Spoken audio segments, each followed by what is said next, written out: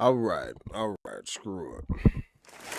If it's still choppy, then man, it's just gonna have to be choppy, man. We gonna get through it. You know what I'm saying? We gonna do what it do. But shout out to my people, man. I'm gonna go ahead and let y'all get back on up in the building real quick. Should I play the intro song again real quick?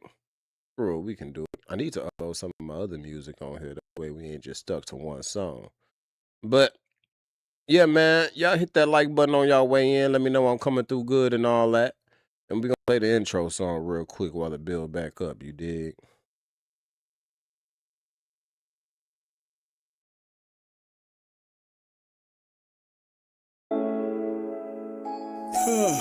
Transition, man, it's been a long ass day.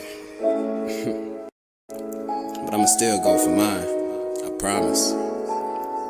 I go straight for the motherfucking cash. Got a tank full of gas and the dude be the match. Got a bitch in the passenger seat with a bag. Little mama hit it once and she can't stop her laughing.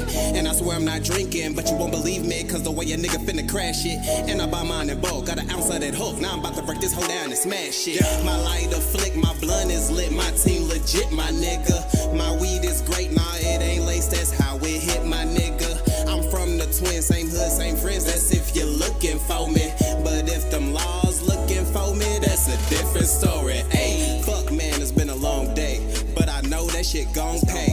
Till then to help ease the stress, I take another shot of this Bombay. Find a chick that I can bring home, then I'ma eat her up, that's an entree. She hot and ready like Lil Caesar, so it's dicks out for Harambe. Fucking right, I'm still throw, bitch. Still reppin' that Rose Rich. Still stuntin' on fuck niggas, and I don't condone no hoe shit. Still pulling up to Travis Park with a basketball in a road split.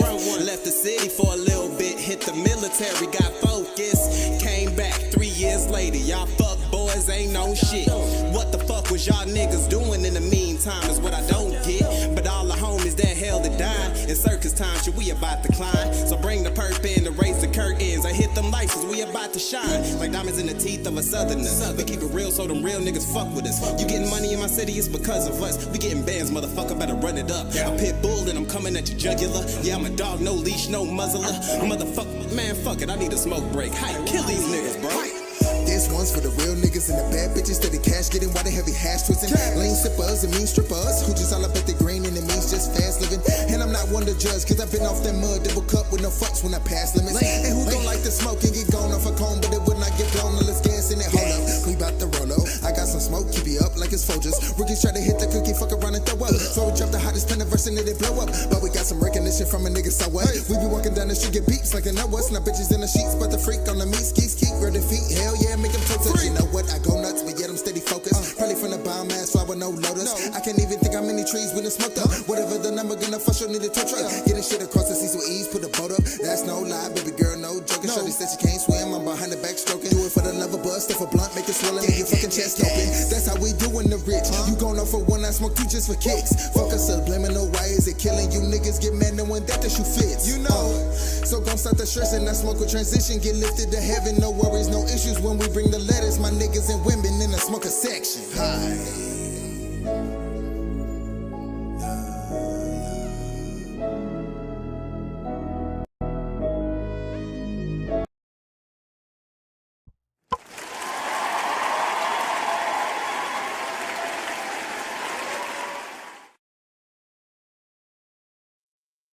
Right, all right.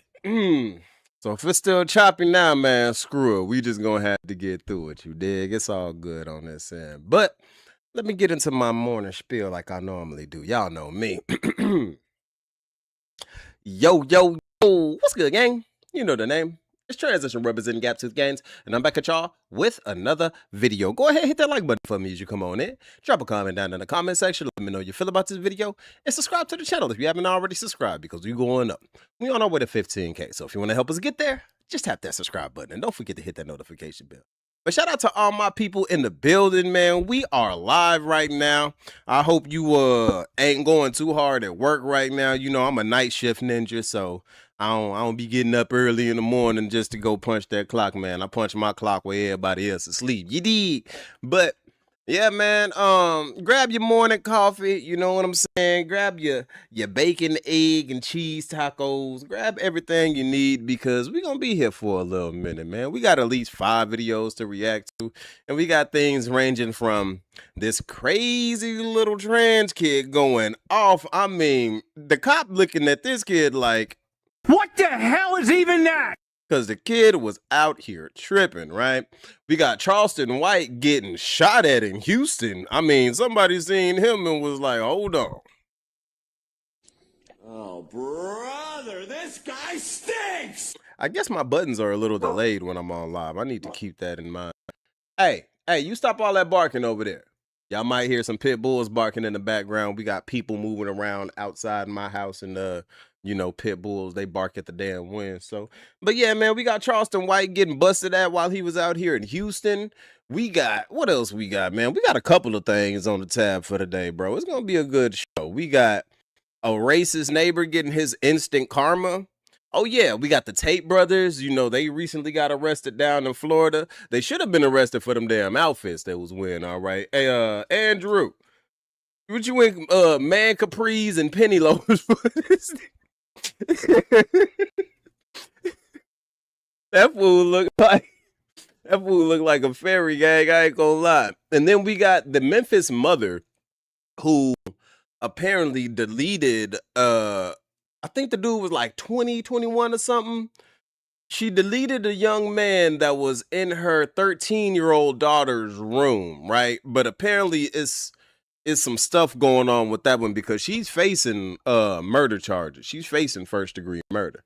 So I think we've given it enough time and allowed enough people to get on up in here, man. Make sure y'all hit that like button. Make sure y'all hit that hype button. Make sure y'all greet each other and all that you did. I hope everybody's having a morning. You could have been anywhere in the world, but you chose You don't know that? You're not aware of Gaptooth it? Chateau. Oh, hold on. What? Racist. You are. Stop that. Ain't nobody clicked that. The hell going on? Buttons is getting out of pocket and shit. And yeah, man, let's refresh this real quick because I swear, bro, this choppy shit is blowing me. I hate poor quality. But we gonna get into the first one, man. All right. So, let's do it. Yo, what's good, gang? You know the name. It's Transition representing Gaptooth Gainz, and I'm back at y'all with another video. Go ahead, hit that like button for me as you come on in. Drop a comment down in the comment section. Let me know how you feel about this video. And subscribe to the channel if you haven't already subscribed because we're going up. We on our way to 15K. So if you want to help us get there, just tap that subscribe button. And don't forget to hit the notification bell. But in the first reaction, gang, we got a young trans man, woman, person losing his freaking mind on his fellow students and subsequently the first officer to show up on scene because they kept misgendering Lil Kid. Oh, brother, this guy stinks! So as you know, the members of the LGBT barbecue GPS community are very staunch in their pronouns and what you will call them by and stuff, right? Like a lot of them, I know y'all have seen the famous viral one where the dude's in GameStop and he's like, yeah, I'm sorry, man. And he's like, it's ma'am. It's ma'am. You need to mind your business. But it's ma'am. I am not a man. It's ma'am. Well, we basically have a crash out on that capacity, but this time it's a younger male, okay? This kid is probably anywhere between like 14 and maybe like 16, I'll give him. But he loses his absolute shit when they keep misgendering him. So we are dropping into a reaction zone. Make sure you hit that like button. Make sure you hit that hype button. Make sure you hit that Cash App. Make sure you hit that super chat. You know what I'm saying? And let's get it. Hold on. Make sure y'all...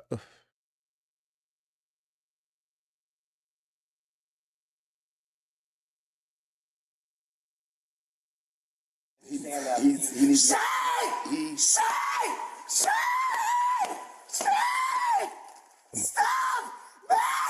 misgendering me! What's the problem? Why do you let those kids get away with this? They are not supposed don't lower your voice, I am going to put handcuffs on you, and I'm going to take you to a Baker Act facility. You lower your voice. Try it. Are you threatening me? You're threatening me. Are you threatening me? I'm not just... Because I'm here right now to deal with a stolen vehicle. I ain't got time to hear you screaming and yelling. I don't have time to constantly be abused. We'll get OPD down here then, because I gotta work this stolen vehicle. What do you mean OPD? Alpha 73 University. Alpha 73. Can we get another unit to deal with Jay Lee here? He is having a breakdown. Say! Just say the right pronoun. What'd you say? Cause you were about to get pepper spray, but hold on, look at the footwear, look at the leggings.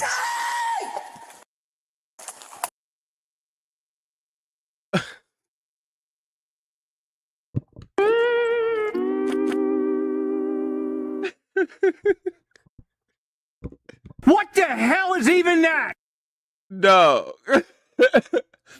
How you got the gothic black top on with the black shorts, and then you rocking Dee Dee from Dexter's Laboratory shoes and socks? Like,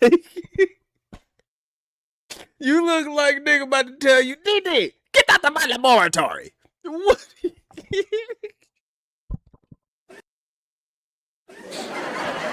Yo, dog, I'm not doing this, yo.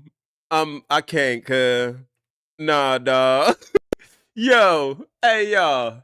Y'all know me, man. I come in the name of Jesus. I come in the name of Jesus by the power of the Holy Spirit. And we got so much going on in the world today, bro. Ain't nobody got time for this. This ain't nothing but pure confusion, gang. Come on now. Let's stop this. Please, let's stop this. Come on. Just say the right pronoun. What'd you say? 7351. Or 7651. Get down on the ground right now. No. You're about to get sprayed. No. Get down on the ground right now.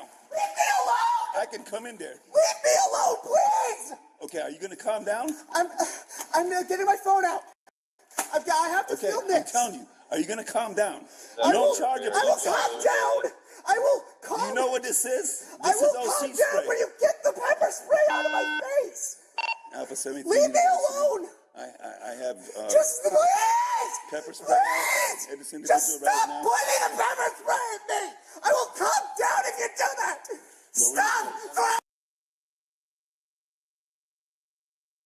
You shut your goddamn mouth or I'll shove that ditch witch down your throat and dig a tunnel straight through to sunshine. Why are you hollering? Gang, y'all know who he reminds me of? Y'all remember when Britney Spears was going through her whole meltdown, right? She was shaving her head and being called the public media was really trying to assassinate her visually, right? And there was that one person who was like, leave Britney alone. Stop it. You know, he had the blonde wig and stuff. He was very much so like this gentleman. I don't think he was as portly as this gentleman, though. But, dog, as a man, right? Because that's what I ain't even trying to look. Be who you want to be. Live your life how you want to live it. But we got to understand that we all adhere to biology, okay? And biology dictates that you a man. So stop all that damn hollering. Pick up your prissy socks, strap up your pink shoes, and get to stepping like a man. All right, people. Look, if you chose this lifestyle, so you got to understand the scrutiny, the jokes, that everything that comes with this lifestyle. Every lifestyle choice has its pros and cons. God damn, man. Hold on real quick, y'all. I got a phone call. Yo.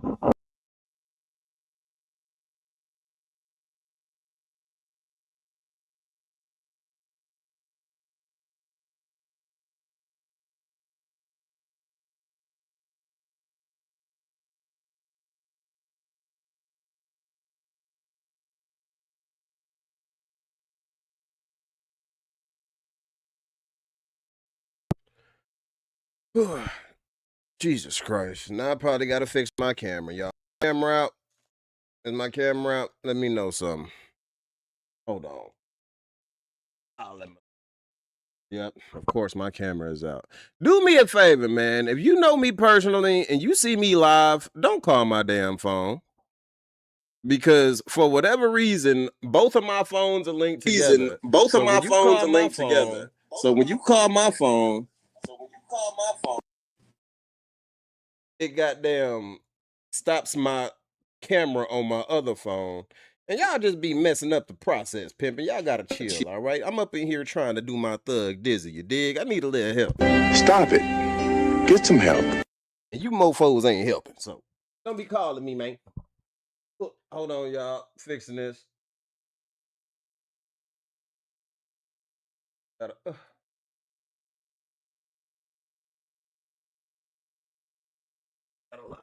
oh, let's see if I can.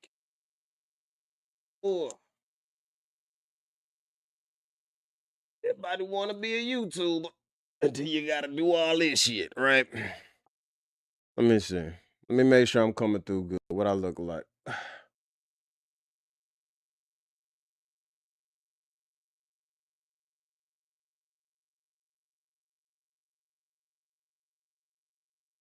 All right, we should be. Fuck it, that should be cool, man. That's good enough. All right, man. We back at it. Everybody, I'm coming through clear. Let's get a round of applause. I'm checking the phone. See how I'm looking on the phone then. All right, I'm coming through clear now. Yeah, man, they be doing that to your boy Quantum Supply, man. I seem like, and the thing is, don't nobody ever call my phone. Don't nobody ever call me, bro. I could go the whole day. I could literally leave my phone at my house all day and not worry about nothing because I don't, you know what I'm saying? I'm a pretty introverted guy. The minute I get on live stream, motherfuckers want to get to calling me and shit. I know what y'all doing, man. Y'all ain't fooling nobody. Y'all trying to come against this pimping. Y'all coming in the name of Satan. The devil is a motherfucking liar. So you know I ain't worried. Biatch. But let's get back to this video, man. Yeah, lower your voice. Leave me alone! Leave me alone! Do you want to get tased? I want you to leave me alone! You have been particularly abusing me! If you come, You did it! if you come towards me one more You time, followed me! you are gonna. And sent to abuse the administrators! I gotta deal Don't with you this story. remember? I gotta deal with this story. Don't you remember? Jesus Christ. Focus on me, okay? Extradition 97. 13. Okay? Get away! You don't tell me where to go. Stop. You! You cop! Alpha 73 University. I want to get away from No, him. it's too late now. It's too late now. He's gonna be taken away. Shay! You need to stop. It's taken. I just want to get away from him. I understand that. He needs to. Shay! Shay! Stop misgendering me! Just say she! Alpha 73. Josh, can you please just tell them to use the right pronouns? Please! You know it's causing me a lot of distress.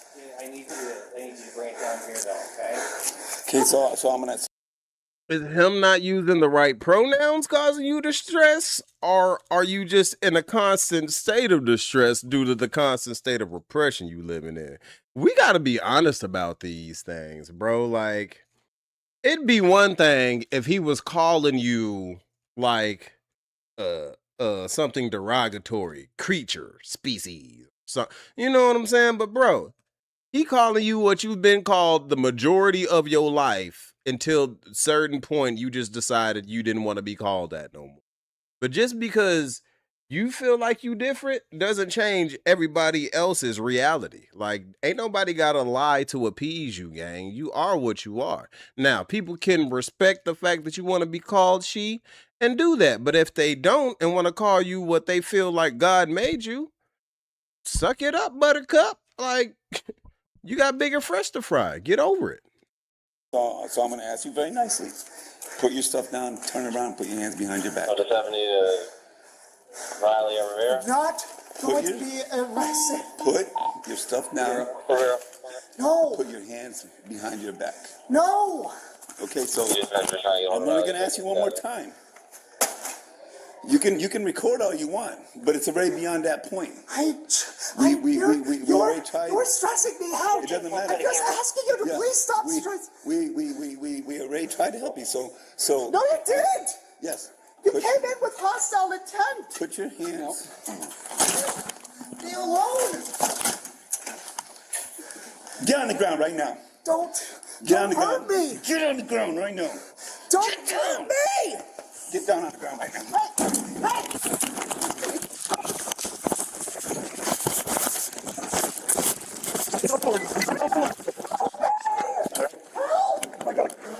Get him right this way.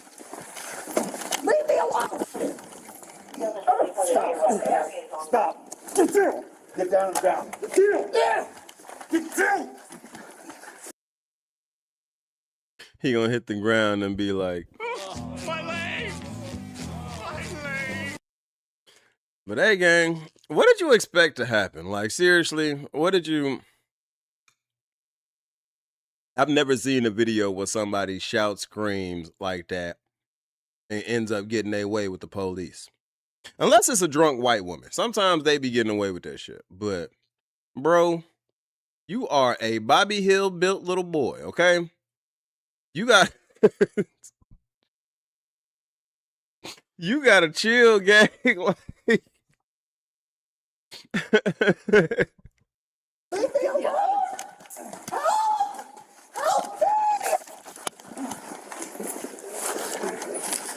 Get down. Her! Get down. Get down.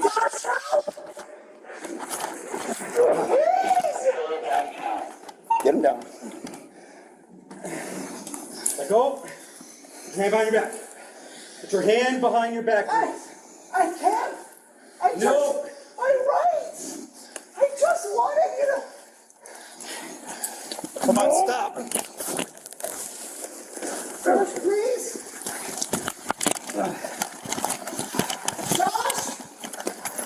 Josh, please. This is all a big misunderstanding.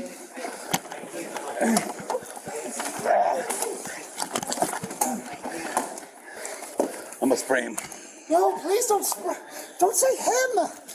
Her. Okay, her. I'm gonna spray her. Thank you. You about to get sprayed with pepper spray. And your main concern is still not being called to him. I admire the dedication. Hey, homie. It is what it is. I'm sorry, y'all. This is breakfast for me because I'm going to be here a little minute, so I hope I'm not munching all in the damn mic and shit, but yeah, bro. Homie, what are you doing? The dedication is just... Shout out to you, man. You're a fairy. She was a fairy. You've earned pixie status amongst the fairies, gang. You know what I'm saying? Let's finish this out. Put your hand behind your back. No. Yes. I don't want to spray you. On 3, reference. Give me your hand. 1 resisting. As you get Can I? Is there any way I can? No, give me your hand. Please. Give me your hand.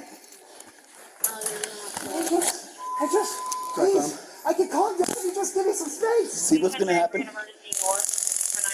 Ooh, boy. Put your hand behind your back. I just Put your need hand behind your space. back. Put your hand behind your back. Space. Give me your hand. I just need Give me space, your please. hand. Put your hand. Jalen, give me your hand. Okay, I'm gonna tase you if you don't cooperate. Tase Jalen, him. give me your... Jalen, it's gonna hurt, man. Just give me your hand. He's not gonna tase you. You give me your hand. You're gonna arrest me. No. Give me your hand. Yes, we need your hand. I don't arrest me.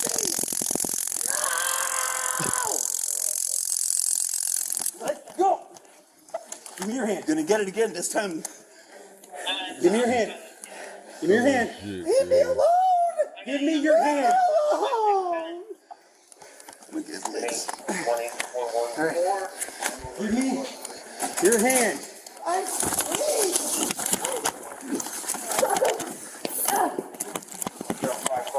I got his leg. I got his leg. Give me your hand. Give me your hand.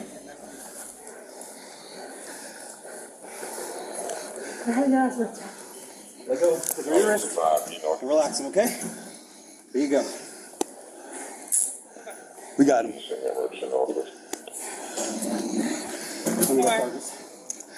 That's crazy. Resistant. And battery on Leo. I had to tase him. What was I supposed I to tased do? him. Comply. Now you're on the rest of battery on Leo. I couldn't be a cop, bro, because I'd be cracking so many jokes in this moment. I'd be letting them know, hey, yo, bro, you know, for somebody who wants to be called she, you are not acting very ladylike at all. Ladies are dainty. You know what I'm saying? Ladies don't fight back like that. I couldn't do it, dog. Roll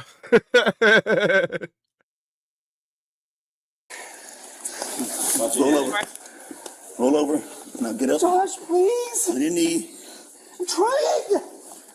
Now stand up. Can I have my phone? Ow, I can't get up. You said you did taser, right? Yes. Yeah.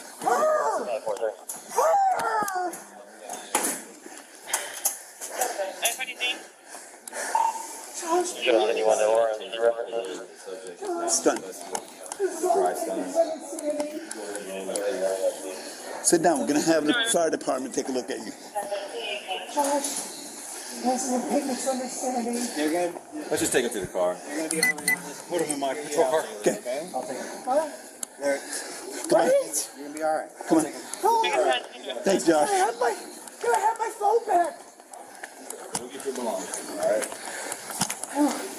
At least he grabbed your pink shoes for you. Over Virginia headquarters, I'll be just over Chicago, Grady.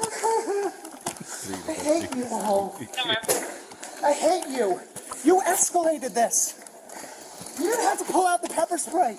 You didn't have to continue to misgender me. You knew my buddies and you set them off. I'm not sure. I think we're Please step in. Watch your head. Do not push me. Actually, can you check the schedule and see how many you have on me? Yeah.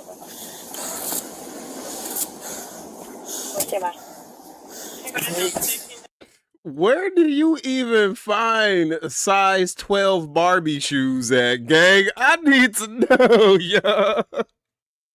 What the fuck is going on? Wait a minute. Who are you? Gang got the size 12 Barbies, kid. Look at these. Them shoes bigger than the police shoes.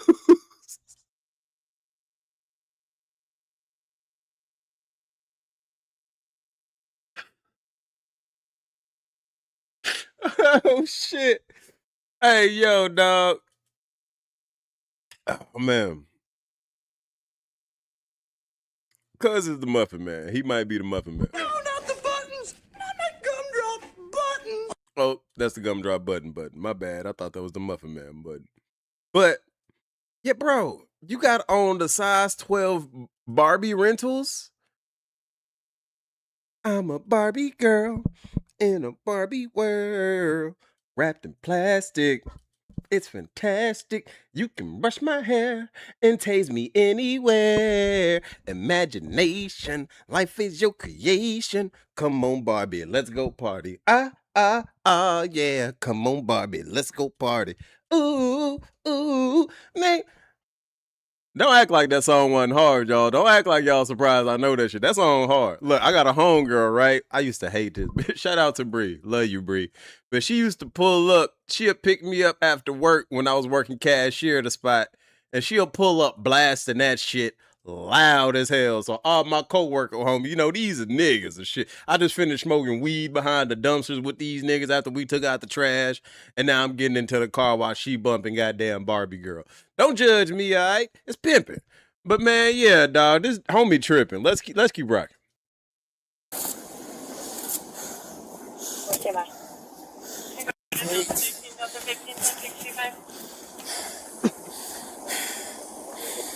I told him to calm down. He wouldn't. I told him that he's about to get arrested to charge me like that. Without pepper spray. And I said he's about to get sprayed. So I got, that's when I got involved. I got a cuff on him. And when we got him up against the elevator, trying to get the... Wait, so when you had the spray out, or you said... I did not spray him. Okay. Yeah, so when when I was trying to get him calmed down, it's when he freaking damn motioned toward me, and I said, I'm going to spray you. Okay. Then I pulled out the spray. Okay. Everybody else started clearing. I tried to calm him down. I even had Josh try to talk to him. He wouldn't calm down. I told him that today he was going to go if he doesn't damn cooperate. Finally, at one point, I said, hey, it's way too late for everything. Turn around, put your hand behind your back. Trying to do this as peacefully as possible. Yeah. Kept on resisting, grabbed him, and it was on. Yeah. Okay. So when I grabbed, Riley secured one hand, and then I was able to cuff it, but as we were trying to secure it to his back and get his second hand around, he rotated around and threw a closed fist at me. Okay. Did he hit you? If he did, I didn't feel it. Yeah, he didn't. I mean, he tried, but I was able. I think because I don't remember him actually. Black cop looking like, man, I don't believe none of y'all. Y'all just seen his fairy activity and took his ass. You know what I'm saying? Which, you know, they did kind of rage bait Lil Cuz, but at the same particular time, this is all a result of his parents not teaching him self-control. Like, even whatever lifestyle you live, bro, you got to learn to compose yourself. This all could have been avoided if Lil Homie wouldn't have been tripping out. Like, he was like, it's she. I'm a she. All right, homie. Your ass gonna be up in one of them padded rooms up in the jailhouse. You know what I'm saying? Like, they gonna strap you down to one of them beds with a cold blanket. You better chill. But what's safe was me grabbing his leg. Yeah. Because but then he grabbed my mic. As you see, it's all stretched out. He grabbed my mic, trying to rip it off. And like I said, he kept. And then when we got him against the second elevator, he threw a kick. That one hit me. Okay. He threw a kick on me. And then we tried to get him, and like I said, we just kept bouncing back and forth with him until we finally got him on the ground. Here's the thing, though, to think about. Should he be back-racked or should he be taken to jail? I mean, they can do that at the jail.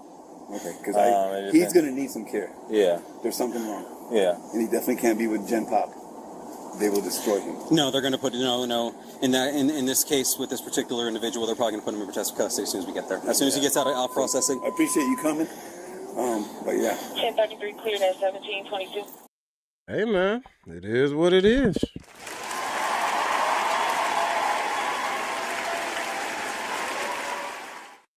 Shout out to the New York Post though, man. That was the first video, gang. And yeah, I feel like a lot of that could have been avoided. I feel like most, if not all of that could have been avoided. Hold on. Let me fix that. See if we can't get that right. That's a little better. I'm still coming through a little choppy on my end, I feel like. But we're going to rock it out, man. It is what it is. Shout out to my people in the mother freaking building, though. My boy Pookie Nose up in the building. You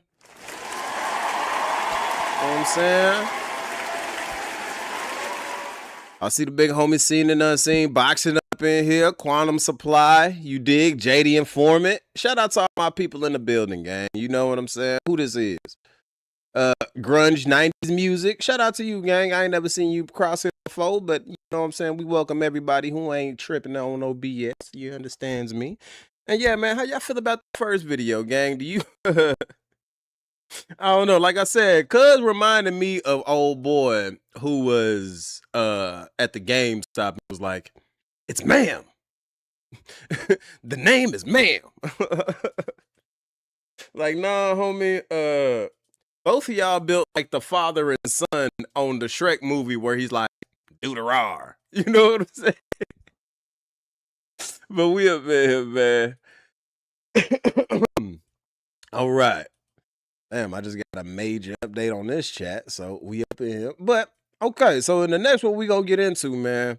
Apparently, Charleston White was down here in Houston, and I guess he had got into it with perhaps Jay Prince's people.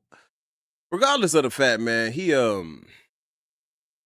apparently he got shot at, and you know Charleston White, he gonna come straight to the internet with it. So that's gonna be the next video we get up into, man. Hold on, let me double check. Make sure ain't nothing about it. Bless your boy Game real quick. You dig? All right, we Gucci, you know what I'm saying? But yeah, we gonna get into that one next. So shout out to all my people in the building. Make sure you hit that like button for your boy. I highly appreciate it. Matter of fact, let me get a like check real quick. Where we at with the likes? You know what I'm saying?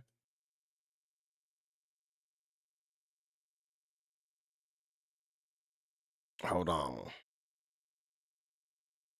Let's keep the likes on one accord with the viewership, if y'all wouldn't mind. I appreciate y'all, gang.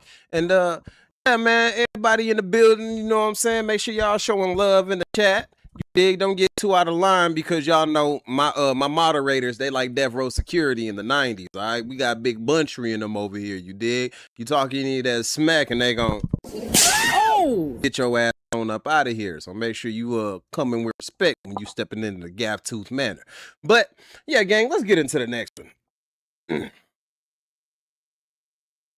Yo, what's good, gang? You know the name. It's Transition representing Gaptooth Gainz, and I'm back at y'all with another video. Go ahead, hit that like button for me as you come on in. Drop a comment down in the comment section. Let me know how you feel about this video, and subscribe to the channel if you haven't already subscribed, because we're going up. We're going over to 15K, so if you want to help us get there, just tap that subscribe button, and don't forget to hit that notification bell. But then the next video, gang, we are going to be reacting to Charleston White getting himself shot at while he was down here in Houston, and apparently it might have been at the behest of some of Jay Prince's people. Come on now, dog. Come on, man. So y'all know Charleston White, longtime provocateur, Texas native too, but he's more from like the Dallas-Fort Worth part of Texas, you dig? And from the stuff that he just says and puts out there online, you know, he's a rebel rouser. He's a provocateur. A lot of people don't like him, man. Charleston White has been touched up a couple times. Y'all can remember when Soulja Boy's people tried to get at him and he had to bust the pepper spray out to get on up out of there. Y'all probably remember the viral video where he was sitting down in a barber chair and somebody just came up and smacked him just. Oh!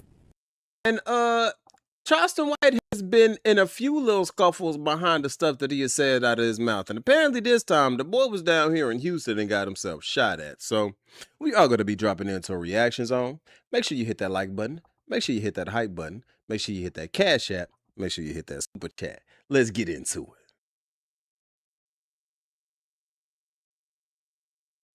Oh, wrong one. Excuse my pimping.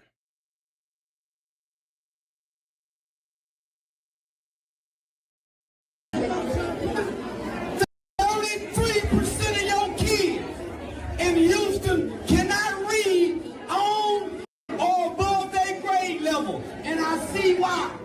Because hold on, I'm trying to make this full screen, but it's tripping.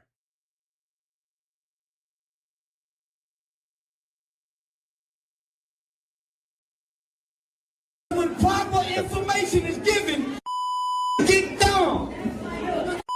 Get stupid when real information come along. Come on back. But I done seen fill up the building. I done seen niggas come down here just cause I'm here, cause they looking for trouble. They looking for. That's what was said, and I guess Charleston White rode on over there to 5th Ward, and something happened. Charleston White was just shot at in Houston, Texas, 5th Ward neighborhood moments ago. He was there hanging out for 3 hours when some guys pulled up and asked him to apologize for some things he said in the past. He wasn't injured. Yeah. So you knew what was going to happen, right? You was going to get the exclusive from Charleston White, and he did more than be exclusive. He got super disrespectful. Yeah, he just Jay Prince is a Jay Prince mama that shot at me. You, Jay Prince, you can suck my, you and your sons can suck my together, boy. Jay Prince Sr., put this in your mouth and let me on side your lips, boy. Jay Prince, let me in your mouth, please. Nigga just sent some to try to check me. J. Prince Sr. I'm not talking to Junior, cause Junior let him in that. J. Prince Sr. Let me in your mouth, please. Please, J. Prince Jr. Say J. Prince Sr. J. Prince Sr. Nobody can be more disrespectful. Say, I'm asking Rap A Lot Records CEO J. Prince Jr. Can I in his mouth? I don't know how much more disrespectful or my boss, J. Prince Jr. Let me in your mouth, you. Cause your boy's taking, so I know you. Fifth Ward, that's James Prince Hood. That's James Prince neighborhood. He love Fifth Ward. He take care of Fifth Ward sissies, Fifth Ward punks, and everything in prison. We already know that. So I show up in Fifth Ward, knowing that this is James Prince, Rap A Lot, in Mob Ties neighborhood, right? I show up knowing this. I'm knowing Honeycomb Brazy is down with the Mob Tie. So guess what I do? I go to their hood.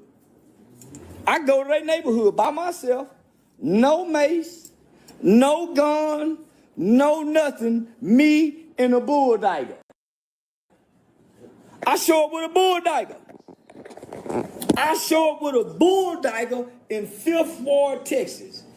Not the bull dagger, man. Come on, dog. Wait a minute. Who are you? But what did you expect, Charleston?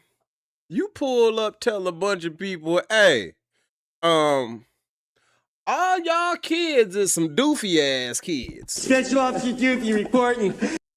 What would you expect to happen, Charleston? You know what I'm saying? People already know you on BS timing when you pull up anywhere. Half the people want to just slap you or something, try to go viral just to get a viral clip. But come on, dog. You gotta know better than this.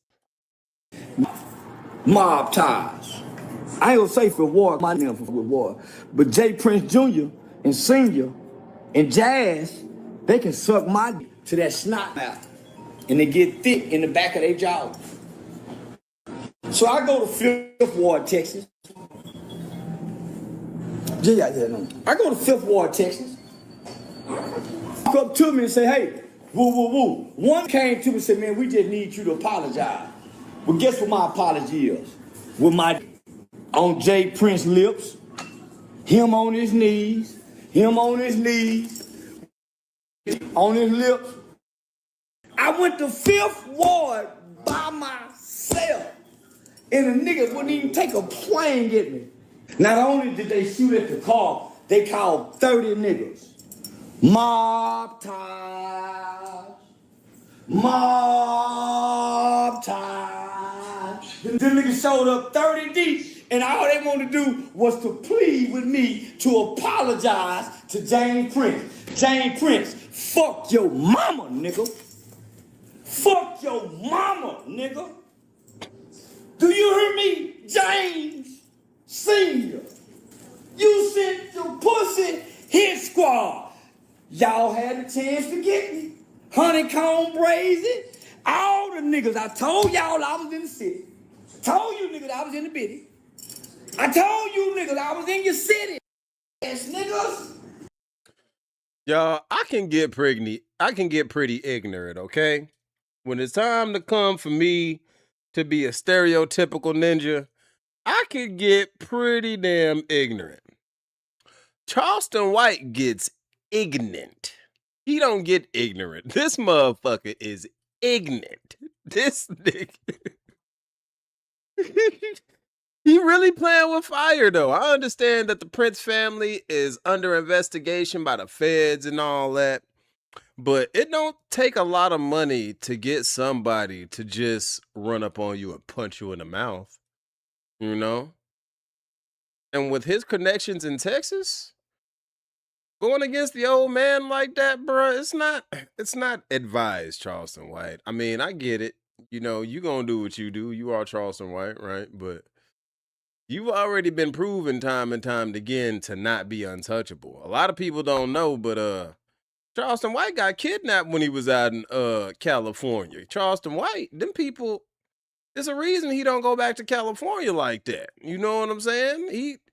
He likes to act like he's just made it through all of this controversy and stuff unscathed, but nah, you done took some L's, homie, and doing this, telling the old man to suck your Johnson till the baby gravy is leaking out the sides and F his mama and now Jay Prince Sr., I got a modicum of respect for. I feel like his son is a goddamn goofy. Jay Prince Jr., just goofy. But yeah, you disrespecting the old man like that, bro. I don't think it's gonna bode well for you, Charleston. I don't think so, bro. I really don't, man. But hey, I'm here for the crash out. I am completely here for it. You know what I'm saying? Matter of fact, don't even go nowhere. Come on back. Where do you think you're going? I was just... No, you're not. Continue what you were doing. I want to hear it. I told you niggas I was in your city. I've been showing you my exits, my location. Who does this? I don't know no nigga that come to y'all city who don't check in and say, hey y'all, I'm in Academy. They wouldn't let me buy my mace. I went to Academy first to try to buy the mace. Cause I know I'm going to 5th Ward. And I know this gonna be a war, cause don't no nigga who disrespect Rap-A-Lot Records and mob ties show up in 5th Ward after disrespecting Pimp C.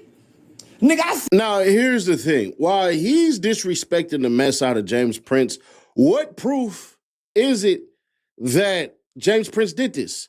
One thing that we gonna be fair, square, obvious, and honest about is typically there are statements that are made that allow you to know I'm here for this person.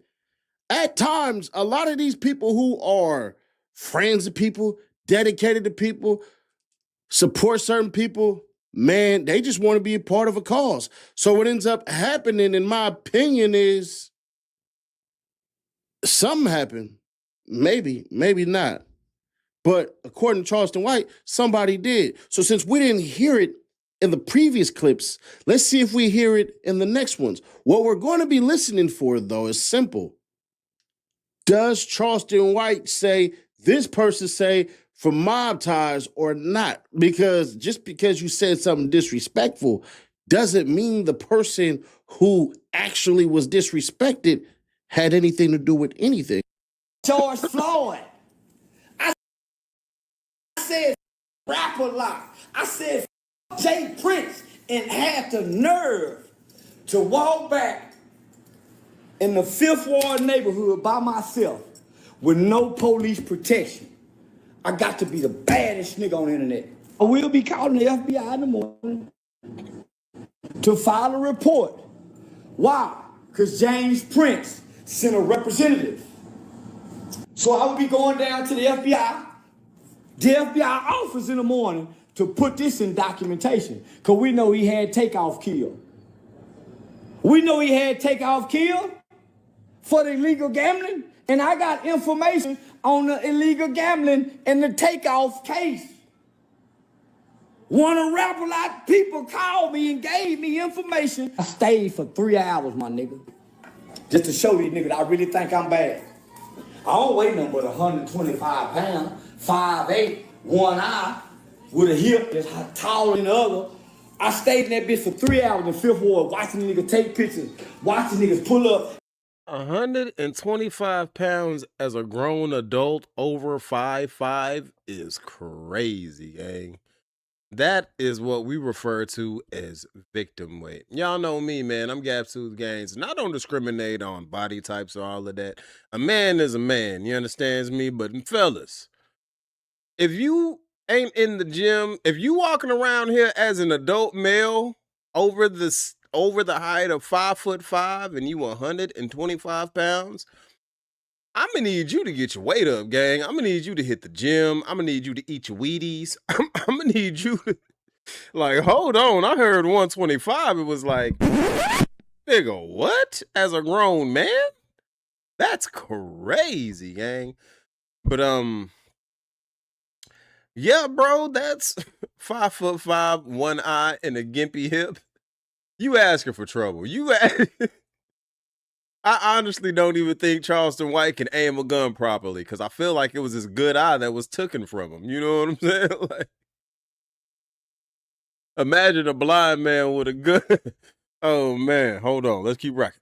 And then a big old nigga with some muscles go come up there. He think we in cell together where he can scare me to apologize. Now, we was in the cell together. I might say, man, I'm sorry, James. I'm sorry. I didn't mean what I said to you. But, nigga, we ain't in the free world.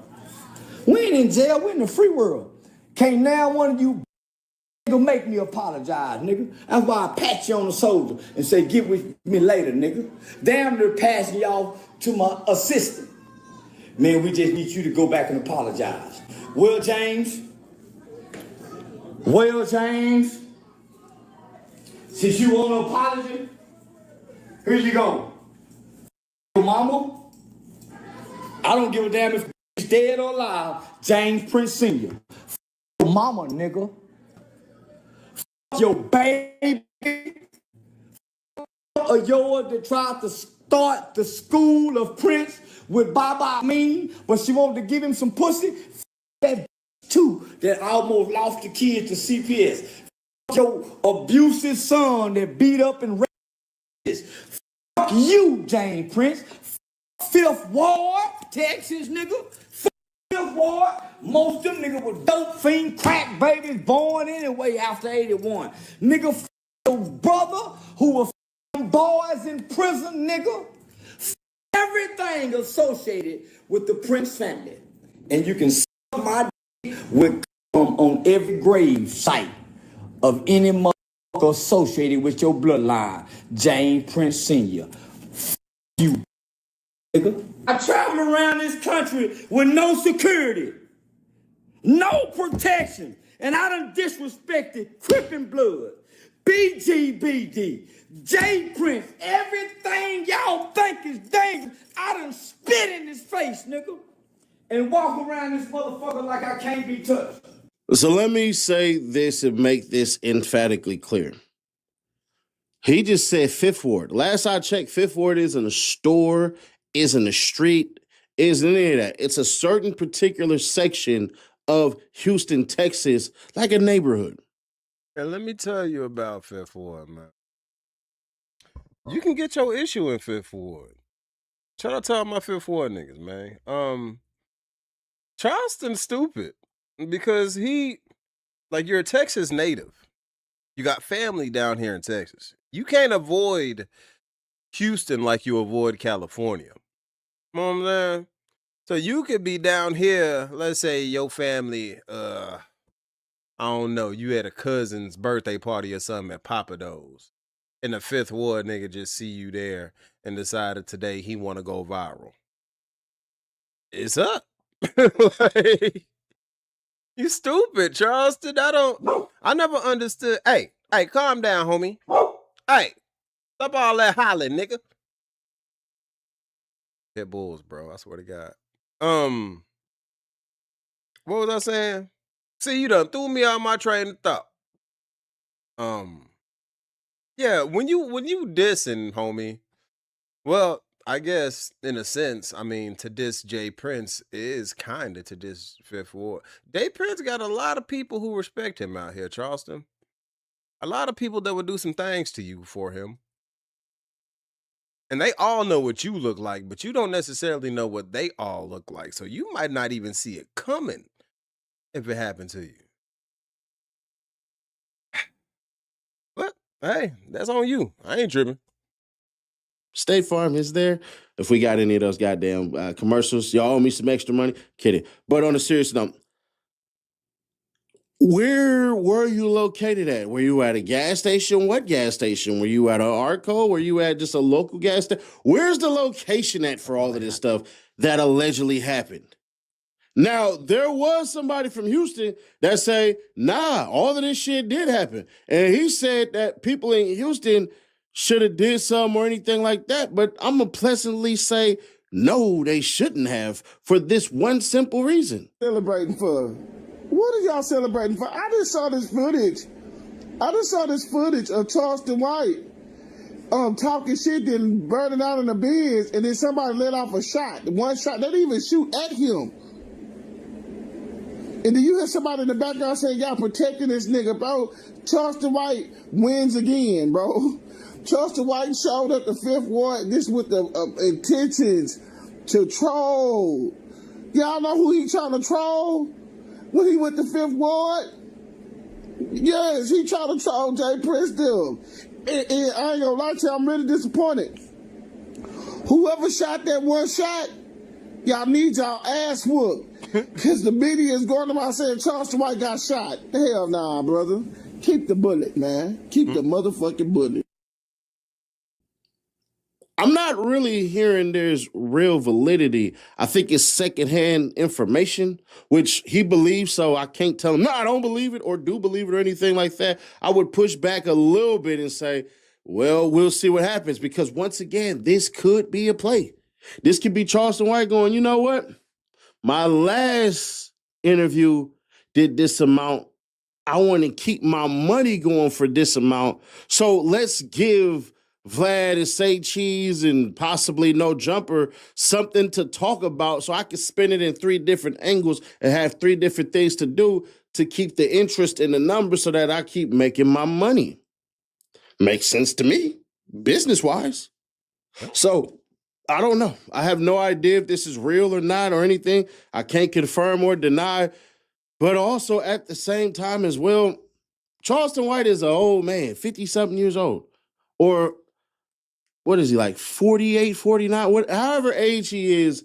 And he a little dude. He's not a big dude. See, I can see if it was somebody that was bigger, somebody that was younger, somebody who really do their thing. But Charleston White tell you all the time he playing a character and all this shit, and he's a shock jock and this satire and blah, blah, blah. Because I don't believe that he's going to no goddamn FBI. Because if you were serious about having some information for RP Takeoff, you do realize that's a state case. It's not a Fed case. So going to the feds does nothing. Because Houston PD has the same goddamn jurisdiction as far as how it goes, and they can call on the FBI if they need it. So that right there already was a flag for me personally. But it could be something. I don't know. But once again, we're not hearing anybody specifically say, oh, for mob ties, apologize for that shit. Apologize for what? What are we apologizing for, young man? So I'm going to just put cautionary tale on this. It could have happened. If it did, I don't think it was mob ties, because if somebody tell me, if you do something, I'm going to call the police so we not playing on the same field, you got to do one or two things. Avoid the person or get them all the way out of here. And from my understanding, Charleston White ain't doing nothing but this. So it doesn't warrant you actually hurting the dude. It is what it is. But I do find it fascinating that Charleston White always says he don't give a damn about the quote-unquote black community, but he always speaking on black issues, and y'all keep inviting him. Doesn't make sense. I'm just going to be honest. Seti Nash on a health journey, so that's like y'all said, Seti Nash, come over here and mess with... Well, I gave her red meat, so we could do that. I ain't ate red meat all goddamn year. Seti Nash, come over here and sponsor this goddamn hamburger with the best 100% grass-fed cow. I don't eat that. No. So we shall see, man. I'm drawing skepticism. I don't believe it, but it's possible. And by them shooting at the air, I don't get that part either. But I'm going to tell y'all, like somebody told me, ain't nobody trying to go to jail, bro. Nobody trying to go. That ultimately what it be, but at the same time, it's just he ain't ran into the right fool at the right time, because there are plenty fools in the Houston area that will happily go to jail to go viral off of Charleston White. They will go to jail and smile in their mugshot. People go to jail for less. You know what I'm saying? So a lot. He playing like Houston Sweet. A lot of people forget that Mo 3 was down here like 2 days before he had passed and had to shoot his way out the club because it get like that in Houston. Like, ain't nothing sweet about Houston, gang. You better tread lightly, Charleston. You can get your issue. They'll put you out on Bissonnet and have you moving like a vet. Go to jail. For what? For letting somebody's words who ain't done nothing to nobody, ain't spun the block, ain't chipped anything, ain't thrown a goddamn rock, a pebble anywhere? Y'all ready to go to jail for that? I didn't think so either. 1, it's not worth it. 2, why give him the clout? And 3, who the hell is he?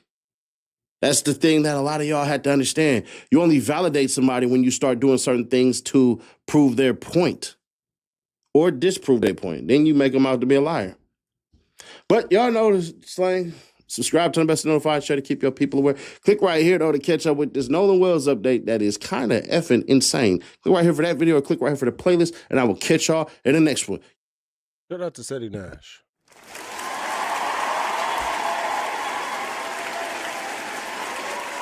Make sure I hit that like button, man. And yeah, gang, how y'all feel about that one, man? Honestly, I feel like it's just Charleston being Charleston. You know? Damn, my shit is blurry as hell. Come on now. I need to wipe my camera. Hold up. I'm gonna have to I honestly feel like my signal was better when I was just on the Wi-Fi. I got my Ethernet cable plugged in right now. I thought it would make the signal stronger, but I feel like I was coming through clear with the damn you know what I'm saying? Make sure my phone ain't even through. But shout out to y'all. Oh, I gotta bring that back. You know what I'm saying? Matter of fact, let's get a quick refresher before we get into the next one. And shout out to all my people in the building. Shout out to y'all.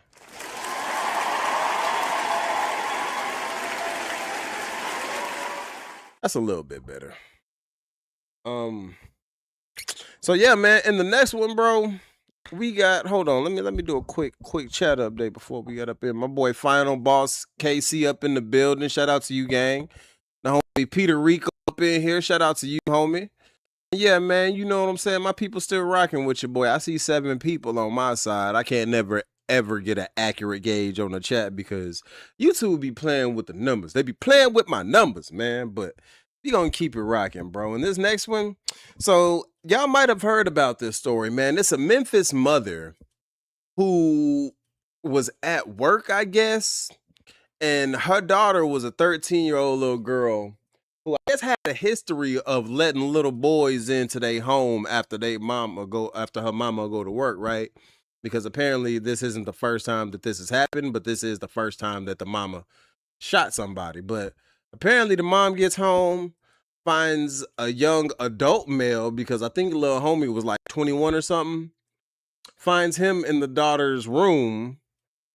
I think the story goes she let him gather up his stuff, and on his way out the door, she ends up shooting him in the back of the head or something like that. But basically, she finds an adult male in a 13-year-old daughter's room. I guess she loses her shit and she hits him with the skitty pop, and now she's facing murder charges. Now, what I will say is I seen some of the clips surrounding this thing, and I think they tried to say that dude was like autistic or something or have special needs. Like I think one of his former teachers came out and said that he was special needs. And I don't say that that necessarily makes it right or wrong, because, you know, an adult should never be messing with a kid under any circumstances. But I feel like everybody in this situation is a little wrong. You know what I'm saying? But I'm going to break that down as we get into it, man. We are going to be dropping into another reaction zone. So make sure you hit that like button. Make sure you hit that hype button. Shout out to everybody in the building. Let's rock out.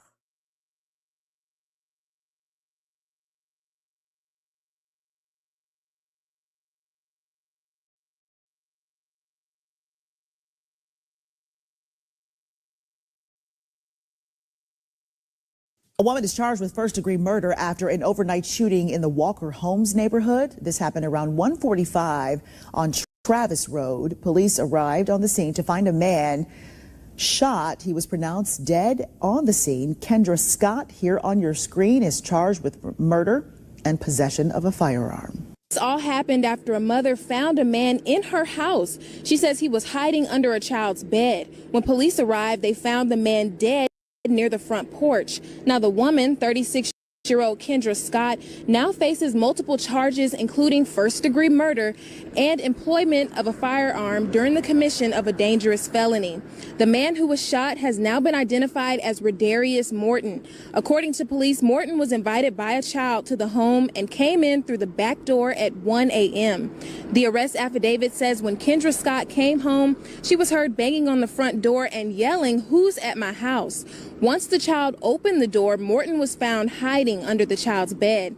As Morton was leaving the house, both Scott and Morton went out to the front porch, and that's when the juvenile says she heard a gunshot. Morton was found shot in the back of the head. Now, I spoke with one neighbor who says he feels bad for everyone involved. For the child, since her mama going to jail, the boy family, since he was walking away, and I guess I feel bad for the mama. She should have thought more. Now, I spoke to multiple neighbors who say that in this case, nobody wins. Hey, what's up, you guys? Welcome back. I'm Van. We are all the LFR family. Thank you so much for pulling up and clicking the. Now, before we get into it. I feel like everybody in this situation has some culpability. Now,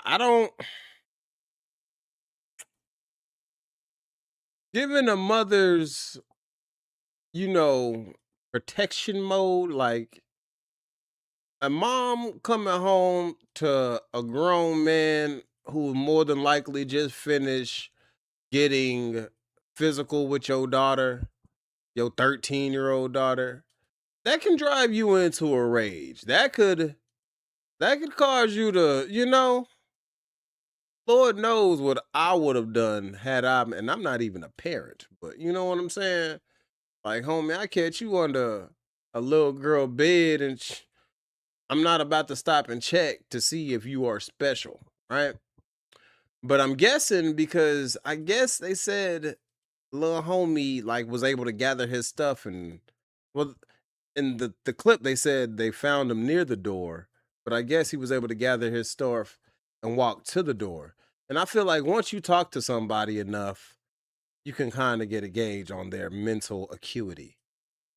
But I don't know, man. The little girl wrong for inviting dude over there. You moving a little too fast, okay? Way too fast. Mama wrong for busting his ass after she was already gonna let him leave. If you was gonna bust him, you should have busted him while he was just getting from up under the bed. Dude wrong for even having his goofy ass over there. You should have never brought your ass up over there. Everybody got some culpability in this situation, and now 2 lives are probably lost. Homie that's dead and mother who's probably gonna go to prison, and the little girl gonna grow up and just be probably in foster care or what have you. Like, where's your daddy at?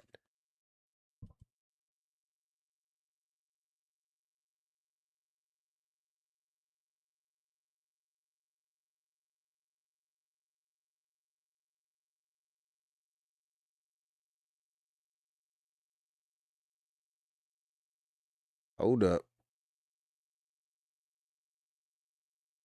You hit that like button as well. If you love this video, hopefully you hit the subscribe button later on. Now, here's some more details to this whole story. Now, the man hiding under the bed was 20 years old and the child was 13 years old. All right. So that don't line up. He's clearly a predator. Also, the child allegedly let the man into the house and did not tell her mother. Okay. Obviously, this is a failure on the mom because the 13-year-old waited until the mother was going to be out, hanging out late at night, didn't think that her mom was coming home, and she saw an opportunity to invite a 20-year-old over to her house. Let's go. The mother found the man hiding under the bed, and they got into some sort of verbal fight that led them to the front porch where she shot him in the back of the head. Okay. Shout out to the mother. But I'm gonna fuss at the mother in a moment too. Kendra stated to the police that she saw a dude under my kid's bed, and I did what I had to do. Now, before we go into my own opinion, I want to show you something else is going on, because there's a debate online of whether the shooting was righteous or not, whether it was something that the woman should be freed from jail for, since she was protecting her kid, since there was a pedophile in her house, hiding under the bed at 1:45 in the morning, 1:30 in the morning, because the shooting happened at 1:45, I believe. I just say this happened around 1:45. There was a man under her bed that probably already did things to her daughter, hanging out with her 13-year-old kid. The mother is pissed and she's scared. She comes home and she see this guy hanging out, and they start getting into an altercation. Get the hell out of my house. What the hell are you doing out there? I got a gun. I'm about to shoot you, you dirty, nasty mofo. Why you? And apparently this isn't the first man or male that she has found that her mother has came home, and apparently something like this has happened before. So at a certain point, man, and I know a lot of people, like earlier he said it's a failure of the mother.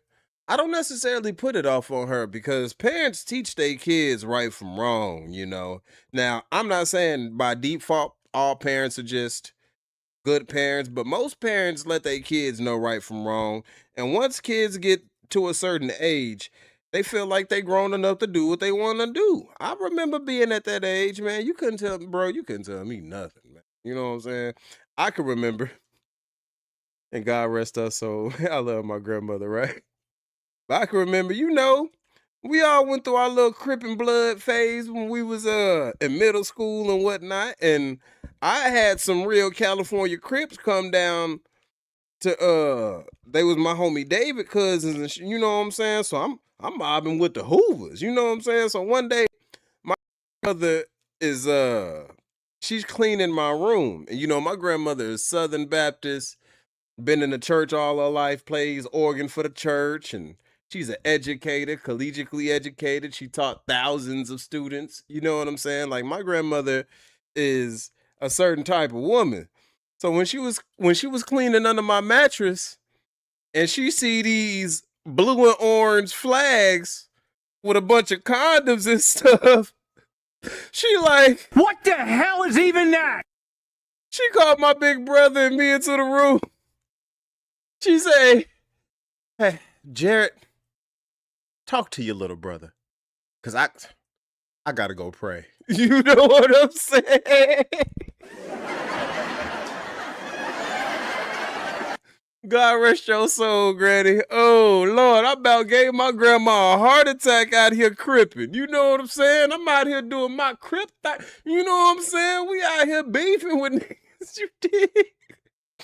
But I say that to say, I was taught right from wrong. I knew what I was doing, but I still made the choice, because damn it, I'm at that age, 14, 15?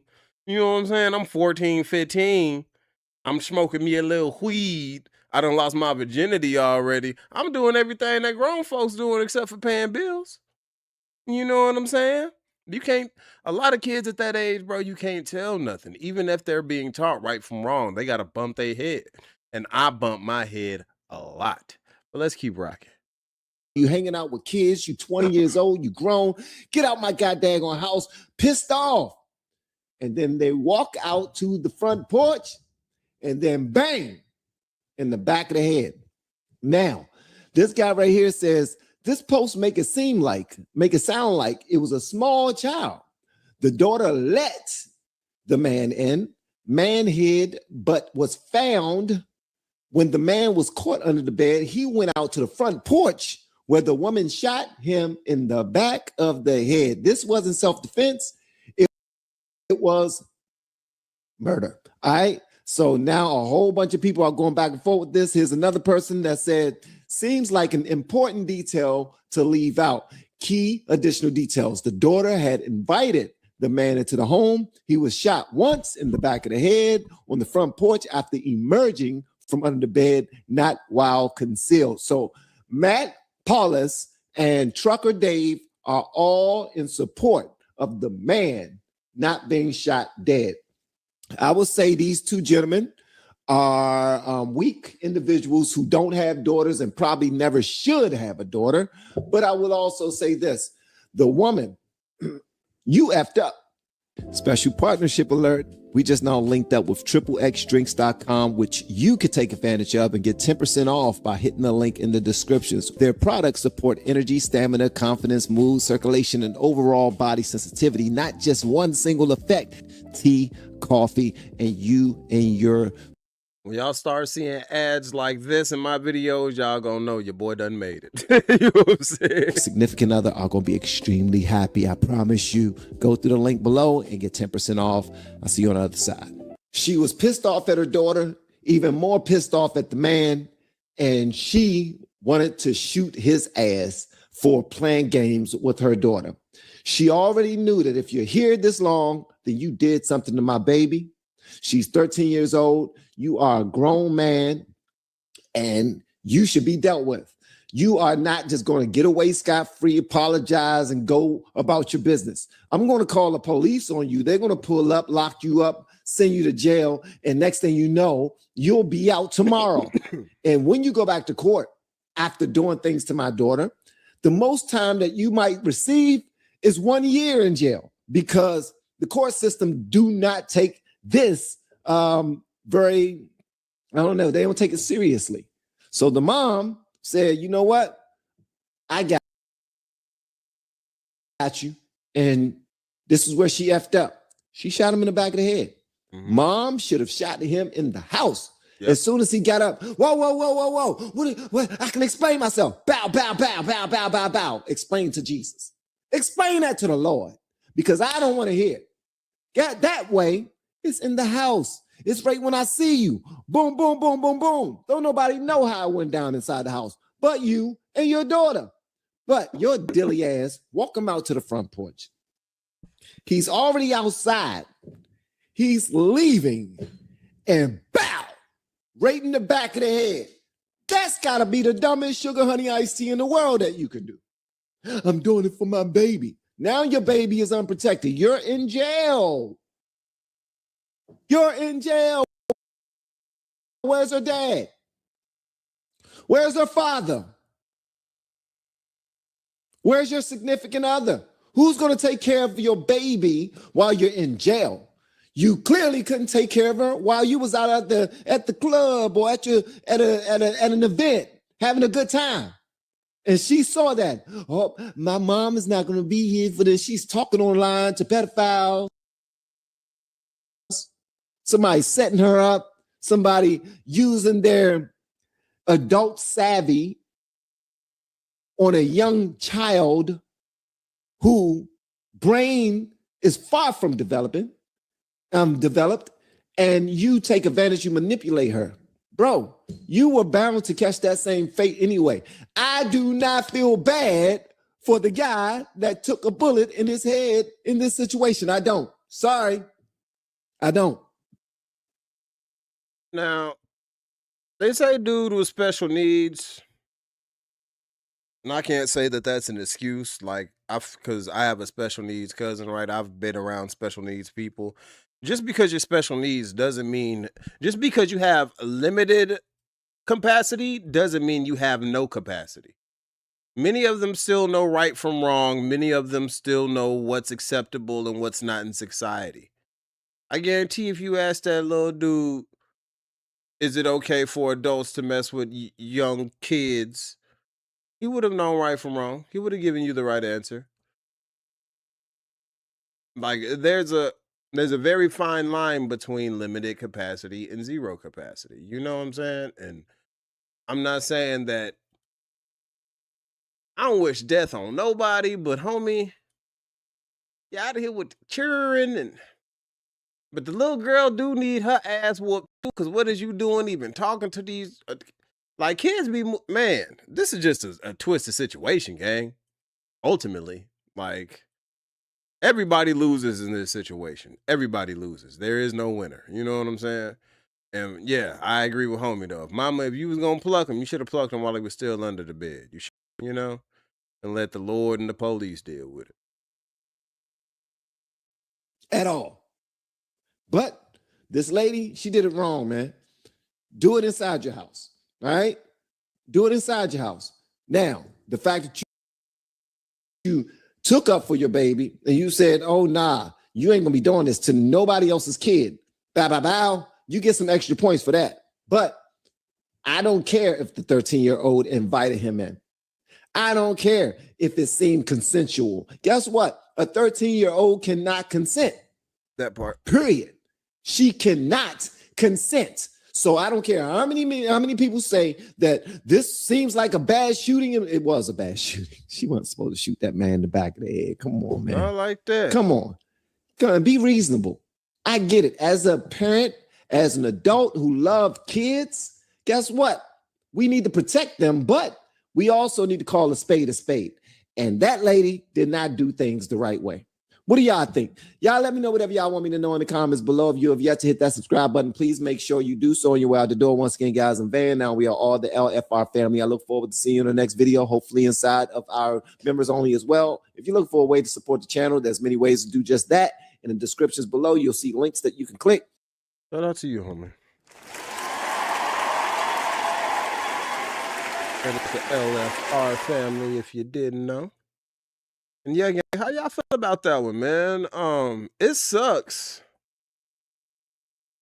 that that situation even happened. Like, I feel like ultimately it's dude's fault for being there, but I also feel like the mother is now in prison based off of the decisions of a random PDF and her little,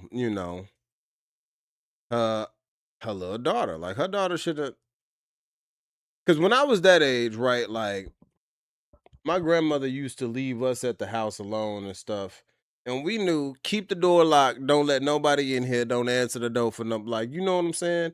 We knew what to do, and we did it. Like, I don't know, man. It's crazy, bro. But yeah, gang, before we get into the next one, shout out to everybody in the building. Round of applause for y'all.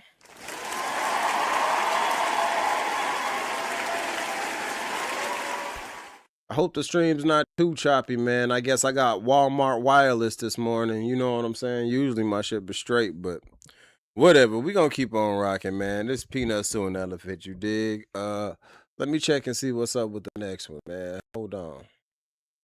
Oh, yeah, okay. Damn. Yep, sure did. I forgot. Okay. So on the next one, man, if you guys can remember the Tate brothers, Andrew and Tristan, they've been arrested again down in Miami, okay? Honestly, they should have been arrested for them damn clothes they was wearing. Boys in man capris and penny loafers. It's like, yo, Andrew. Stop it. Get some help. I thought you was part black, man. Who is your stylist, G? Fire him. You know what I'm saying? But yeah, they were going or leaving somewhere. Somebody like stopped them and was like, yo, can I get a picture or something like that? And I believe that that was the decoy for the FBI to swoop in, put them in handcuffs, and go ahead and get them on up out of here. Now they're facing extradition to the UK, and there's been things to resurface, bro. I just seen a homie wardrobe by Coles.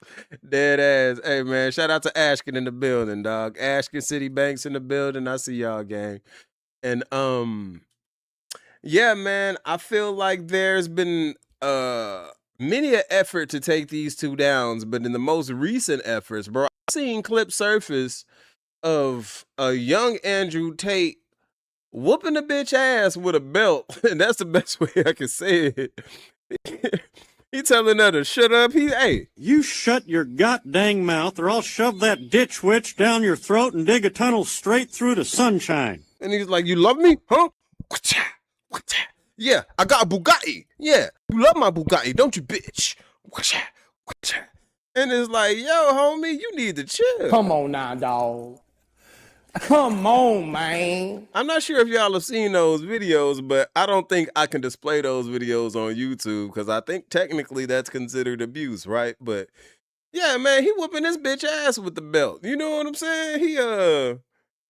And that's a bad look. But there's also, so apparently, he was running a call service / webcam operation where dudes like, be horny and talk to chicks and stuff. And one of the girls was apparently underage when he was doing it. And there's they found a clip of him talking on a podcast about it, where during the story, he doesn't even realize that he corroborates the fact that the girl was underage when she started, because he stated that her current age at the time he was in that video, speaking on the video, he said she's 21 now, meaning she would have had to have been 16, 15, and then it's just all looking bad for the homie, man. Or not the homie, because he ain't no damn homie of mine. Hold on, belay my last. Look, hold up. Oh, brother, this guy stinks! Ain't no homie of mine, you dig? But we are going to be dropping into another reaction zone and checking it out, man. So make sure you hit that like button, make sure you hit that hype button, and let's get into it, gang. Hold up.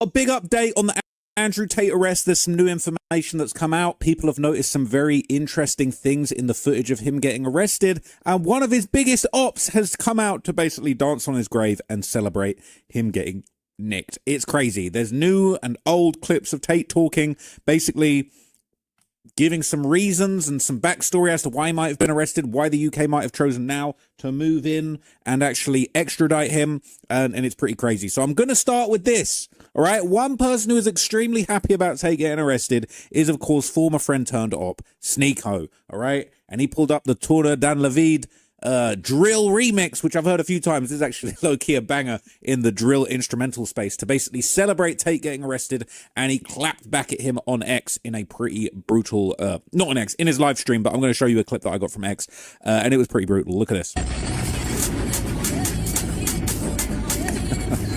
Deport Tate. Everybody spam up in the chat, deport Tate. No more deport Sneeko, it's deport Tate. Get him out of here. Extradite it to the UK. Get him out of my country. No foreign invaders. This is my home, my country. Uh-oh, whoop-de-doo. Sneeko did it.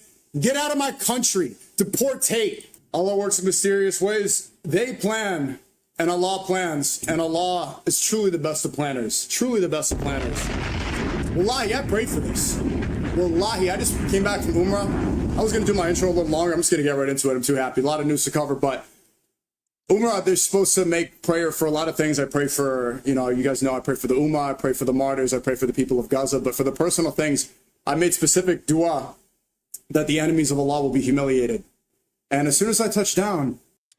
So when did it all stop that he stopped nut hugging Andrew Tate? Because he used to be attached to Andrew's gooch. He used to have his nose and Andrew's belly button, how he was so just infatuated with it. Y'all remember that, right? I'm not tripping. Sneeko. You know me, man. I come in the name of Jesus. I come in the name of Jesus by the power of the Holy Spirit. And I can remember you being quite fond of Andrew Tate, man. So what happened? Did he break your heart? Quit breaking my heart, pretty brown eyes. Did he break your heart, Sneeko? What happened, dog? He's wearing like this Waluigi fit and gets out of here. Hey, Top Goy, you apologize to the Jews for no reason. Sneeko did it. I'm sorry for the song. Turns out you don't need to fold to the Jews. They're still going to lock you up if you committed crimes. The Matrix attacked me. I'm influential. Nobody knows who you are. You have no more influence. You fell off completely. They're not locking you up because you're influential to the youth. They're locking you up because you're guilty. Have fun in prison. All right, careful. With the copyrighted music, man, it's crazy. Don't go! It is straight pack watch with Andrew Tate, all right? It is crazy. Now, obviously, Sneeko, you know, he shapeshifts what's going on, right? And he's lucky that he already turned on Tate back in the day so that he can now dance on his grave when this has happened. But he elaborated more later on in the stream and he reacted to the arrest footage, and it was pretty delightful. This is how he kind of broke it down. So now you're promoting Me Too feminist culture. The fall off is crazy. See, it's not Me Too feminist culture. It's the fact that they're actually guilty. And I looked through, well, apparently, according to them, I don't know, allegedly they're guilty. Allegedly. At the time, I did believe it. I believed that they were innocent, but you look into it more, and you look into what the lover boy method is, and you look into what that is. They literally said that they were recruiting women to pimp them out. They had a course talking about how you could become a pimp. Word for word, they just spell out exactly what the lover boy method is. They say, this is how you do it. If you want a girl to fall in love with you so that you could traffic her, buy my course and I'll teach you how. So first you make her fall in love with you. You have sex with her. Then you program her. Then you take her passport. Then she's in love with you. Then you put her on OnlyFans. It's like, that's what the lover boy method is, word for word. That's what pimping is, allegedly. I don't know what I'm talking about, allegedly. But did you not know this when you were friends with him? When y'all was standing shoulder to shoulder, wrapped each other in a warm embrace, 'cause you get a glimpse of heaven and you make it last forever. When y'all was wrapped up in, when y'all had each other wrapped up in a warm embrace, wearing man capris and penny loafers with no socks on, no baby powder on your feet, just funking it up in them feet. What do you... No, bro. Were they guilty then? I'm trying to understand. Because if you knew and you didn't report the crime then, sir, I feel like you're an accessory to pimping. You know what I'm saying? Like, Sneeko, this is very unbecoming. And, like, I'm the type of dude, man, like, because people fall out all the time, right? I don't, you know, and Sneeko's a D-bag. The Tate brothers, I don't know them. They could be D-bags for all I know. I really don't. You know, I ain't got no skin in the game. But I don't like when friends fall out and then want to get the dissing and telling each other business and stuff. Don't do that. Like, I got secrets of people that I don't talk to no more, and you still can't get that information out of me because that's between me and them. You know what I'm saying? They told me that, and that, what's that, you know? And we can fall out tomorrow. And I still probably wouldn't use that against them because I'm going to just use the truth of what everything else again. Like, you know what I'm saying? I don't need to reveal that. But you, it seemed like you just getting on your hands and knees because your ex is going to jail. Like, you seem like a scorned baby mama, Sneeko. That's what it seemed like. And like a real nigga wouldn't give a damn. I don't give a fuck, Keisha. But that's all I'm saying. Let's keep rocking. To a T, that's exactly what pimping is, and they just did it online. And they did it in Europe with white women. Look at that, too. You know what's so funny is that the Tate started grifting the white supremacists, like the white incels, the skin worshippers. They literally got rich pimping out European white women because they were better for money. Like, they made more money. Do you think that they were pimping out Asian girls and black girls? No, they moved to Romania because the crimes... They thought that we're going to get away with it. They said, Romania's the third world country. I could be a mob boss. I'm a mafia. I could bribe the police. I'm like the cartel of Romania. That's why they moved there. 1. 2, for the women. Because they know white women are the best clientele. So Jews, they make the best prostitutes for Indians jerking off. So these are 2 black men move to Eastern Europe, predominantly white country, to pimp out white women, destroying the birth rate, and then now the skin worshippers are like, yeah, he's one of me. Yeah. Yeah. Yeah. You fall for anything. Like, you guys, well, all you have to say is a couple things about deporting, and then immediately you could just, you know, retweet Tommy Robinson, you're good.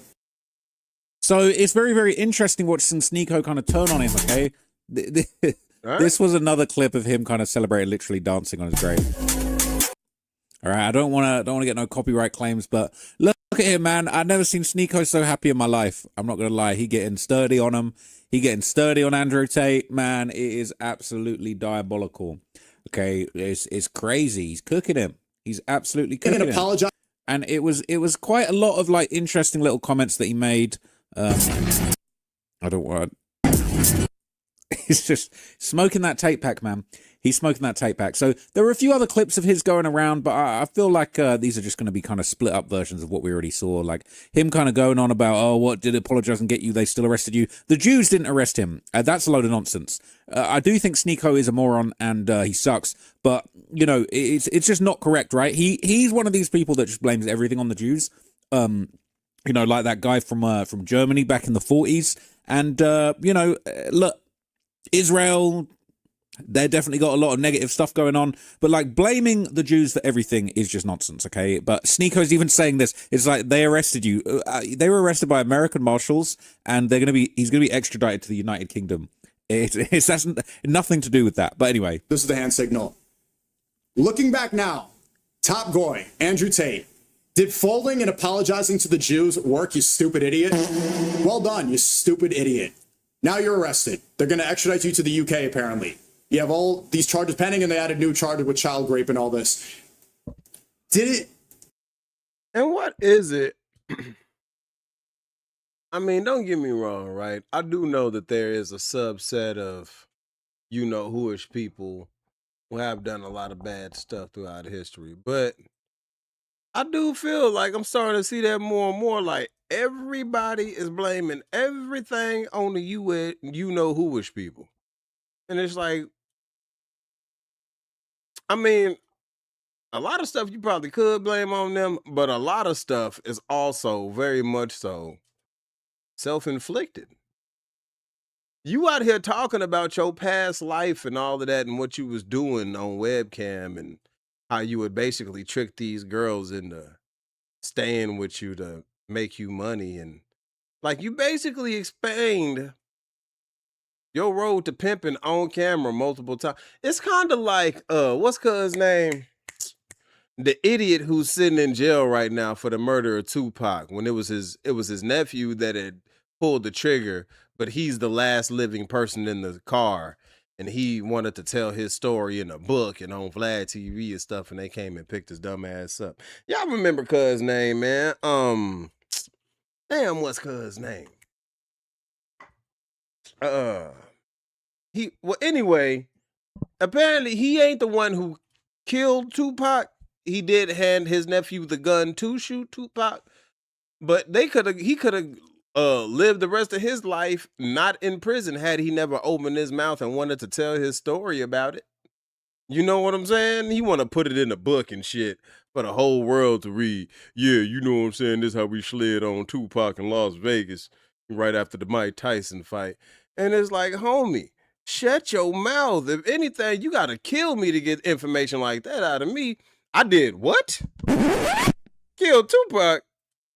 Nigga, those is accusations. Accusations. These are not accusations. This is false accusations. And ain't no way in hell I killed Tupac. I love me some Tupac. Like you niggas is tripping.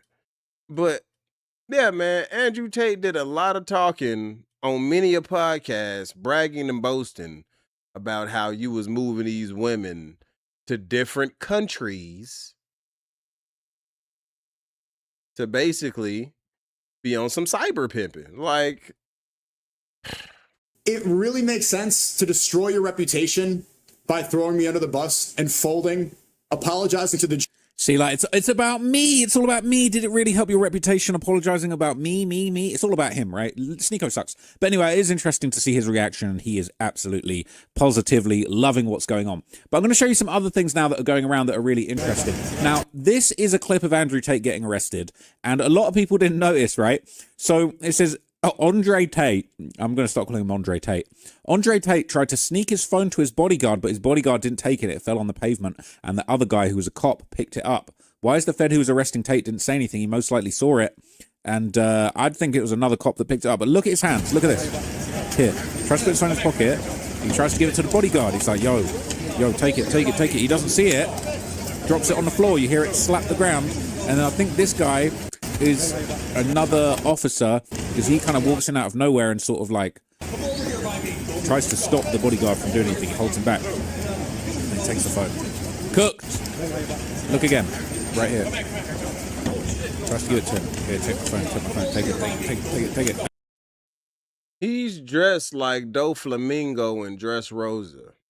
My One Piece fans know what I'm talking about.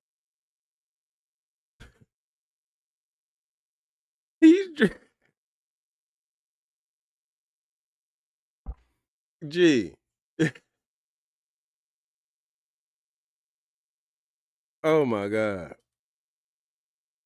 It's giving bad bitch. Like, what is this? I never want that much money. If I ever start making enough money where I'm starting to wear pants that don't fit, y'all see me out here in Pippi long stockings and penny loafers and, you know what I'm saying? And silk bed sheets for shirts. Nah, man. Look, bro.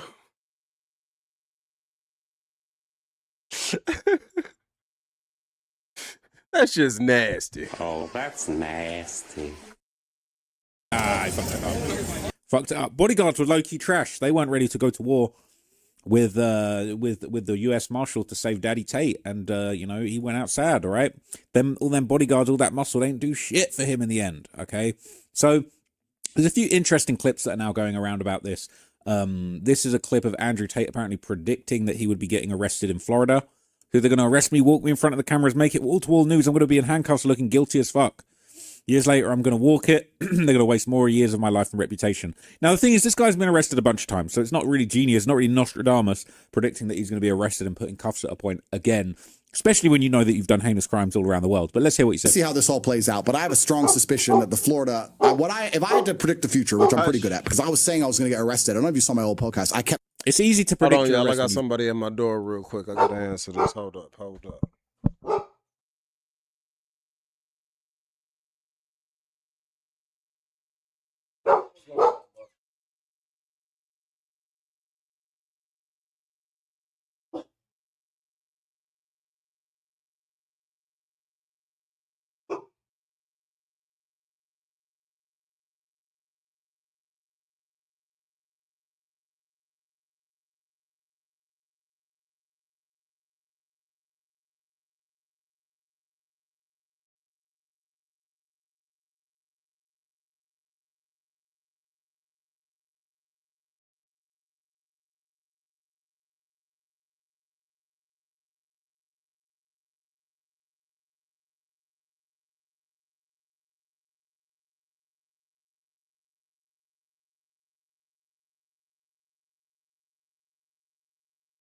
All right, we back at it. My bad, y'all. My brother had his motorcycle dropped off and shit, so I had to make sure everything was cool with that. But hold on, let me make sure I'm in the camera view. All right, we good? We good. Let's keep rocking.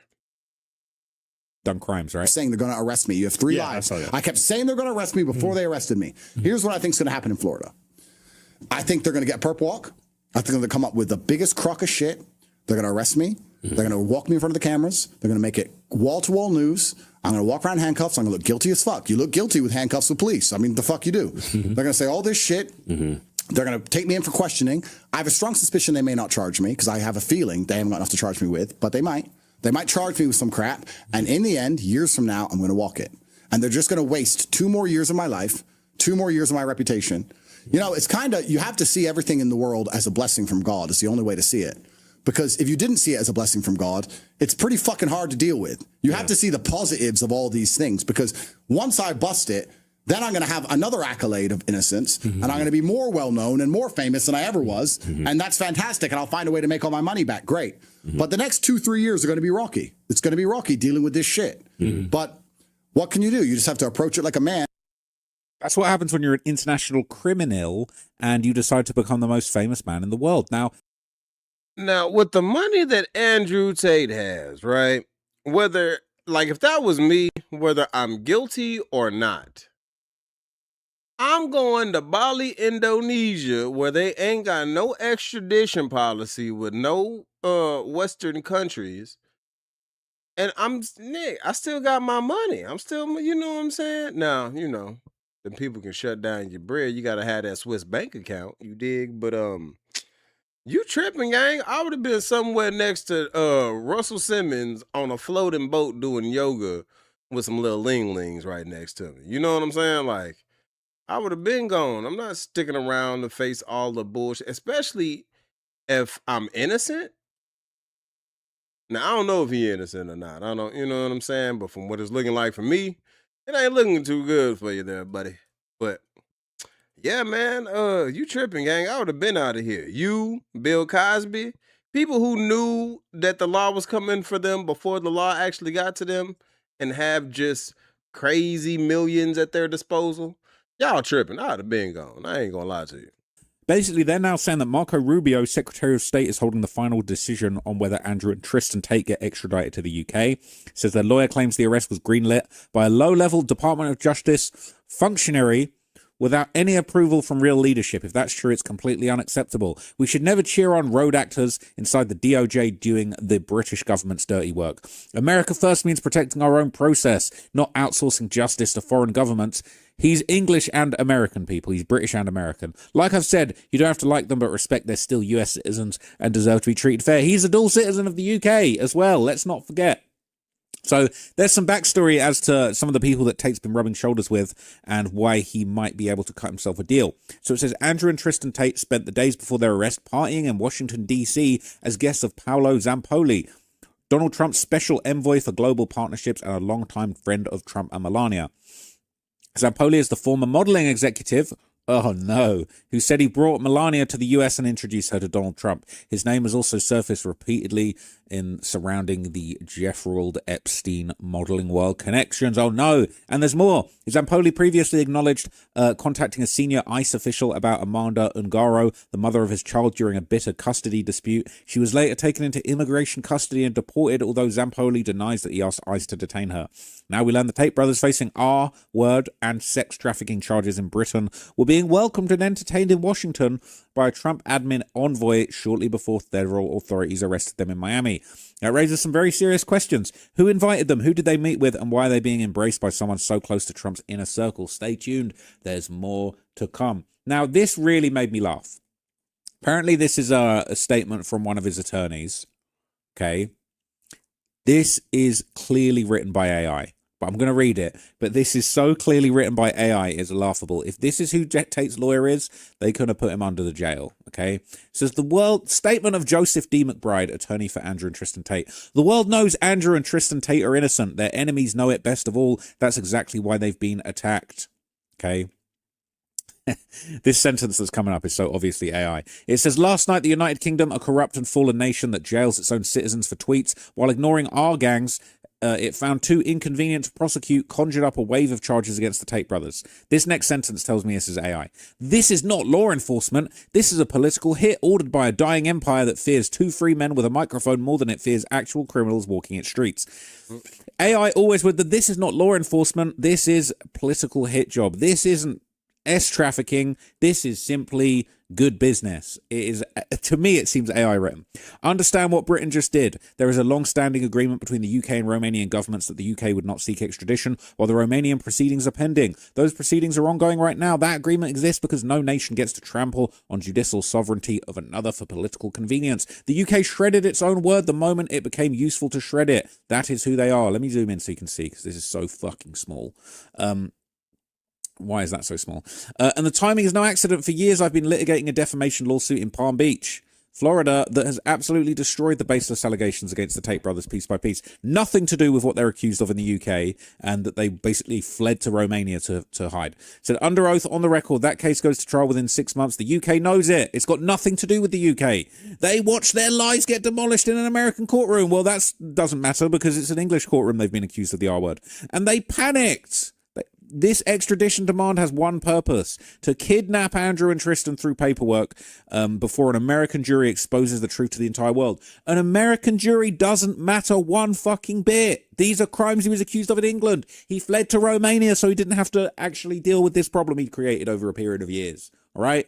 And Sneeko was right. He had a whole course on how to do the Loverboy method. He is a dummy and a self-snitch. Worse, our understanding is that part. He self-snitched harder than a Chicago drill rapper. You know what I'm saying? He self-snitched harder than King Von and just name a song. It really don't matter which one. But he's like, dog, you was selling courses on how to do it. He was, when you really look at him, it's amazing how not smart you have to be in order to make millions of dollars. Like, you know what I'm saying? Because if you look up his net worth, Andrew Tate, well, you know, after all the legalities and all of the litigation and stuff, he probably worth less now. But the last time I checked it, Cuz was worth like 300-400 million. That's crazy paper, right? But ill-gotten booty is still ill-gotten booty. And even if you half black, don't no government want to see any amount of black man shine. I don't consider him black at all. He don't pass for black for me. You know what I'm saying? Now, I have seen his dad. His dad was black. I think his dad was like British or something. So his dad might have been African. I don't remember what cuz was. But regardless of the fact, they probably been looking for a reason to take you down, homie, because after Kevin Samuels had passed and you had rose how you was rising, you know, they don't like anybody talking down on any government institutions. If they were looking for any reason to take you down, you gave them every reason to do so. And the beef with Greta Thunberg started it off. Y'all remember Greta Thunberg, the little pale-faced girl who just always angry? She just be looking at the camera. Like, bitch look angry. But let's keep rocking. This arrest was greenlit by a low-level functionary at the Department of Justice who never got approval from leadership because Tate was hanging out with the leadership. And I guess they could have done a backroom handshake deal so that this never happened. Think about that. Two men who came to this country openly, lawfully, and peacefully, while ducking charges in Romania, were thrown in a cage on the say-so of a bureaucrat freelancing with the full force of American law enforcement. They are British citizens, and they are going to be extradited to UK. Or at least they're going to try to. Hey, Trump might step in and say we're not going to let it happen. Said we're confident that once a competent judge sees the facts and once the Department of Justice confronts this egregious abuse of its own authority, Andrew and Tristan Tate will walk free. America does not do Britain's political dirty work. Not here, never. America is watching, the world is watching, and we will win. Now, I do agree with some things in there. Some of these things about it's a fallen nation that jails its own citizens for tweets while ignoring R-word gangs that are too inconvenient to prosecute. That is true. That is true. That's what's going on in the UK. It's disgusting. You can get arrested in the UK for tweeting? My people who be watching from across the pond, let your boy know something, man. You know, I think we be on different algorithms in our social media spaces, but y'all let me know that you can get arrested in the UK for tweeting, cuz. Like, I know you can, like, say you say anything bad about the president, you say anything about deletion of the current, like anything negative about the president that would imply that you were trying to get that man deleted, them people gonna show up at your door, okay? Like, you can't tweet, hey, y'all, let's get together and like, y'all remember that song F Donald Trump with Nipsey Hussle and Snoop Dogg and YG?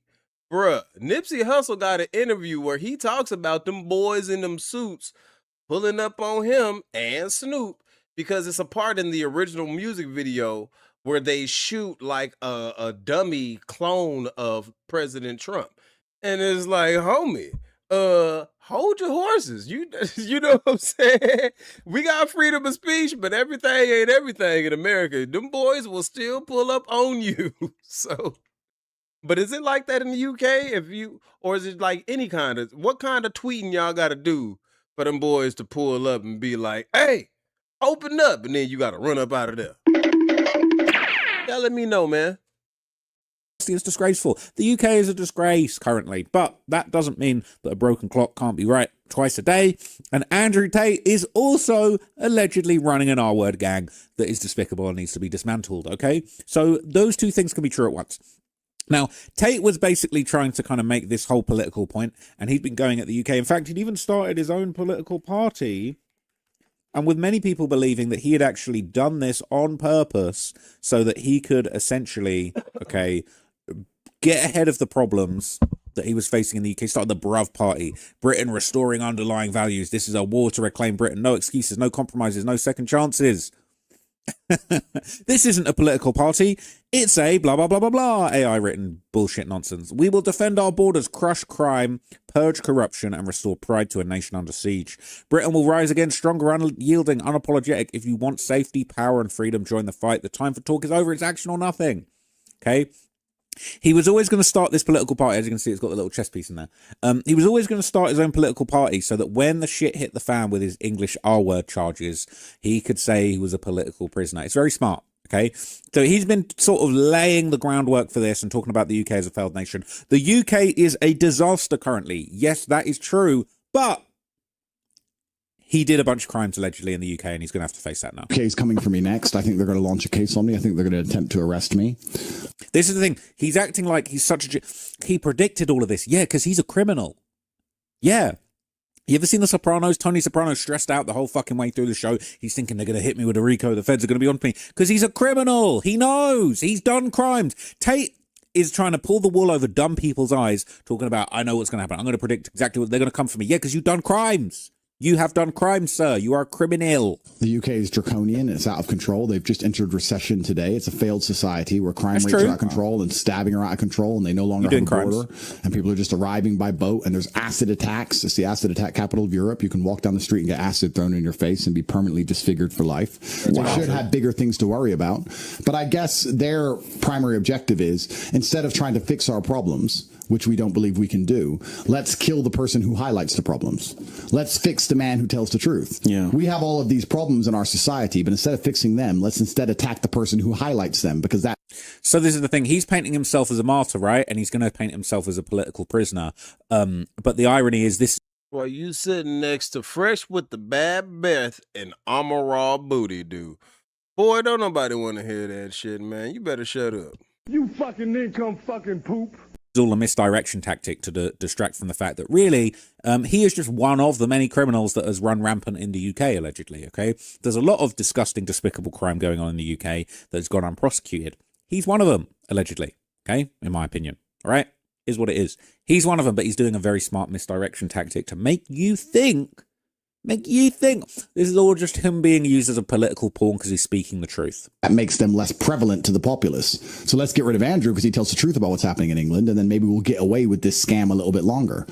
So it's funny, right? Now it's all a political party about him exposing England. But remember last time he got arrested in Romania for that ish trafficking, he said, oh, they're just coming after me because I say the truth about women. They're just coming after me because I say the truth about relationships and traditional moral values. He's saying, oh, they're only coming after me because I went after Greta Thunberg. Oh, they're only coming after me because, you know, I'm saying that women can't drive. He basically made out like the last time he got caught for trafficking crimes, which he allegedly did. He was just like, no, this is all political. They're coming after me. It's the Matrix coming after me because I tell the truth. Not true at all. Not true at all. It's because you, sir, are a 2-bit pimp. And that's why they've come up with the idea they have, and that's why, as we speak right now, the British government is trying to put me in jail. I'm pretty sure of that. I think the UK is coming for me next. I think. So, yeah, I'll leave you with this for the rest of the day. I'm going to come back tomorrow with some updates, no doubt. But essentially, this is kind of an update from the police, the actual Bedfordshire police who are prosecuting or who have been investigating this case. And they've kind of followed on from what the Crown Prosecution Service, so these are the prosecutors of the United Kingdom, but the actual local police that are dealing with this have done an update. So they said Andrew and Tristan Tate arrested in connection with UK police investigation. 2 brothers have been arrested in the United States of America following an investigation by police into a number of sexual offences. Andrew Tate, 39, and Tristan Tate, 38, were arrested yesterday, Saturday, in Miami.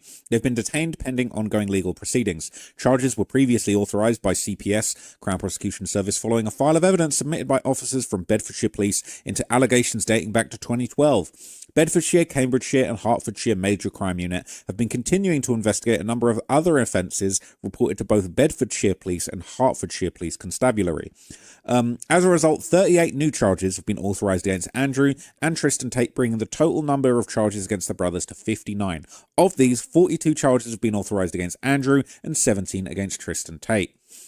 Assistant Chief Constable Karina Thomas said officers from our major crime unit have been working closely alongside the Crown Prosecution Service and both national and international law enforcement agencies as part of this complex investigation. We understand the interest this case will generate, but we would urge the public not to speculate and allow the legal process to be carried out. Shut up, they say, and that's what they do in the UK. You can't talk about crime, can't talk about legal proceedings. Just shut up. Just shut up and don't talk about this. And if you go and look into it, there was a situation where a guy was getting jumped and the police came in and arrested the guy who was getting jumped. And then they basically put out a public statement saying, please don't share the footage of our police officer participating in the jumping. Please don't. It's not helpful. It's not helpful. We think we were right and we like to assault people. Hip Hop Harry Potter must be living full time in Los Angeles right now, because if y'all can get arrested for tweets, then you can probably get your ass, you can probably get your issue for talking how you talking right now. But you are like he in California right now, so he might have moved here full time. You know what I'm saying? And that's why he popping it like he popping it right now. But yeah, man, Andrew Tate, you're not smart, gang. Like, why you got, and they doing them dirty right now, y'all, because I bet I could pull up my Instagram timeline right now and find a video where you just whooping this girl ass with this belt like she your child or something. And a lot of Andrew Tate defenders were like, oh no, that's some BDSM. She came out and admitted that she liked that. I didn't see those videos, but I did see them videos where she was like, I'm sorry. And he was like, tell me you love me. And then she was like, I love you. And then he was like, shut up! You better keep your goddamn mouth shut. I got Bugatti. Psh, shut up. Psh, you fucking love me, bitch. Psh. Like, you just whooping this girl ass. And it's like, hey. What the hell is even that? That don't look good. Why are you recording this? Even if this is some BDSM, right? Under no context to the public does this look right.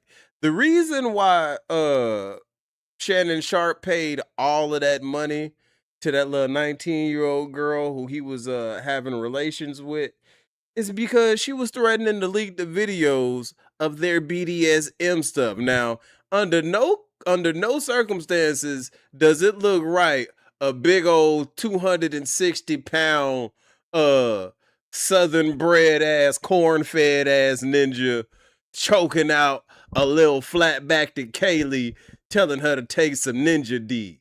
You know what I'm saying? He up in there gagging her how I can't breathe. I can't take it. And then he tell her, I don't give a fuck, Keisha. You better take it. And all of this is just on video. You think any white judge is going to see that as evidence and just rule in your favor? No, homie. You don't have recordings like that.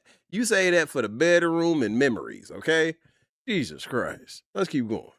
You know what I'm saying? We like to basically step in and go after the people who are getting assaulted rather than the people committing the assaults. And they said, please don't share that video that exposes us. The UK is a mess. It's disgraceful. It says there's no place for male violence against women and girls, and we will continue to work tirelessly to support victims, investigate all reports made to us. Now, they're doing this because I think Andrew and Tristan Tate very well might have committed these crimes, but also this is kind of sexy, it's hot, it's cool, all right? Make no mistake, I don't respect the UK police, the UK state, the UK authorities, all right? And I'll probably get arrested if I said this in England, but I do not respect them. And He just said he would get arrested if he would have said this in England. That's crazy, Hip Hop Harry Potter. Jesus Christ.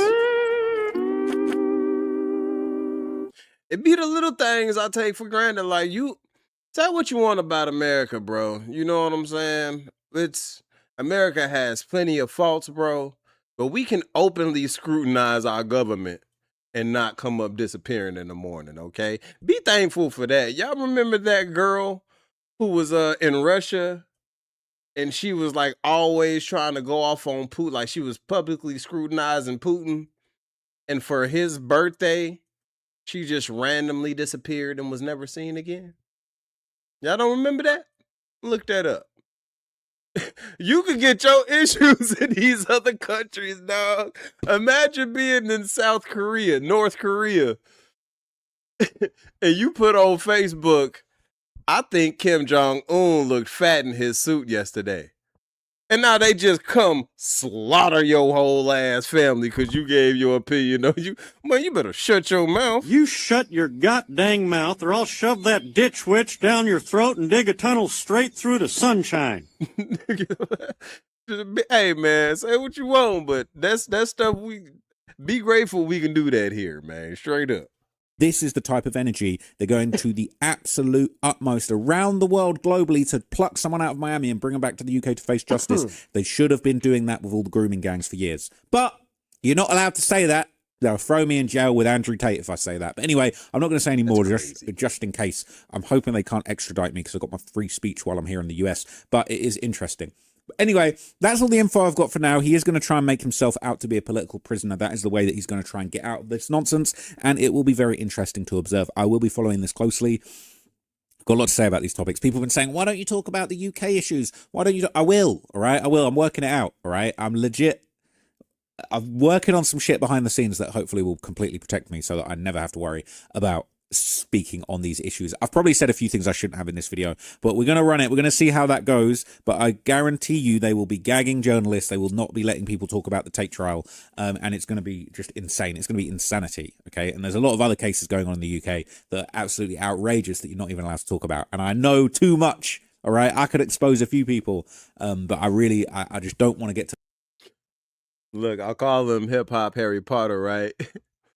His shirt say Polo Ralph Lauren, but I swear I looked down quick and I was like, Peter Pettigrew. If you a Harry Potter fan, you know who Peter Pettigrew is. I died. Let's get going. To the point where if I go back, I'm going to get arrested. But I will keep you guys informed that I'm going to get to the bottom of what I'm actually allowed to talk about. So I will keep you guys posted. That's that for now, and I'll see you in the next video. Peace. Right, I've got a big update on that. Hold on. To you. Because it's Leviosa, not Leviosa. I'm saying. But yeah, gang. How y'all feel about that one down in the comment section, man? Let me get into my chat. Let me see what my people talking about. Shout out to everybody in the building. The homie City Banks in the building. Sis Storm Randall done showed up. What's good, sis?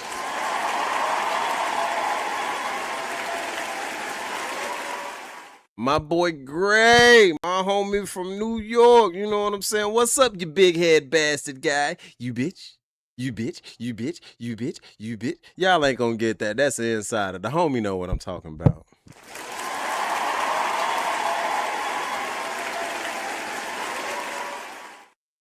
But matter of fact, I got a crazy story for y'all about me and the homie later. You know what I'm saying? That shit was crazy. About the time we went to go try to get a good haircut in Chicago and ran into this crazy old man. Like, yeah, that's the homie out of, you know what I'm saying? I done served with the homie, you dig? We was in A school together and whatnot. But yeah, bro, man, that shit is crazy, man. Hey, hopefully the Andrew Tate, hopefully y'all get a fair trial, okay? If you are innocent, and I don't think you are, because I did see videos where the implications were that the girls were younger when they started working for you. And you know what I'm saying? It sounded like y'all was messing with some underage girls, dog. It really does. And you know, may true justice be served. I'll say that. Whether you're guilty or innocent, may true justice be served. So if you're innocent, then you'll be let go. And if you're not, well, then you're going to get what you got. And you know what they do to PDFs up in prison, man. You know what I'm saying? Universally, people don't mess with the PDFs in prison, dog. You might need some help. Stop it. Get some help. But yeah, gang, we're going to get into the next one. Before we get into the next one, let's see exactly what it is. Okay, and that's the last one, too. Shout out to y'all, man. We what, 4 videos deep? How long this stream been going? We 2 hours in, know what I'm saying? It's still a little choppy. I got to figure out what is up with that because I do not like that. You know, I like to keep shit quality for my people, you dig? But, my boy Gray, you know what I'm saying? Should I tell that story real quick before we get up into this next one, man? Should I take him down memory lane real quick? You know me, you know what I'm saying? too. I do it too. Hold on. Matter of fact, let me find the right button. You dig? Let me rearrange some stuff real quick. Make sure I'm situated. We're gonna do it like this. And shout out to everybody in the building, man, especially if you've been rocking since the beginning of the stream. Round of applause for y'all. You know what I'm saying? I really appreciate it, bro. Because as you can tell, man, look, a lot of people think this stuff is easy, and maybe for some people it is, but I make this look easy, you dig? This ain't easy. I've been having technical difficulties, people showing up at the door, pit bulls barking, people calling my phone, fat bitches busting my windows. What day they said? Fat bitches busting my windows. But yeah, man, before we get into the next one, let me tell y'all a story about me and the homie, your boy from that New York one down in the comment section. You know what I'm saying, bro? Look, let me take y'all down memory lane.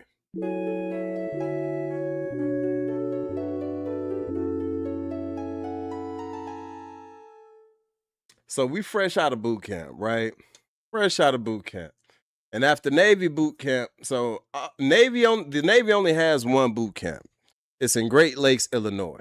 And after Navy boot camp, engineering A school is also in Great Lakes, Illinois, right? So me and the homie, when you in the military, man, it's very hard to find a good base or a good haircut, like a good place that cuts black people hair on base, okay? Like, I remember I tried to get a haircut on base, and I had to ask for an edge up.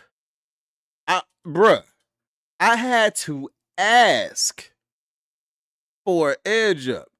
And when the lady cut my hair, she was like, "What the hell is even that?" She ain't even know what an edge up was, really. You dig? Like, if you went through Navy boot camp, then you probably experienced the dragon lady. There's this old Asian lady, shout out to her. Baby is at least 300 years old, okay? You know how Morgan Freeman has been 50 ever since the age of 5? She been 300 ever since the age of 5, and she been cutting hair at Navy boot camp every cycle. Like I guarantee if I pulled up to Great Lakes right now, she will be in the chair right now, cutting somebody's shit, just like. Come on now, dog. Come on, man. This woman has found a fountain of youth, okay? But yeah, man, me and the homie, it's me, the homie, that boy from New York down in the chat right now, and our other homie, Diaz, okay? Now, Diaz is a short, I probably give Diaz like 5'6", 5'7", or 5, between like 5'6", 5'7", right? Gray, my boy Gray, he probably like 5'9", I think, right? How tall are you, Gray? But anyway, man, we go off base to go find a haircutting spot out in Illinois. You know what I'm saying? We closer to the Chicago area, you dig? But we right off base with it, right? We find this spot, cool little spot. You know what I'm saying? And this is after, man, we done, at this time, I'm smoking cigarettes, you dig? And quitting cigarettes, the best thing I could have ever done, right? But, man, we find a spot, we go there, we waiting to get our cut. It's this old man who got like weird burn marks all over his body, right? Like he got this weird skin thing going. Like I just thought man got caught in a fire, right? But at first when we come in, he greets us, just on some regular stuff. And then he comes back and he tells the homie Diaz, because Diaz, he's swole, you know what I'm saying? And when shorter dudes, when they in the gym like that, they stack muscle like heavy, you know what I'm saying? So he's looking at Diaz and he tells him, you remind me of a young Hercules, right? And Diaz is like, thanks, you know what I'm saying? He's like, I appreciate it or whatever. We ain't really thinking nothing of it, right? So we get our haircuts. We feeling fresh to death because, man, we done hit the mall and all that. Like, we got fresh snapbacks and shit. We done got some fits, you dig? I think that was the day we walked up on them 3 girls at that store and then got the numbers. And like, we had a good day, gang. You know what I'm saying? And on the way out,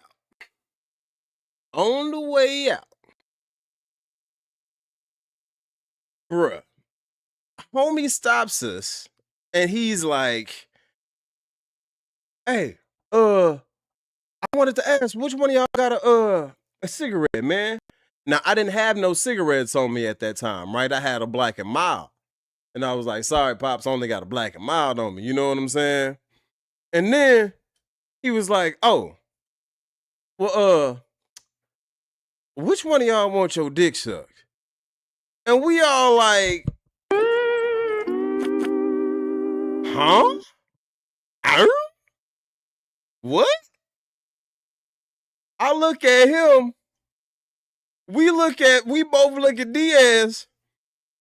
My boy Gray down in this comment section. So my boy, that boy from New York down in the comment section, he a real New Yorker. He speak like a New Yorker. He walk like a New Yorker. He talk like a New Yorker. He say, what the fuck this nigga just say, sir?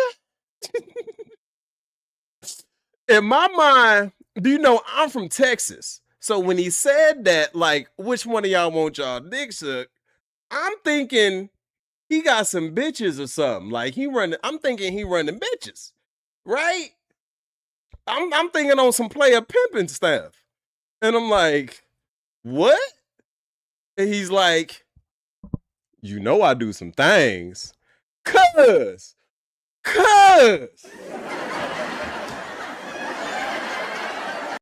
My boy in the chat, that boy from New York looked at him and said, man, let's beat the fucking ass, son. Come on, son. Let's whoop his ass, son.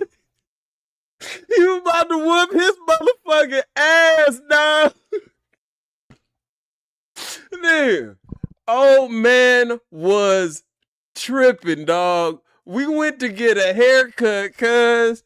And then it all started to click. He keep looking at Diaz, and Diaz I think Diaz was Dominican, right? So he light-skinned and no homo, right? Diaz was a pretty ninja, right? He's he a dude, if he go get a haircut, he wanted to get his eyebrows done with the haircut, right? Like that was the thing. He was like, you got to go to the Dominican barber. He the only one that's going to get the eyebrows done right. You know what I'm saying? And like, he was from Jersey. So, bruh, after that, we ain't even go back to that spot. I don't even think we finally found a good place to cut hair right off base, and we can't even go back to it, because if we do, we gonna catch a damn case, because I think at this point, we had to leave base in our uniforms. You know what I'm saying? But we get off base, just had your backpack, put your civilian clothes on, and then whoop, whoop. But yeah, man, shit was crazy, dog. Shout out to you, bro. That shit was nuts, gang.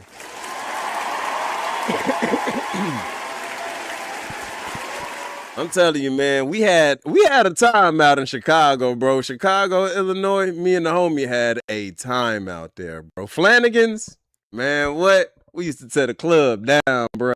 We used to do the thing back when limos was cool still. We got cool with a taxi driver who also drove limos and shit. It was cool, man. Hit the motherfucker with some bitches, you know what I'm saying? We man, shit, bro. Anyway, I ain't gonna keep boring y'all with the same old stories, man. We're gonna get to the next video, bro. Shout out to everybody in the building, though, man. Look.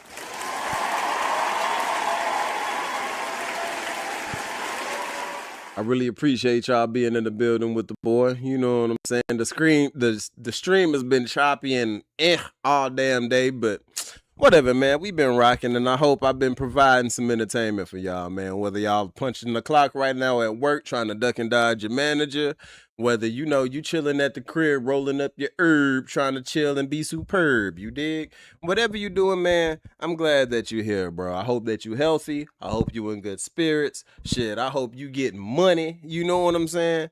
I hope everything good with you. And we're going to get into this next one. So let me go ahead and refresh the shit. You dig? See if they help it out.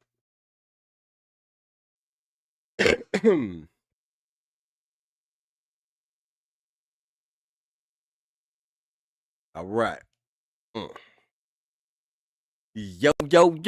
What's good, gang? You know the name. It's Transition representing Gaptooth Gainz, and I'm back at y'all with another video. Go ahead, hit that like button for me as you come on in. Drop a comment down in the comment section. Let me know how you feel about this video. And subscribe to the channel if you haven't already subscribed, because we're going up. We on our way to 15K. So if you want to help us get there, just tap that subscribe button. And don't forget to hit that notification bell. But gang, in this video, we're going to be reacting to a racist Asian man getting his karma after trying to press one of his black neighbors on some racist shit, dog. Shut up! You better keep your goddamn mouth shut! I guess I pressed the wrong. Well, I guess that's the right button. But anyway, yeah, man, you know, at this point in America, you've probably heard the myth of the model minority. You know, other ethnicities that are considered minorities in this country come here and they basically align themselves with white supremacist talking points. Like a lot of these people ain't never even met black people in real life, but they already have a negative perception of black people before they ever get here. And it lets them skew their vision towards us to the point to where you can be in a beautiful upscale neighborhood living next door to a black man that's living like who's making probably more money than you. And you can still feel like you can stereotype him in a country that 9 times out of 10 you immigrated to. And it's like, cuz, what the hell is even that? What the hell is even that? That's bold as hell. Imagine me moving to name your Asian country, because I don't want to misinterpret this dude's specific ethnicity. But imagine me moving to Thailand. Let's just say I moved to Thailand. And then I start stereotyping the Thais there that I move around. Hey, hold up. What you doing around here, homie? Yeah, you look a little yellow, homie. You know what I'm saying? We rock with the dark Thais around here, and we don't mess with none of you light-skinned Thais. And how stupid would that? You know, they would probably find me dead in the ocean with my organs missing. You know what I'm saying? Only in America can you do that to us. But regardless, man, we are going to be dropping into reactions. And this dude, I forgot his name, but I love this dude's content. Like he be on those websites where it's like a chat duo or whatever, where it's like it'll cycle you through different people from around the world and y'all just talk. But ultimately, he always comes across a racist, and then he'll like find out where they live, or you know what I'm saying? Like the dude's thorough, but I like dude content. Shout out to him. But we gonna get into it, gang. Hold on, let's get into it. I forgot to bring the shit up. Hold up. There you go. You don't know that? You're not aware of that? I'm a racist. You are a racist. I'm a racist. Okay, that's fine. Okay? So what's your point? Why are you here?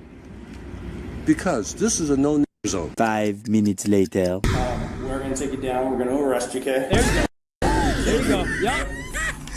Hey, he started this video by saying this is a no zone. Guess where he's headed, chat? Hey, guess where he's headed, chat? Guess where he's headed? And believe me when I tell you, it's not Six Flags. Ladies and gentlemen, it never ceases to amaze me the amount of people that are willing to just ruin their lives on a daily basis. And that's exactly what happened here again today. I'm not complaining though. I love when this happens. Run the clip! It all started on October 23rd, 2020, when a YouTuber named Dre Abram and his roommate, both of whom are black, were filming a podcast for Abram's subscribers in the neighborhood of Old Town Scottsdale. Everything was going smoothly until they noticed a man filming them and walking towards them. He already has an extremely punchable face. Why are you coming over here? I just want to see what you guys are taking pictures of. Why is it your business? Well, you know what? This is my home. Okay, mine too. Why are you taking pictures of me? Where do you live? I live in Scottsdale. Why are you taking pictures of me? Michigan plates? Yeah. Why are you taking pictures of me? Well, you know what? We've had problems here. I don't care. You don't know me. Why are you taking pictures of me? And I don't know you. Do you know a lot of white men are doing racist things in this world, sir? No. You don't know that? You're not aware of that? I'm a racist. You are a racist. I'm a racist. Okay, that's fine. Okay? So what's your issue? point? Why are you here? Because this is a no zone. I'm sorry, is he lost? Is he confused? What's going on here? Yay. Stop it. Get some help. One thing I will say though, is I do appreciate overt racism. Let me know, okay? Don't come shaking hands with me and being on some, oh, hey, brother, how you doing, brother? Oh, yeah, man, it's nice to have you in the neighborhood, man. Oh, yeah, it's quiet. And you know what I'm saying? Don't be friendly all in my face and then be calling me the hard R behind my back and all of that. Let me know off top. So if anything, I gotta at least respect the fact that he let him know off top I'm racist, right? Now, I feel like my ignorant ass, because like I told you, I can get a little ignorant. At that point, I proceed to roast you, okay? Mr. Miyagi would have got his ass toasted. I would have roasted him so hard, he would have tried to put hands on me, okay? I would have given him a biblical roasting. We would have had to have altar call for the way I would have sent him to the upper room when Jesus. The way I would have sent him to the upper room, firing his ass up with them jokes, bro. It would have been nonstop, just rapid fire, semi-automatic, roasting his ass. But different strokes, different folks. You know what I'm saying? But let's continue. I'm hearing a racist white man from the 1950s in my ears, but I'm seeing a very abrasive Asian man on my screen, and I'm very confused right now. Who told him that he was white? Who sold him that dream? You got scammed. Go get your money back. Not really, sir. Tell me. There's not a not. So I'm here. And what I'm about to do, I do. I stay here. What I'm about to do, me and my friend, we about to record our video. Okay. And you not gonna do a thing about it. Y'all hear me? That's fine. That's You're not gonna do what do you want to hear? Thing. I don't want to hear you say nothing. Oh, I'll tell you what though. You just not gonna do another thing. So What? as y'all see, can't keep the camera. Doesn't stop me from doing things. It doesn't. And only American emboldened races. Look at Cuz and look at you. This dude would put you on a shirt barehanded, old man. You gotta chill, Grandpa. Like what? And then he would be labeled the aggressor because he's a younger black. I remember, bro, and we're gonna get into another story time real quick because this is reminding me of this situation.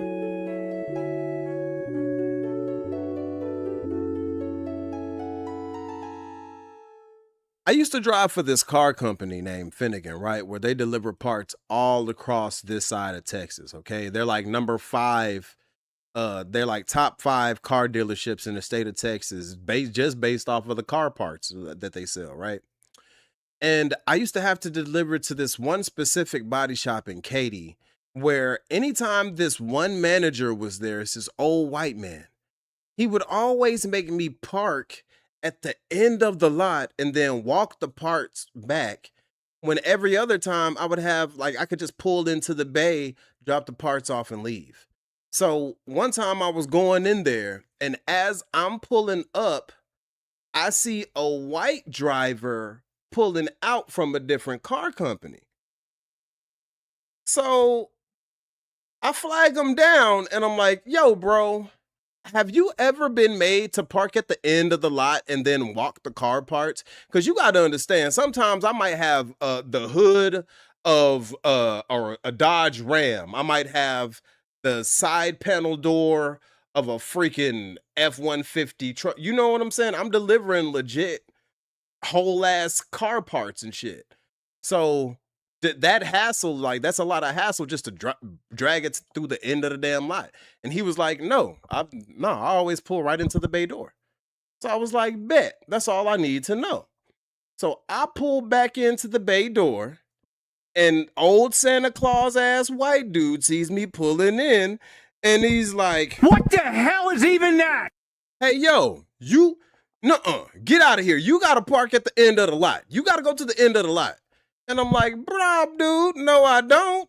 I just seen this dude pull right up out of here. He said he ain't never had to go to the end of the lot, so I'm not going to the end of the lot. This dude yelling and going off and all of this. And I'm like, yeah, whatever, Grandpa. So I'm driving in a ProMaster, right? I get out. I open the side door. He's yelling all in my face and stuff. And I'm like, yo, bro, I'm going to deliver my parts and I'm going to be gone. Get out my face, right? I shut the side door because the part won't fit. And I come to the back doors and I open them. It's 2 back doors. he gets so up on me, I'm basically damn near pinned to the back, and I get real anxious when people get too close to me and it's already been hostile. You know what I'm saying? So I'm trying my hardest not to lay this old dude out, because I know when the police show up, all they gonna see is a young black angry nigga and an old white man unconscious on the ground because I done sent him to the upper room. But man, bro, it got so heated, we yelling back and forth, and I'm like, get the fuck out of my face, bitch ass motherfucker. And I'm going off, bro. I'm going off. He calls my manager and all of that. What's your name? My name is Sucker Dick, motherfucker. Like, I'm going off, bro. But when I get back to my job, my manager asked me what happens, and I always have a reputation of being a hard worker, right? Like, I bust my ass at any job I go to. So when I told him the story and basically told him, because it got to the point, bro, where homie was so up on me, I wear glasses, right? He was on me and he wasn't moving. So it got to the point where I was like, you know what? I'm going to jail today. I'm going to jail. What's up? Get out my motherfucking face. And after that, because I was about to deck cuz, he got up out my face. You know what I'm saying? But bro, I was so heated. This reminds me of that. Because if you would have just let me do my job and minded your damn business, I'd have been in and out. If you'd have minded your damn business right here, Grandpa, you probably wouldn't be going to fucking jail later. I'm about to record my video. Okay. And this not gonna do anything. Okay. And let you try to touch me. Let you try to touch him. Oh, I wouldn't touch you. You already disrespecting me. Can you step back a little bit? I feel like you harming. We are 6 feet. Yeah, no. I need you to step back. So, don't listen to what I'm saying. Okay. I'm gonna lay your down. Yeah, he walked away real quick after he said that. He walked away real quick. I don't blame him. Just stay where you at. You ain't man enough. It's okay. You don't gotta think I'm man enough, my baby. Yeah, just keep it walking. And it's gonna be like that today, y'all. I hope y'all seen all of that. I am a famous YouTuber. This is actually his establishment. So anybody, y'all all know I just moved to Arizona, and this is his friend as well. So anybody that come to this establishment, y'all know what it is. Y'all know exactly what his establishment is, and y'all know where he works. And it's okay. Hey, we got money and we doing well. He mad. So we gonna handle it like that. You saw he walked away, because I got something for him and this man. But Kane, pick up your camera. We about to get this in. I'm not gonna lie, he handled that way better than me. I would have found like a venomous snake somewhere and just like threw it in his place at night. I know I said I'm not toxic like that anymore, but listen, it's a work in progress, okay? Abram posted the very shocking clip on his Instagram page, and since this was at the height of the BLM movement, it became so viral that the Scottsdale police reached out to him that same day and also visited the now notorious man. Uh-oh. Hi, is this Paul? Yeah. Hey, Paul, this is Officer of the Scottsdale Police Department. Yeah. Hey, I was wondering if I could talk with you for a few minutes. Are you available? Sure. Okay. Do you want to come down here? You want me to come up there, or what you want? Oh. Which works best? I'll let you in. Okay, I appreciate it. Yeah. Thank you. 72-year-old Paul Ung seemed like the owner of the business.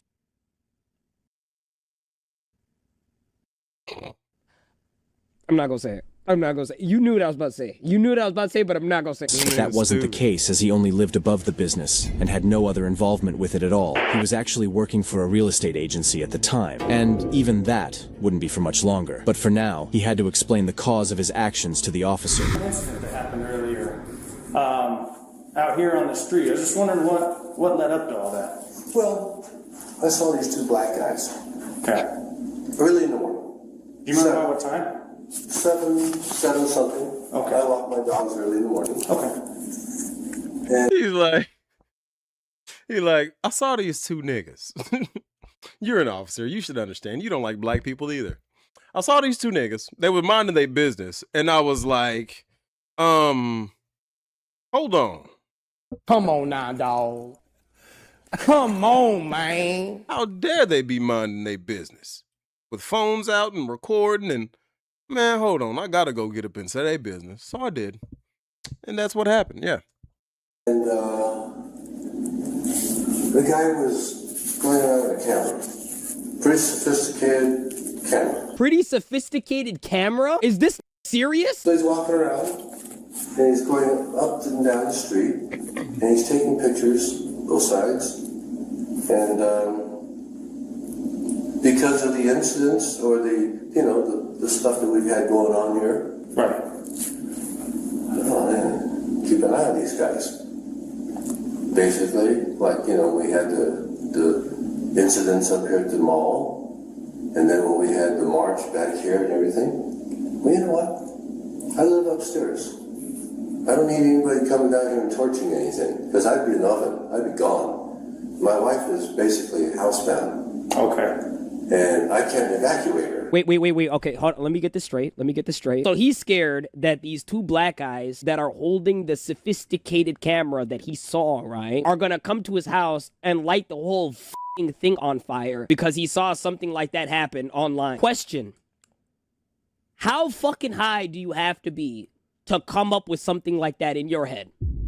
Serious question. Because you can't, there's no way you can sit there and come up with something like that sober. There's gotta be some type of influence on your brain. So it's either he's high as a kite or he's a raging schizophrenic, right? Looking at him though, he looks completely sober doing this. That's why I'm thinking it's the latter. So I gotta be very careful.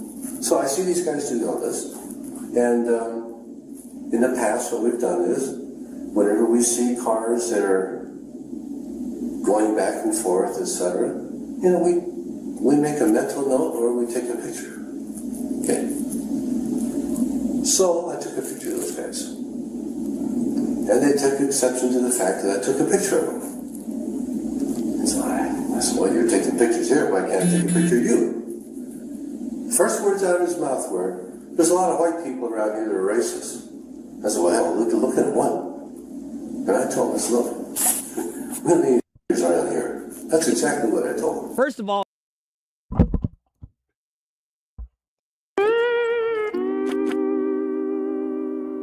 you just told the police out your own mouth that you basically committed a hate crime, gang. Verbal assault is still assault. You can be placed in handcuffs for how, what's the word I'm looking for? How bad you project at someone. Like, say you arguing with a woman, right? And you in her face and you bitch, you whole ass bitch, you going off. That could be considered assault. That could. Yes. So you must have really been told, hey, the police don't like them niggers neither. So don't even worry about it, okay? You can tell them anything. Because anybody else would have told you to shut your mouth. You shut your goddamn mouth or I'll shove that ditch witch down your throat and dig a tunnel straight through to sunshine. This nigga's stupid. I'm glad that these racists lack brain capacity. I'm glad, man. Because it makes for great content. And you deserve to get what you got coming to you. You don't like niggers that much? Let's put you in a cell with a couple of them. See how much you like that, boy. you're not white. Second of all, you're about to get arrested. You just don't know it yet. Keep talking. Well, we went back and forth a little bit. I said, okay, well, guys, I'm gone. End of the story. And then you walked away? Yeah. Okay. I didn't touch him. I said, hey, I'll maintain the 6 foot, away from you and everything. He claimed he's a resident of Scottsdale. Well, the license plate was in Arizona. So. Do you remember where it was from? Yeah, I have a picture of it. I took this picture. Abram had recently moved over to Scottsdale from Michigan and was filming a video to showcase how nice Scottsdale and Arizona are to his viewers, which was when the incident happened. Since they didn't approach any of the buildings or cause any disturbance, Paul had no business approaching them and asking what they were doing in the neighborhood. Okay, so I took that picture first, and then they took a picture of me. Okay. Then I forwarded the picture to another guy down here, one of the shop owners, and he couldn't read the license plate. So I said, okay, I'll go get a closer look. So I got a closer look. Oh, by the way, I forgot to tell you, this is really suspicious. Because 7 o'clock in the morning, there's usually nobody on the street. It's very suspicious. What are two black guys at 7 a.m. doing with a sophisticated camera in their hand, walking down the street? Must be filming like a gang initiation video or must be up to no good. These guys to be sitting out here messing around with cameras and everything. But look in the background here. 2 more guys. Okay. All right. Now, I'm not paranoid or anything. You are. But I keep an eye on the neighborhood. And this is unusual for the neighborhood. Okay. 7 o'clock in the morning. Now, we know there's BLM, we know there's Antifa, and we also know that probably starting November 1st, because everything's been so damn quiet around here, we can anticipate something. And I'm just getting ahead of the game. So, I documented it. Okay. The officer was only here to get Paul's side of the story and left shortly after, but wouldn't be gone for too long. In 1964, Congress passed the Civil Rights Act, which prohibits discrimination on the basis of race, color, religion, or national origin. That means telling 2 black men that they couldn't be in your neighborhood was illegal, and Paul would be visited again by officers 24 hours later, but with a very different mission. You know what the best part about it is? He has no idea that he committed a hate crime. Sometimes you just gotta let them talk. You just gotta let them talk into their own downfall. Hey, Paul. Mind you, y'all have y'all own hate bill, right? Stop Asian hate. How you gonna hate on 2 black men when you...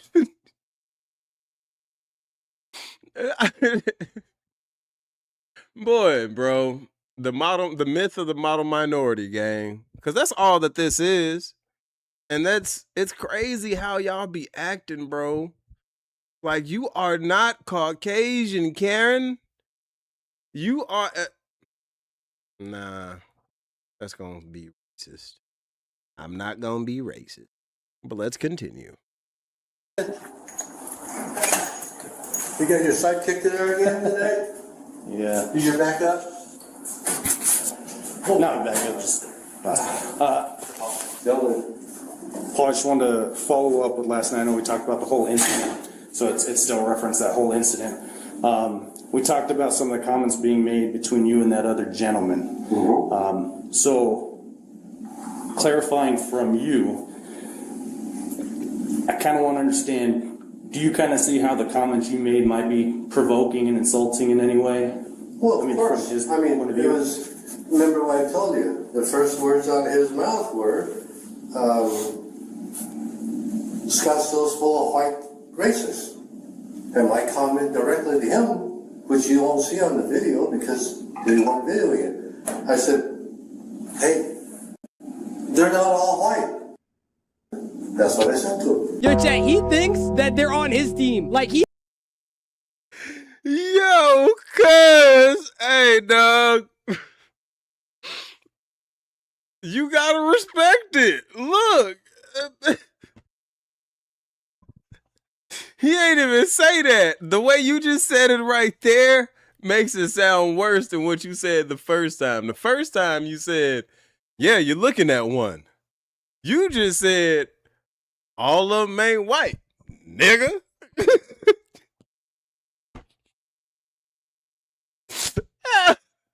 He not ducking these accusations at all. Accusations. These are not accusations. This is false accusations. And he said, no, y'all got the right guy. I'm standing on that shit. You know what I'm saying? I don't like none of these darkies with their malarkey. Guaranteed he has a daughter who done hooked up with a black man, and he probably got like a black little mixed grandchild, and he just hates it, right? He just can't stand his, because to have that much vitriol, to clearly be talking to the police who are there to, like, context clues. You don't have to be a street ninja to know. If the police double back on you after just finished talking to you and question you, like, you probably going to jail, gang. You probably not going to be a good outcome. At that point, you shut your mouth and get a lawyer.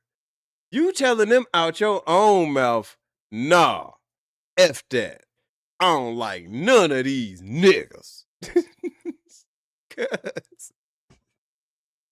He is tripping, gang. Hey, you deserve the jail cell you going to. Arrest him. He has no idea. All right, yeah, that part wasn't on the video. Yeah, of course not. Did you watch the video? Go back, because I know you're saying that you're going to. Okay, that's no problem. But you do understand how the comments that you made to him would be provoking, almost provoking a fight. I mean, would it be fair to say that, put yourself in his position, that those kind of comments might kind of imply that you want to fight? Huh? They're inflammatory? I'm asking what you think. Well, look at it. Let's look at it from your meant for it perspective. to be inflammatory. Do you feel like it would be fair to assume that, from his point of view, it might be provoking any kind of retaliation or fight that you might have been trying to to get him riled up? No, of course not. But 7 o'clock in the morning, when there's nobody in town, to be out there, taking pictures of everything and mapping the place. I mean, that's a recon team. I know it. I think we all know it. Chat, let's speculate. What kind of is he taking? With a straight face, he looked at that man and said, it's got to be a recon team. The only thing that can do this to you is mushrooms. I'm thinking he took a little bit of magic mushrooms. That's what I think. So what was your full intent? Don't be disrespecting the mushies like that, all right? That ain't mushrooms, all right? That's that Adderall they be on and all that, and them antidepressants. He need a job or something. He need a hobby. He need to be somewhere waxing on and waxing off. He need to be somewhere teaching Jaden Smith how to do the praying mantis style. You know what I'm saying? Or the snake on one leg. Like, you need to be somewhere being proactive, Grandpa. You got too much time on your hands, okay? Like, this is what normal people even just pay that much attention. And I could understand, like, say you in a residential area and this is your neighborhood and you just see people taking pictures of houses. You might inquire. You have freedom to ask, hey, could I ask y'all what y'all doing? But to just go up and assume the worst of people because of their skin color, because you're a racist little prick, it's pretty shitty, Grandpa. You need to do better. I ain't gonna lie. Hopefully you get up in jail and they don't get that gumdrop button from you. No, not the buttons! Not my gumdrop buttons! Because then you'll never come to terms with liking black folks. Like, you won't like us at all after that. You get Big Fred up there to take that gumdrop button, boy, you gonna hate us for the rest of your life. Intentions when you use those kind of He inflamed me when his insinuation was that Scottsdale is full of white racists. And we're not. And if he wants to call them all white racists, I just let him know they're not all white. No, that's basically what it was all about. Yeah, and you're right, that part wasn't on video, so this is kind of new. I didn't hear about any of that last night. So you do understand how that there can be serious fallback from the comments. I can understand that, but the thing I'm wondering now is, why are we wasting so much energy on this? They'll be dead by next Tuesday. Yeah, I don't know about that, buddy. Guess who's going to jail tonight? Whoa. They'll be gone. This whole thing will be forgotten and gone. Are you talking about the incident as a whole? Yeah. Wait, but the backlash from it is going to be gone. Paul had a right to freedom of speech, but most legal systems generally set limits, particularly when freedom of speech conflicts with other rights. Was that a Navy bar, Cap? God damn. Wait a minute! Who are you? Let me find out you a part of the Filipino mafia. That would make sense. That would make sense. If you've ever been in the Navy on any military installation where there are Navy sailors, there is an abundance of Filipinos in the Navy. So much so that there's a known thing called the Filipino Mafia, right? That's how many Filipinos there are in the Navy. So if you are a retired chief or officer or something, I could only imagine, because, you know, a lot of the military, believe it or not, is black. There's a large black representation in our United States military. And shout out to us for that, because you know what I'm saying? Ain't nobody more patriotic than the United States black man.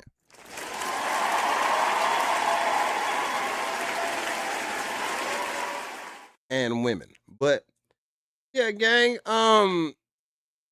you a piece of shit. You disrespecting that ball cap. Take that shit off. Take that ball cap off. All right, show that ball spot. How you Asian, but you got the George Jefferson fade and you trying to cover that ball spot? You need to be smacked. Oh! Most legal systems generally set limits, particularly when freedom of speech conflicts with other rights and protections. Paul's actions were in direct conflict with Abram's civil rights, and so he would be punished for it. We're going to take you down. We're going to arrest you, okay? There you go. There you go. Yep. For what? That's how the cookie crumble, man. Disorderly conduct. But can you take your other hand out of your pocket? Hold on. No, I understand. We'll talk about it. I'm not going to answer this question. I'm not protesting. All I want to say is reach in my right hand pocket. I'm just letting you know. Okay. You have weapons or what? Yes. Okay. Paul had a firearm on him, and while this was a day after the incident with Abram, it was concerning if he had the gun on him at the time, and if he was trying to get a rise from Abram for a chance to use it. Hey, he started this video by saying this is a no zone. Guess where he's headed, chat? Hey, guess where he's headed, chat? Guess where he's headed? And believe me when I tell you, it's not Six Flags. Normally, Gary, when you come out your house, or is it just for us? Well, it's under the circumstances, you know, with the issues going on here, et cetera, et cetera. Hey, you're not gonna need that. Where you going? So, do you always carry that then? Is that what that's what he's asking? Oh, yeah. No, I mean, it's Arizona. First, but totally legal. No, I'm very well aware of it. I appreciate you telling us. No, that's how it works. That's how you had that cup in your hand, never put your hand in your pocket. I don't know. He kind of has slippery hands. Hopefully, he does not. Shout out to the cop who took that hat off his head, because bitch ass, and you don't deserve it. What's homie from Las Vegas with that song? You're going to jail. Say you're going to jail tonight. What? Say you're going to jail. Say you're going to jail tonight. Is he going to jail? Yep. Drop the soap in there. But that wasn't the end of his troubles, as his real estate agency in Scottsdale released a statement about the incident saying that he has since been fired with the recommendation that his license be revoked. Based. With the sense of unemployment and revocation of his career, Paul was in a pretty bad spot. But even this wasn't enough punishment, according to his victim. Is that a harsh enough punishment for him? I feel as if the Scottsdale Police Department did handle that very well. They did give me a call the same night. Asked me if I would want him to be arrested or prosecuted. I did say I wanted him prosecuted to the furthest extent.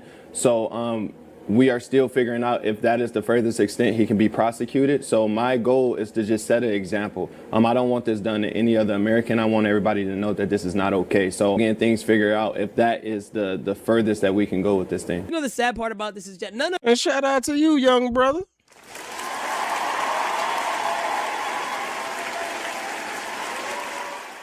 Because we got to start, we making racism real expensive and inconvenient for you bitches again, okay? You keep it up, all right? You keep acting doofy. Special Officer Doofy reporting. And you're going to be up in a jail cell with a big black dude asking you. So, how's the ball licking coming along? Because you thought something was a game, homie, you're going to get put somewhere where you really don't want to be. You know what I'm saying?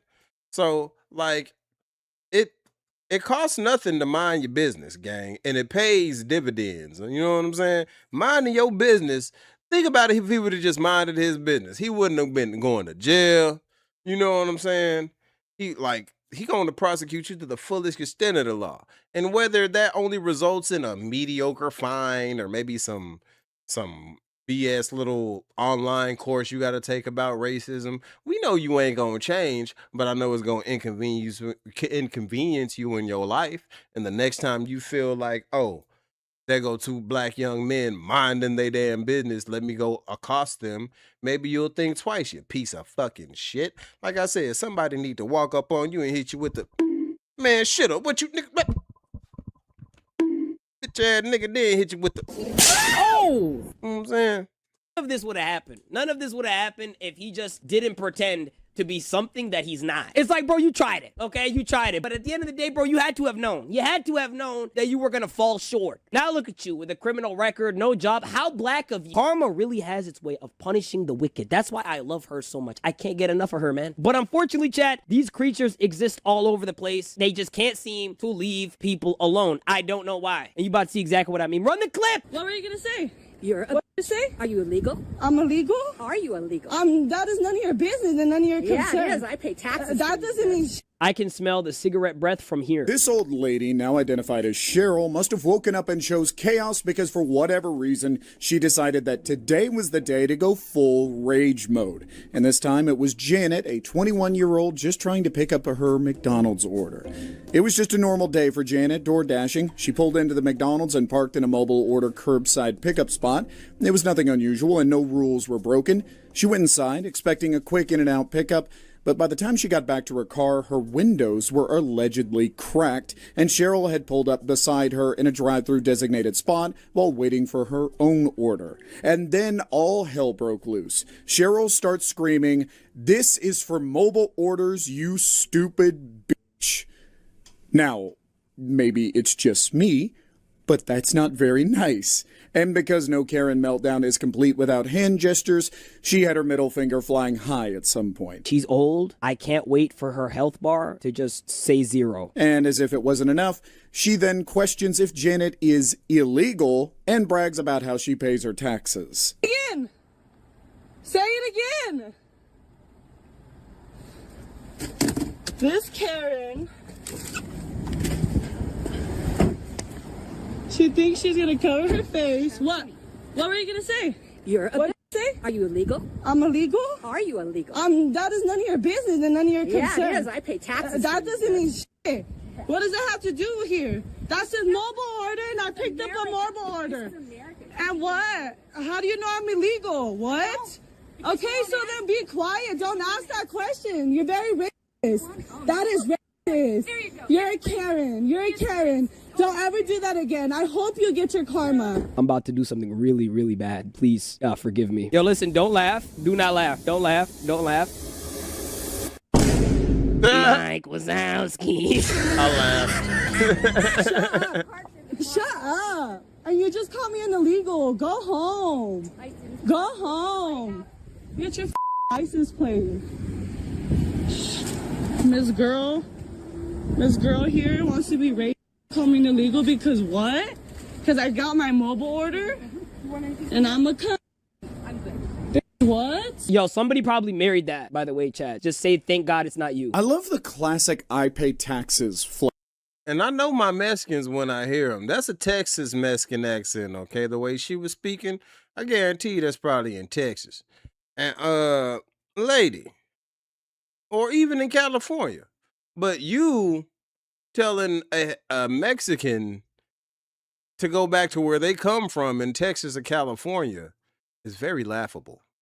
Like, you know what I'm saying? Bitch, go back to Europe, okay? Go back to England. You look like Mary, Queen of Scots, with your goof ass.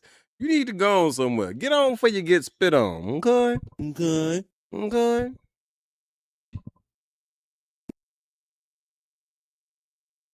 Anyway. It's always the go-to line for most Karens. Well, good for you, Cheryl. I'm sure you've been itching to let that one out. Now, just to be clear, Janet wasn't even in the wrong, as you saw in the video, but even if she had been parked incorrectly, how did we suddenly go from wrong parking to questioning their immigration status, especially considering what ICE has been up to lately? Thankfully, Janet caught the juiciest part of this mess on camera and uploaded it to TikTok. Unfortunately, though, not long after it was posted, TikTok took it down for harassment and bullying. Oh, of course they did. F***ing TikTok. TikTok took down my video for harassment and bullying. I'll be reposting soon. TikTok, I think you got the roles reversed here. Pretty sure the person being harassed wasn't the one doing the bullying. But anyway, Janet appealed and the video got reinstated, only to be taken down again almost immediately. So to make sure the conversation didn't appear with the video, Janet dropped all the details in the description. In her words, Well, Cheryl parked next to me in a drive-thru designated spot while she waited for her drive-thru order, and she decided to say, "This is for mobile orders, you stupid bitch." I would have smacked 15 pounds straight off of her, swear to God. I responded, "I'm sorry, I just picked up a mobile order." She then proceeded to say, "No, you're not, you're just lazy and a and asked me if I was an illegal. I was flabbergasted, so I pulled out my phone and started recording. Of course, the internet detectives got to work, and it didn't take long before Cheryl was fully identified. Shit. Turns out her name is Cheryl Vaux, and she's the president of a company called Productive Solutions. Oh, the irony. Because after this, I'm not sure her company will be productive anytime soon. Once Cheryl's identity was out, the internet did the exact same thing Cheryl did to Janet. They went ballistic. TikTok and Instagram users started calling for a boycott, and before long, Productive Solutions' official website, productivesolutions.net, mysteriously went under. F***ing based! That wasn't all. Yelp also took a hit. Within days, the company's page was bombarded with over 200 scathing reviews, dropping its rating to a miserable 1 star. Eventually, Yelp had to disable comments and even joined in on the chaos. And if that wasn't enough, people started uploading screenshots and videos of the incident directly to Productive Solutions' Oh Yelp my page. God! I mean, at this point, it just keeps getting better for Janet and worse for Cheryl. But if you thought Cheryl was done, think again, because she gave her side of the story. Vaughn told the RGJ the incident escalated due to her own lack of self-control. She said she was reading news on her phone that made her angry as she was waiting for her food. What do you mean lack of self-control, bitch? You're like 200 pounds and you're still eating me. No, at least she was admit that she has a lack of self-control. But regardless of that fact,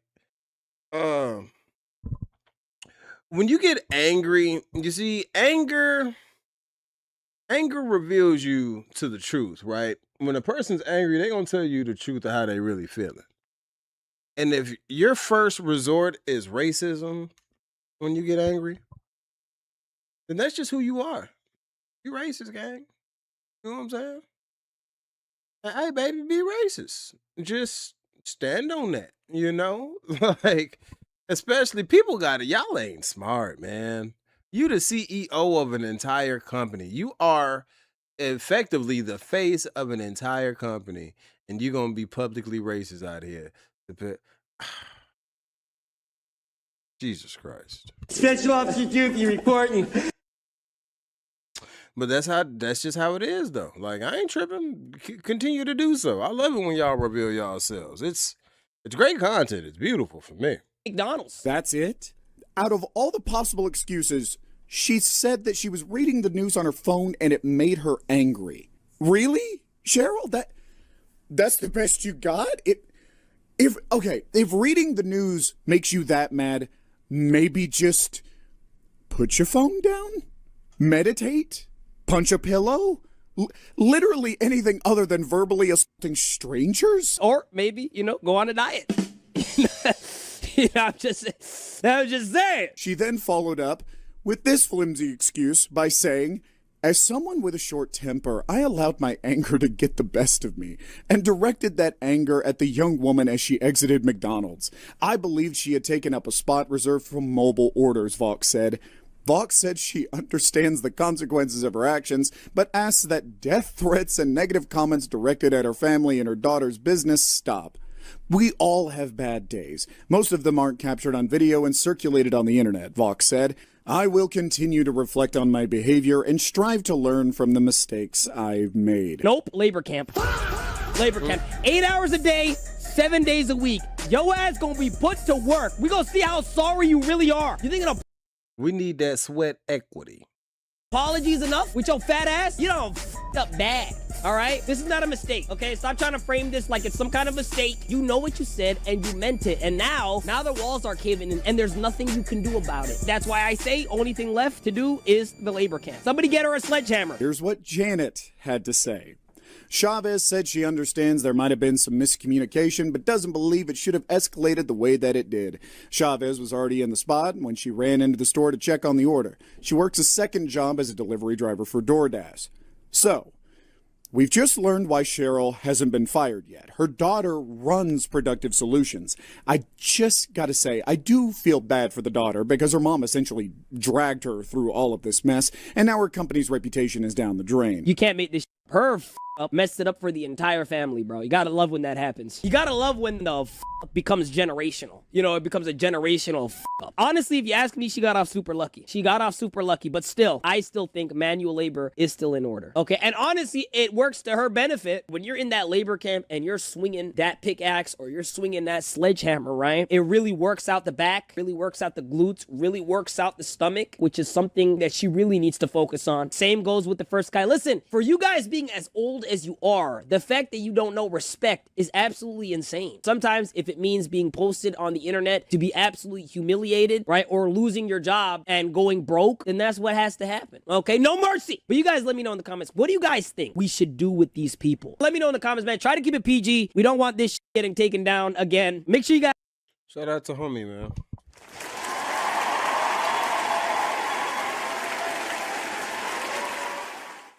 And yeah, man, these people, they're old enough to remember a time where you could actually do that and kind of get away with it, right? Like, black people knew that, especially back then, that the law wasn't on our side like that. So they just, you know, you'd get away with a little bit more back then. But then now, it's, boy.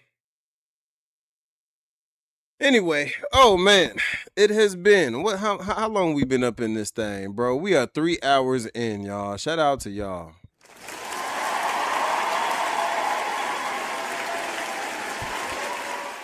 My boy Chaotic Fury in the building. Shout out to you, gang. Good to see you.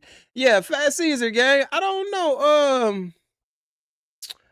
know how come your thing is you know, usually with iPhone, as long as you hold down the emoji you trying to use and it has a black option, you can use it. But I don't know, gang. But yeah, she gonna have a good little career on the chain. Gang. It go. Huh. Ho. Huh. Ho. It's the sound of the man working on the chain.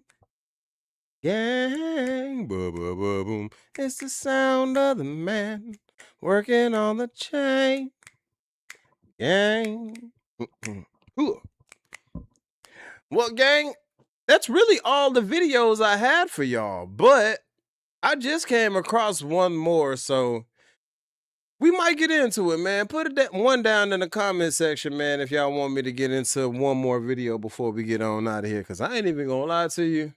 I'm hungry, all right? You know what I'm saying? I still got to do my other videos, the uploads, because, you know, with the lives, you don't really, I don't know if, like, the pay is different on the lives or what. It's weird, but, you know, you don't really get what you normally get on the pre-recordeds on the lives, unless you just getting flooded with donations and all that. And, you know, we gonna get our entertainment on regardless, but I ain't gonna lie, it has been 3 hours in this thing.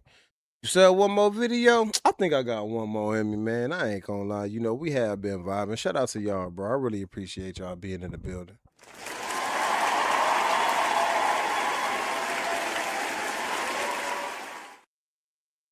Yeah. I ain't gotta put my phone on that charger. But yeah, man. Okay. We'll do one more. You know what I'm saying? We in here. Screw it. My people say they want one more. Who am I to deny my people a good show? You know what I'm saying? I can't be a hoe ass bitch ass ninja. You know what I'm saying? I can't have y'all looking at me like, hold on, what that boy say?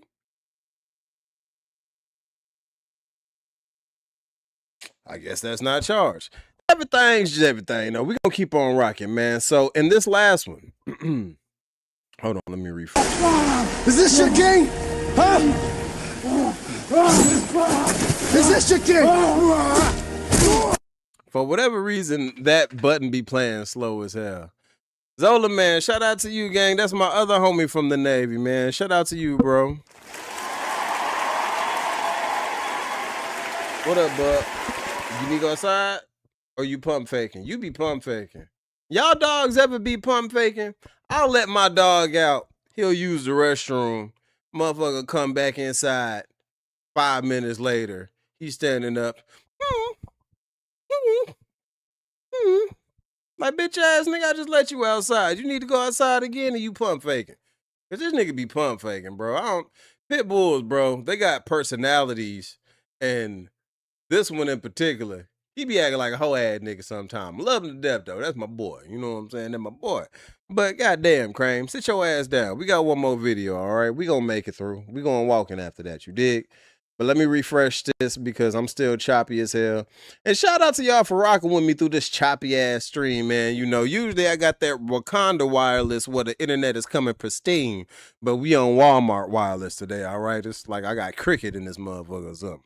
But look, we gonna keep on rocking. You dig? We gonna get through it. The only way to go through it is to get through it. But in this next one, man, we're going to go over a clip from Seti Nash about the final day of the trial of Yella Beezy and the murder of Mo 3, man. Damn.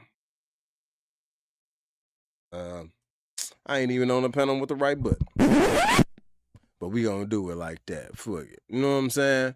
But yeah, man, if you haven't been keeping up with the story, two Texas natives, Mo 3 and Yella Beezy. If you know Yella Beezy, his biggest song to date is probably that That's On Me, Baby. Yeah, that's on me, baby.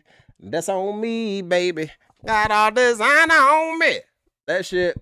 And then you got Mo 3, who was also a Dallas native and was real big. Well, he started to get big towards his death. You know what I'm saying? He was doing a lot of collaborations with Boosie. And basically, it's a story of friends who became enemies. Hold on, let me plug this into my phone real.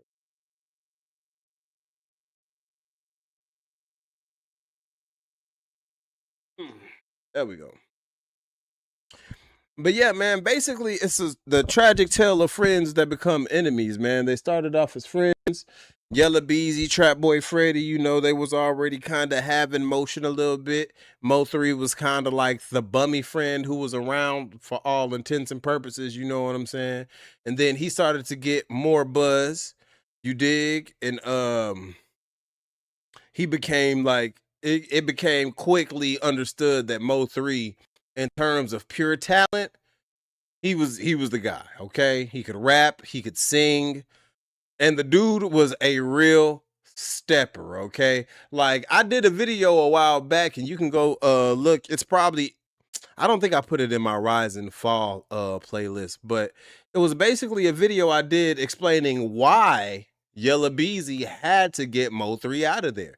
Because if you break it down, man, Mo 3 was terrorizing them boys. And when I say terrorizing, I mean terrorizing, okay?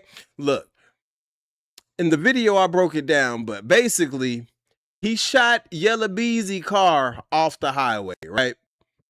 He hit the car up like 17 times. I think Yella Beezy got hit like 2 or 3 or something like that, right? He had shot Trap Boy Freddy in the leg, allegedly, right? Yella Beezy and Earl Spence Jr., the boxer, are best friends. I showed you the video where you can see Mo 3's Honda leaving the scene of the car crash where Earl Spence was ejected from his Ferrari. And I broke it like, when you really think about that, think about the person who was in that car, right? If that was just a normal, if that wasn't Mo 3, right? If that was anybody else, and you just seen a Ferrari and a person go freaking flippity flip at damn near 3 in the morning, you wouldn't at least stop to call the police? You wouldn't stop, you know what I'm saying? I broke it all down for y'all, man. But basically, they had to get rid of Lil Melvin. He was out here sliding on them boys and then rapping about it. And the craziest part about it is he was doing it sober. He didn't drink. He didn't smoke. Most people who commit violent crimes like that, they have some form of coping mechanism. You know what I'm saying? Like, they're not, you got to be a real monster to be out here trying to take life with just for the love of the game. You know what I'm saying? You just hunting ninjas for the love of the sport. They had to get rid of that boy. But without further ado, man, we are going to be dropping down into a reaction zone. Make sure you hit that like button. Make sure you hit that hype button. And let's see what's going down, gang. Let's see it. Hold on.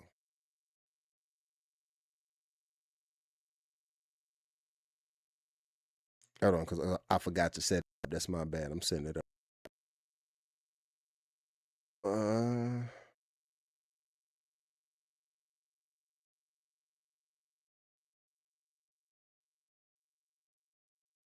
There we go.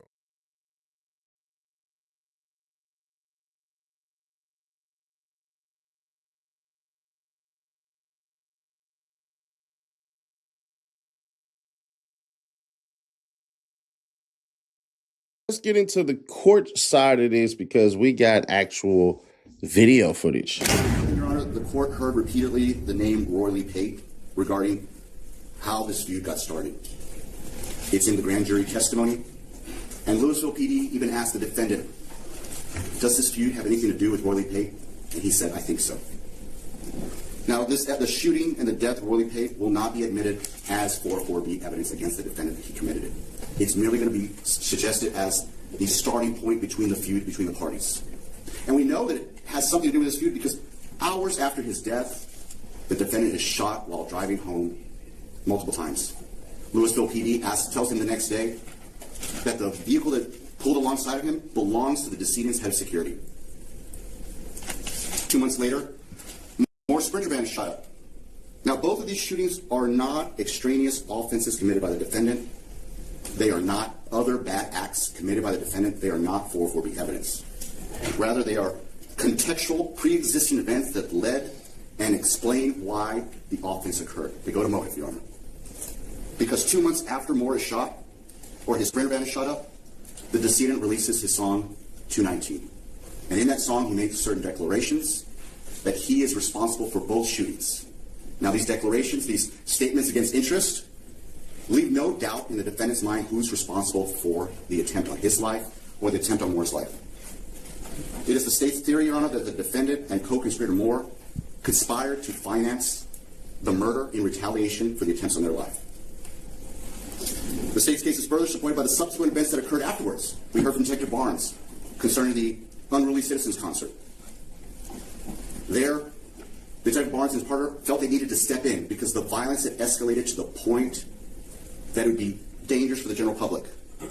Again, the event in itself is not 404B evidence. But what we do get is the defendant's admissions after the event, right? And the court got to see his social media post right afterwards. That goes directly to motive. And it is further evidence of ill will between the parties because he says it in, if you recall, everything is not sweet on this end regarding his relationship to the decedent.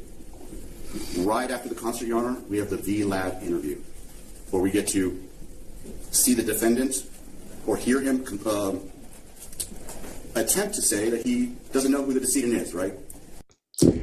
See, the internet has tricked people into verifying how thugged out you are, how gangster you are, how whatever it is that you are supposed to be as far as street, right? And that's cool.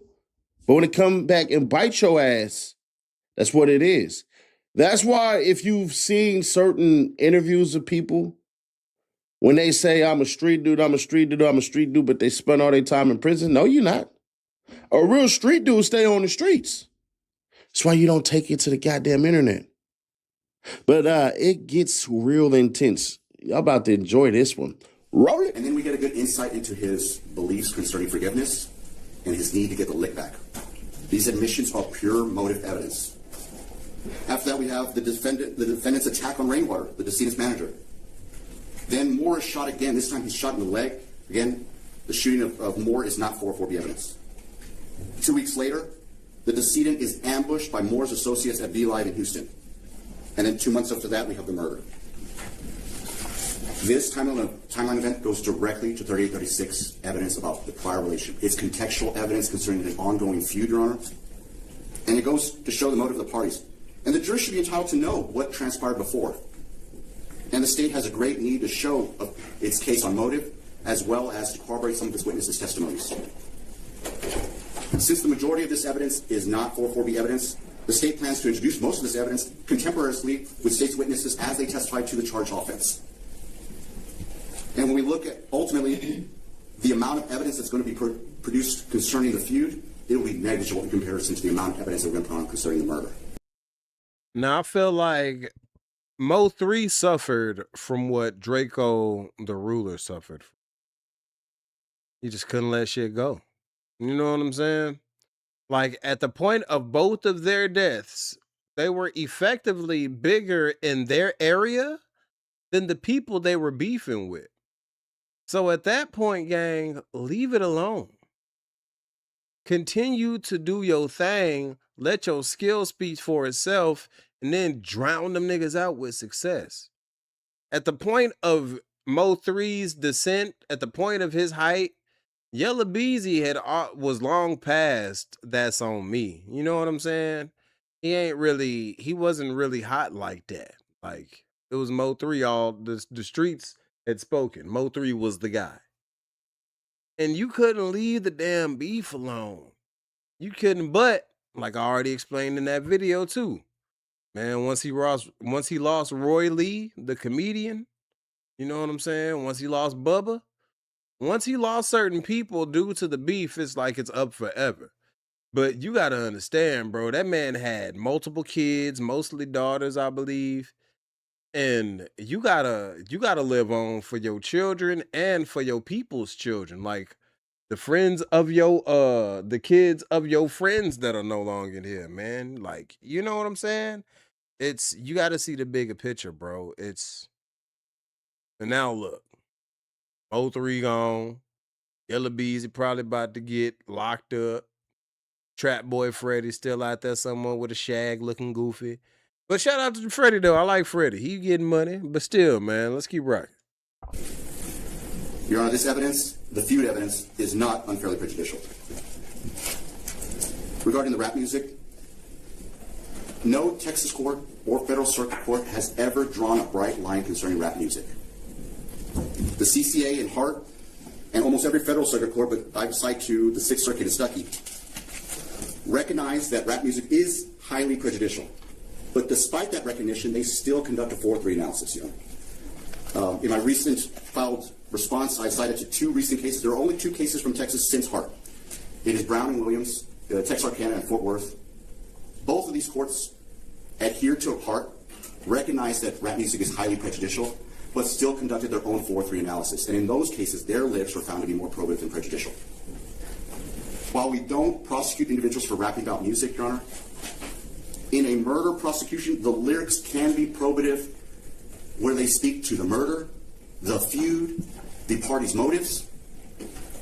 You heard from Detective Barnes, lyrics do not drive his investigation. It's his investigation that leads him to the lyrics. Even Dr. Nielsen conceded that sometimes events in lyrics can be true. Last week we heard about rap music concerning how it depicts and glorifies criminal activity and violence. And it speaks to and depicts guns, drug trafficking, the gang lifestyle, degradation of women, foul and overly aggressive and sexually explicit language. But the songs that the state has selected do not contain all that. In fact, they are braggadocious about criminal activity, but the criminal activity mentioned is directly on point to the charged offense. They talk directly about placing bounties for reprisal, they talk about the murder, and they talk about the feud. In fact, all but one of the cases, Your Honor, reference directly to the decedent. So let's just go ahead and say what he said is true, which, in my opinion, ain't really true. It's just some rap shit anyways. Did they ever talk about how much? If you're going to bring this in, eventually you had to say how much.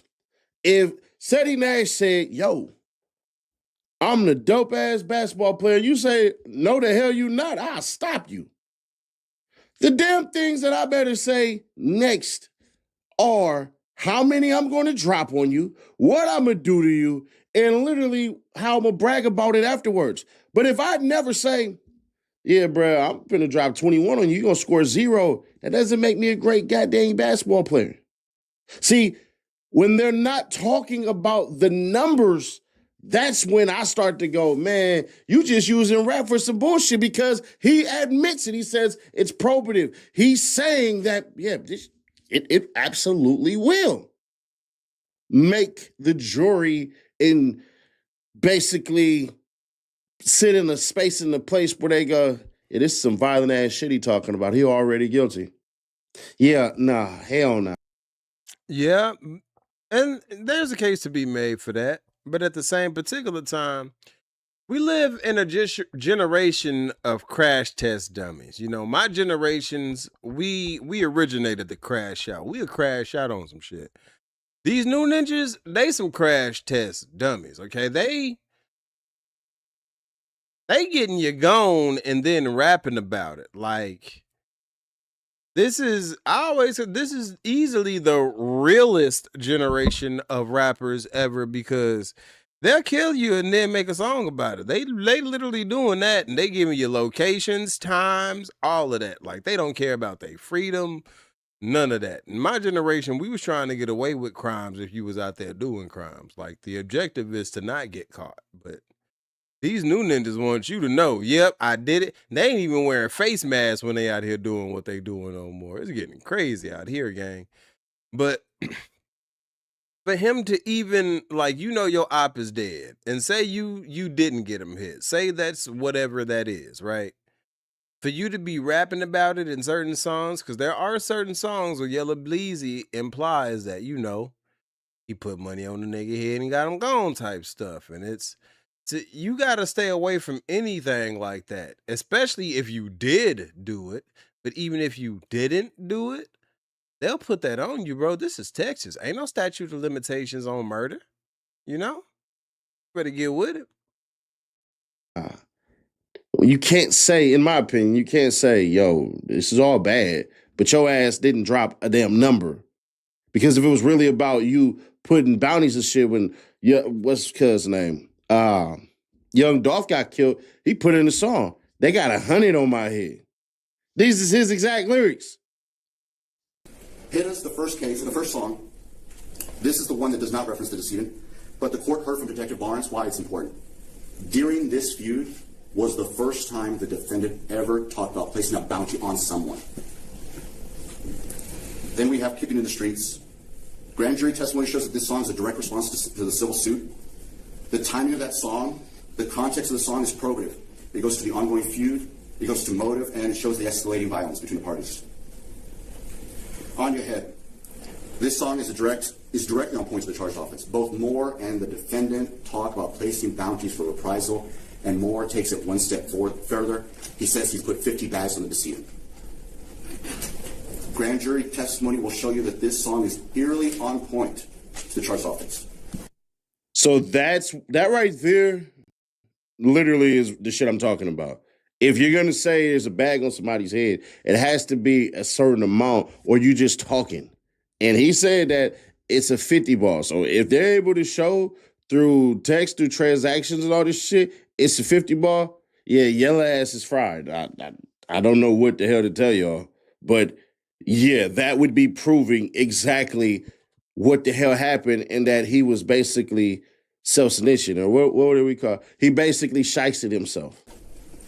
Now, defense is going to argue that Moore's lyrics in that song shouldn't come in because he's not a co-conspirator.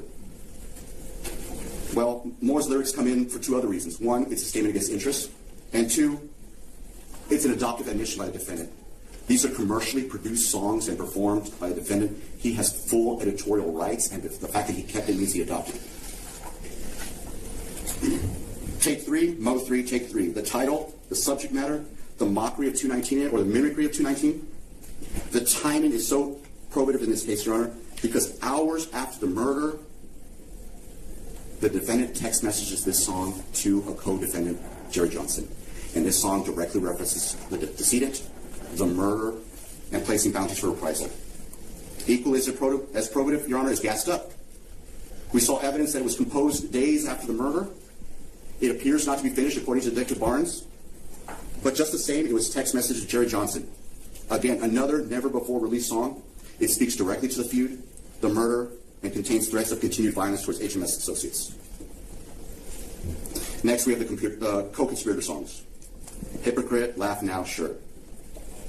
We heard from Dr. Nielsen. He says that these are celebratory songs of the murder of Mo 3.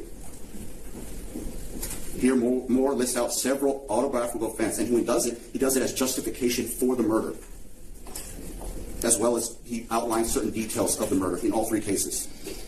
This is probative of retaliatory motive and goes to the conspiracy. In fact, Laugh Now is probably the most important of the three because this is the song that he previews to the defendant during that Instagram post call live, right? And we get an opportunity to see the defendant's facial expressions as he's listening to the song, as he's reading the follower comments, and it reeks of consciousness of guilt. Now, in that situation, the state wouldn't be admitting that song for the truth of the matter asserted. It would go to his state of mind, the consciousness of guilt, and motive. Authorship. Defense raises the issue of authorship concerning these songs, yet in their motions they concede that these songs are artistic expression of the defendants, and that's because they're raising a First Amendment claim. You don't have First Amendment rights to words that are not yours or speech that isn't yours.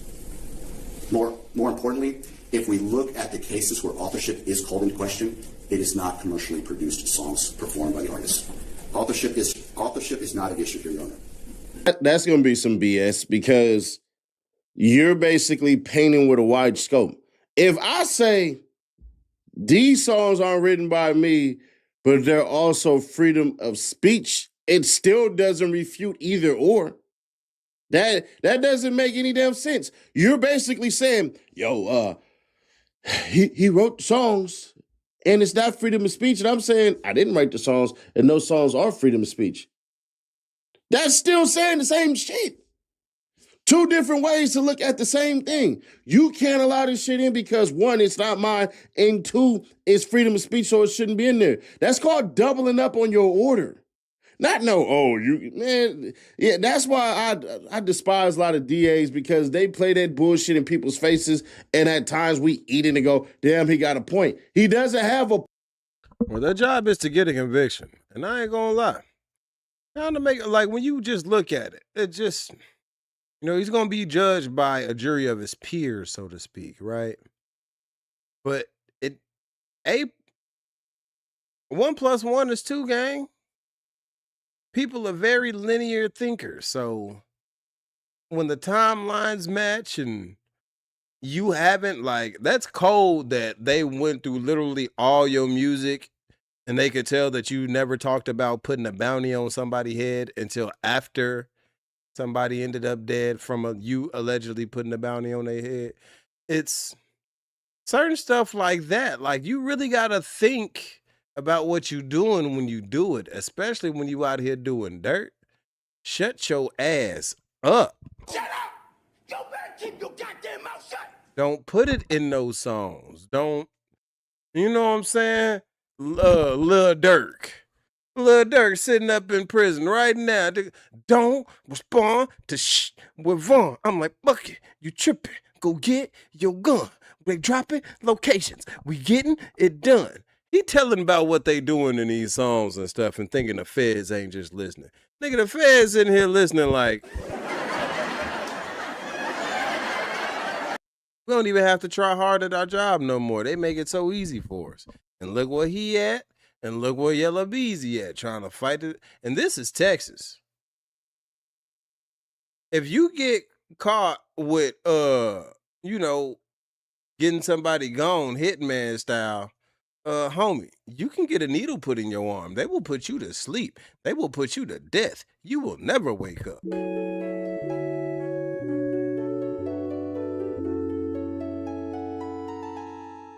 Telling you, gang, you better chill. Point. That's you saying, nah, man, nah. That shit ain't true. And on top of that, even if it was true, this right here. As you heard from Detective Barnes, these were not just words, people were dying. He further told us that everyone in this case has been shot.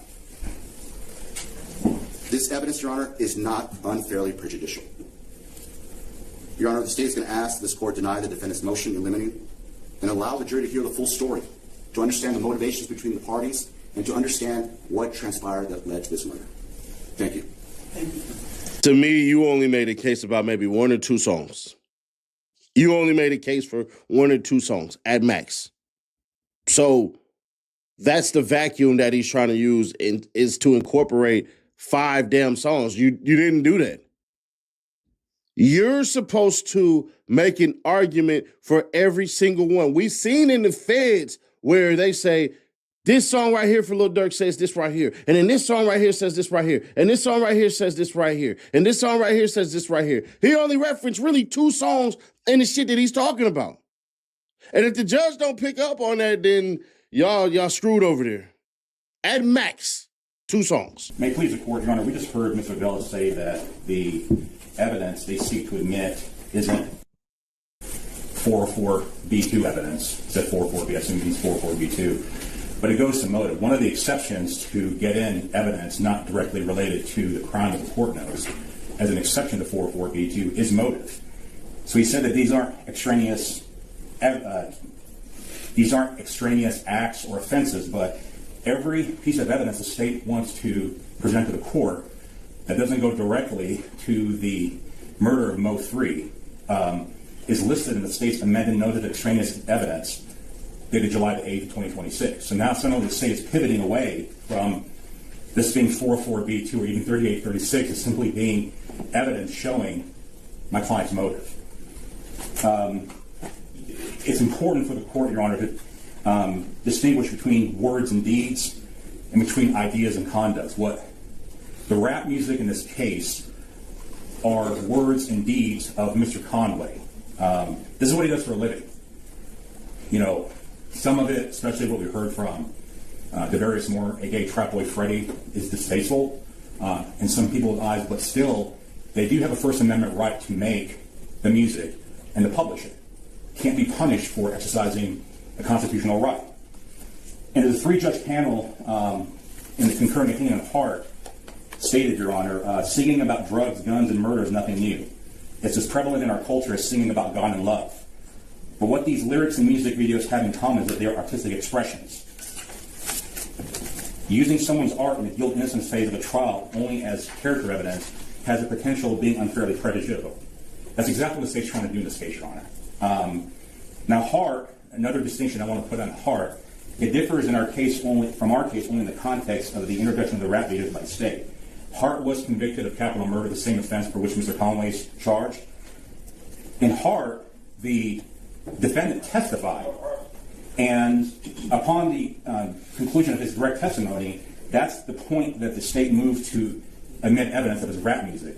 The Court of Criminal Appeals still reversed Hart and granted a new trial, even though the defendant in Hart took the stand, and the rap music that was admitted was as rebuttal evidence. Mr. Conway is not taking the stand in this case.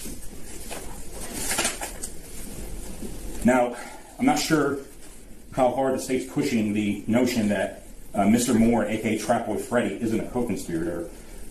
We heard last week Detective Barnes make an analogy with like the CEO of UPS who sent employees out to do things. And it's very easy to think that Trap Boy Freddy is a co-conspirator, considering the fact that the literal day that it happened, right? He go live on Instagram on the freeway that's backed up because the EMS are trying to resuscitate then dead Mo 3.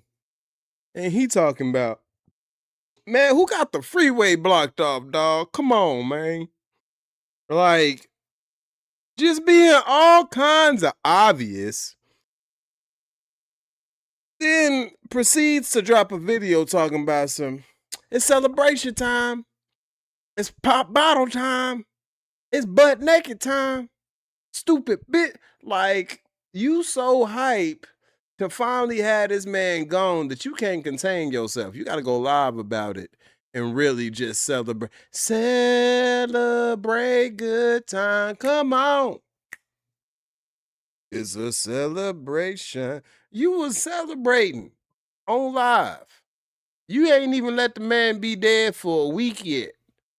The day of, you in the vicinity, you in a 5-mile radius of where it happened at. Talking about who got the freeway blocked off, dog. Like, you niggas are stupid. You niggas are dumb. Shut your mouth. You shut your goddamn mouth, or I'll shove that ditch witch down your throat and dig a tunnel straight through to sunshine. How hard is it to shut your mouth? in the time where we got phone towers, Ring doorbell cams, we got Teslas, nigga, we got literal cameras on wheels floating down the highway with you. Shut your damn mouth, goofy. Mr. Conway's not the CEO of anything. He doesn't control Trap Boy Freddy. He doesn't control any of the individuals involved in this case. What controls whether a person is a co-conspirator is Texas Penal Code 701. That's a co-conspiracy statute that goes directly to the charge or primary offense. What I believe the state's trying to do, by trying to introduce all this extraneous evidence, is they're trying to peg my client with Pinkerton liability, as I explained in my brief, which is Section 702 party liability. We don't have any Pinkerton liability issues in this case, Your Honor. And I went into great detail about the difference between the two on pages 7 through 9 of my brief. I don't know if it was on Instagram, which I should follow me on Instagram at Setting Ash, one word, or if it was on here where I said, bro, they gonna have to throw Trap Boy Freddy up under the bus because it makes sense. You don't see Yella Beezy rapping any songs with Trap Boy Freddy making fun of Mo3. Trap Boy Freddy isn't, once again, arrested for any of this shit either, which means his lyrics really don't mean a damn thing because Trap Boy Freddy didn't do anything so far that we know. And that's the point that they were trying to make there is if these lyrics are so bad and they told and foretold of people doing bad acts because of some writing or some audio being recorded over beats, then why isn't this other person there? Because, I mean, shit, y'all acting like this is the nail in the coffin, which the dang prosecutor says, really, we got text messages and witnesses that are going to prove everything we're saying. But if you had it that dang strong, why is it that you're not sitting up here pursuing Trap Boy Freddy? Would some people call it snitching? They could, but I wouldn't say that. I would say that he's using it to say, bruh, it's really not that deep. The actual alleged co-conspirators in this case are Jerry Johnson, Keywan White, and Devin Brown. Why? Because they've been indicted. I attached the copies of the indictments in the appendix. Under 801E2E, Texas Rule of Evidence 801E2E, their statements, if it's in furtherance of the conspiracy, could be admitted. But they haven't made any substantive statements in this case, which is why the state's not trying to introduce any of their statements. They're trying to introduce every statement, either public or private, that Trap Boy Freddy's made. But again, Trap Boy Freddy is not a co-conspirator. He's not a co-conspirator under Section 701. They're trying to allude that he's a co-conspirator under Pinkerton liability and Section 702, but there's no evidence of it. They introduced no evidence. Detective Barnes himself stated, he testified under oath, that at this time, there's no probable cause to arrest Trap Boy Freddy.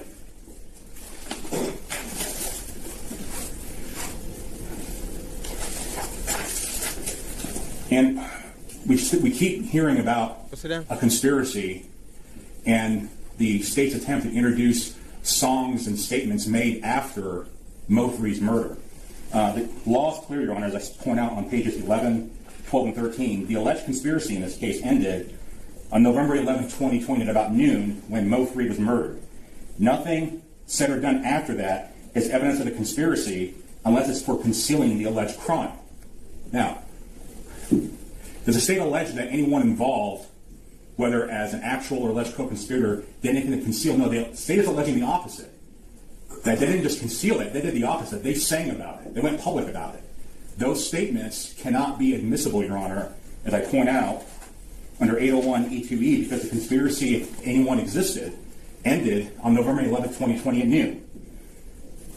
And further, there's a lot of case law on this that I pointed out on page 13 of my brief. The statements made by the various individuals in this case through rap music or through Instagram posts or Facebook Live posts, they're not in the furtherance of a conspiracy, Your Honor. They're inadmissible hearsay, and what they are is, there are four types of statements that numerous Texas courts and published opinions have stated are not in furtherance of a conspiracy. I listed on page 13. The first one are casual admissions of culpability to someone the defendant had individually decided to trust, mere narrative descriptions, mere conversations between co-conspirators, and puffing or boast by alleged co-conspirators. Now, this case has a lot of puffing, it has a lot of boasting, but that's all it has. Those statements specifically are not admissible as statements of co-conspirators. It's funny how, in one hand, there's all these allegations about people snitching and all that, and the lawyer for Yella Beezy say nobody has any statements that's tying Yella Beezy up to it and all of this stuff, which is pretty damn interesting. That means to me, the evidence that they have is pretty damn bad. Because you're either going to hear from somebody that knows him real well and can show all of this shit, or a middleman who got paid from Yella Beezy to pay these cats, or whatever the hell the case may be. But also, too, and he's basically laying out like, bruh, they're talking about a lot of this shit that happened afterwards and all this shit. Well, that ain't a real good argument. Because they're basically saying, the prosecution saying, he's rapping about how he got this shit done. You can't make that goddamn argument. That argument doesn't make sense. But then again, we'll see. Because that part, I thought that was a bad argument. I'm going to be honest. That's a bad argument to me. You're saying that these cats wouldn't write songs about how they got away with it? Shit, yeah, right. I'm sorry. I would have been hit the road, Jay. Don't you come back no more, no more, no more, no more. Next, Your Honor, we heard Detective Barnes make a comment that Mo 3's interview with Cam Capone on April 6, 2019, which was a little over 18 months before his death, was as close to a dying declaration as we can get. I asked the court to order the state to instruct Detective Barnes that he cannot say dying declaration. That was not a dying declaration, Your Honor. A dying declaration is controlled by Rule 804b2. And one of the important aspects is that the declarant must have realized that he was at death's door. Now, we don't know exactly, obviously, what was going through Mo 3's mind. Detective Barnes speculated and said that, well, he, had a general bad feeling that, he might get hurt in some way sometime in the future. But we don't know what else type of complex Mo 3 was into. He was a rapper. He was a provocative rapper. The evidence shows that he manufactured the beef. He wasn't just a rapper or a provocative rapper. He was a slider, gang. You got to give Mo 3 his flowers when it comes to it, bro. He was a demon out here, bro. He was very, like, if you seen this persona and you see him like a very jovial dude, very happy, very, you know what I'm saying? Seemed to have been really down for his people, but a dude who you get on his bad side and he would wait in the bushes for you, They say like I seen the interview, well, I think it's like his cousin or something. He said Mo 3 used to call him and be like, "Hey, what's up, bitch? Look on this channel on the news real quick. Look at this." And then it'd be a news report about somebody that was just murdered the night before or something. And that's Mo 3's work. Like, you know what I'm saying? There was some cynicalness behind Mo 3 as well, bro. Like he wasn't one to play with. So I understand why Yella Beezy and Trap Boy Freddy allegedly got rid of him if they got rid of him. This dude is tripping. And I'm hoping Earl Spence Jr. didn't put in on some money in on it too. You know what I'm saying? He fight this weekend, by the way. Shout out to EJ, man. First fight back in 3 years. We gonna get it. You dig? Tim Zoo going down. But yeah, man, you got to give Mo 3 his respect at that aspect. The man was a slider. But when you handle things in the court of the streets and not the court of law, you were subject to the law. You know what I'm saying? So, Yella Beezy, hey, bro, you going to have to fight this one in court, gang. Largely manufactured the beef with Mr. Conway for commercial purposes. That's, we heard from Dr. Nielsen, that's what these individuals do. They make up beefs. They manufacture them to cause controversy. Why? Because, remember, controversy sells. An uncontroversial, friendly person usually isn't an interesting person. In our society, especially with social media and music, It's the edgy person, the person who says, you know, say crazy things sometimes. That's the person who's interesting. That's the person who draws attention to himself. That's the person that people will pay to listen to. Now, the Texas case is relied upon by the state that Mr. Bella mentioned, Williams and Brown. First off, both those cases, Your Honor, were unpublished, so have no presidential value. I just want to point out two brief issues with each case that I think are most relevant. In Williams, Your Honor, one witness testified that they had made between 8 to 12 rap songs about the murder. So in Williams, Your Honor, during the trial, the state put a witness on the stand who testified that he was either there or he helped the defendant make these videos or write the lyrics for these videos between 8 to 12 that discuss specific facts of the murder. We don't have anything like that here. What we have instead is Detective Barnes speculating about what the meaning of the lyrics are, which, as you heard Dr. Nielsen say, that just isn't possible, because then you would have to assume that Detective Barnes can get into the heads of the rappers, which of course you can't do. And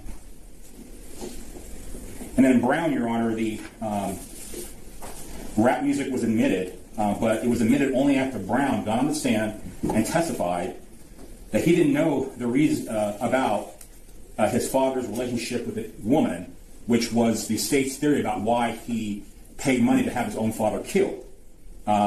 He said that he wasn't angry about the relationship. He didn't know why his father died. Well, all that was rebutted by other witness testimony and also his own phone calls he had made from the county jail.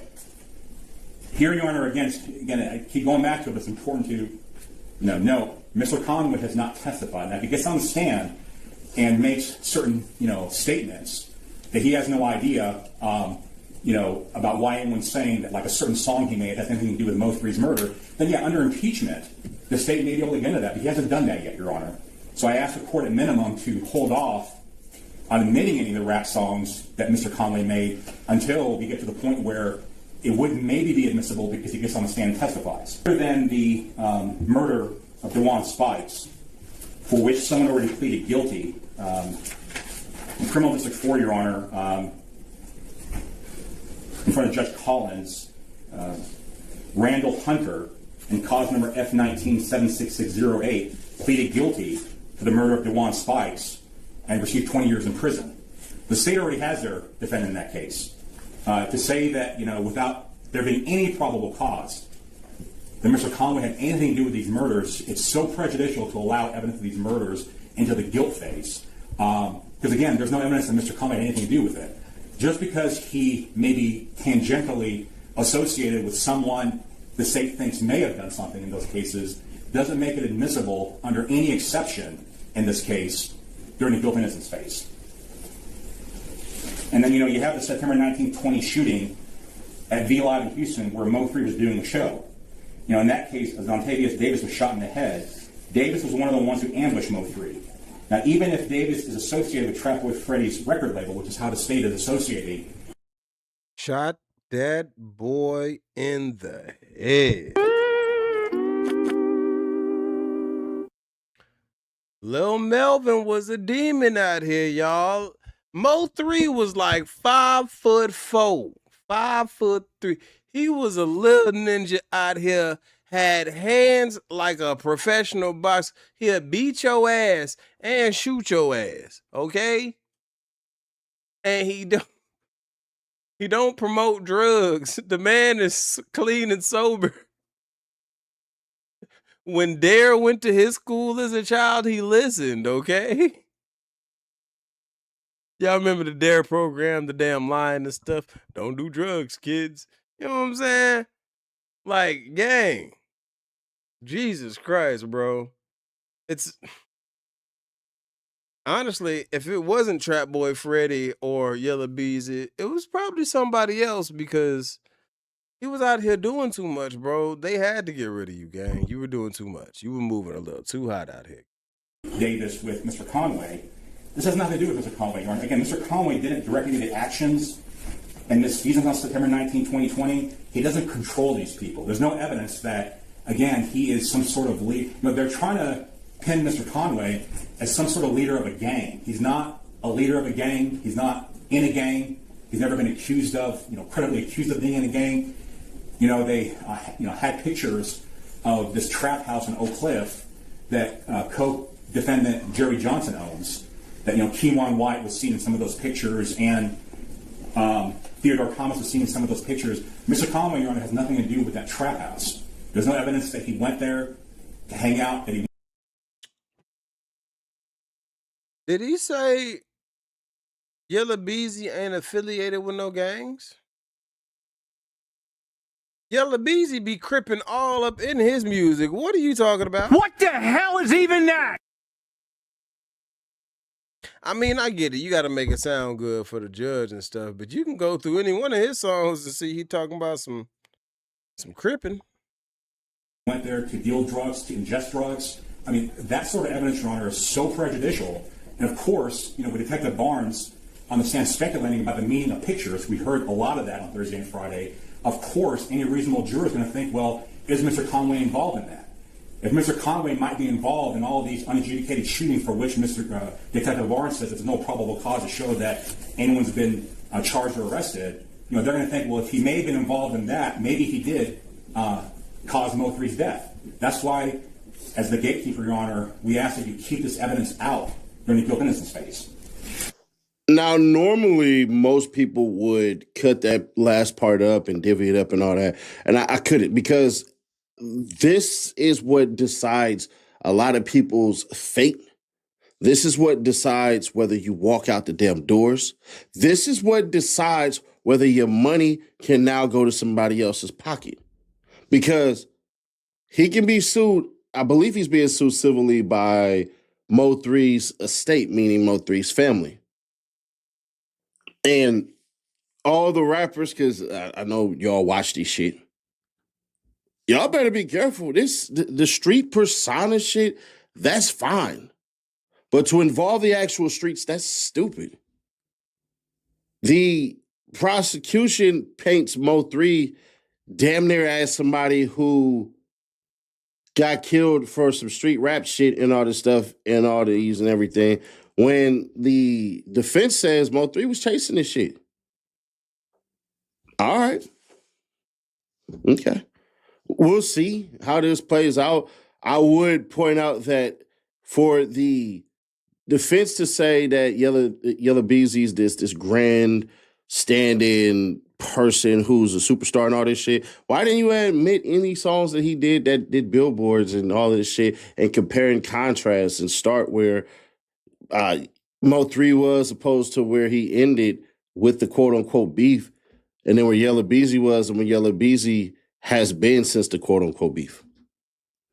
If you want to paint Mo 3 as a clout chaser, which in a certain sense he was, then do that. But to just sprinkle that shit doesn't make any sense. Now, all in all, it seems like the three dudes ain't telling. It seems like the one dude is telling from how they're stating it.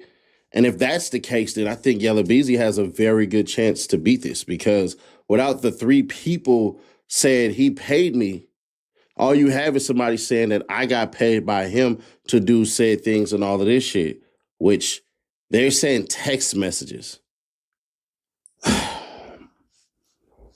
I'm not sorry in how I'm going to say this. It's all going to be up to interpretation. If you text somebody right now and you say, man, go get that shit done, thank you, and you send a cash app, and somebody happens to die, they could use them them two things and say, yo, you sent the text message, say, go get it done, and send money. And then somebody died. It technically have been three things. I don't know how to want to spend that. But you actually were paying for lawn care services. And in the midst of that, they got into a fight with somebody who does the lawn care services. And basically, they killed them. But they were complaining to you about how this person basically was pissing them off and all this shit. And what should they do? And you really ain't even indulging in the shit. Man, go get this shit done. Send the money. Law can say you just put out a hit on somebody or you paid for a hit. So we'll see. I believe it's going to boil down to interpretation. I don't believe they have a quote unquote smoking gun at all. I just don't. So I give Yella Beezy probably a 55% chance to beat it, 45% chance to lose. But this is all beginning stage phases, so please don't hold me to that. If different things come out, then hey, it is what it is. But as it stands right now, I can't see the judge making a decision past 2 songs. But it would not surprise me at all if the judge said, man, ain't none of this shit coming in. Because he's right. The defense lawyer, he's right. You know, goddamn rap expert lyrics, none of this shit. None of this stuff. And for you to say you're going to do your homework and investigation off of YouTube, you ain't a good goddamn anything if you're saying that. You're just not.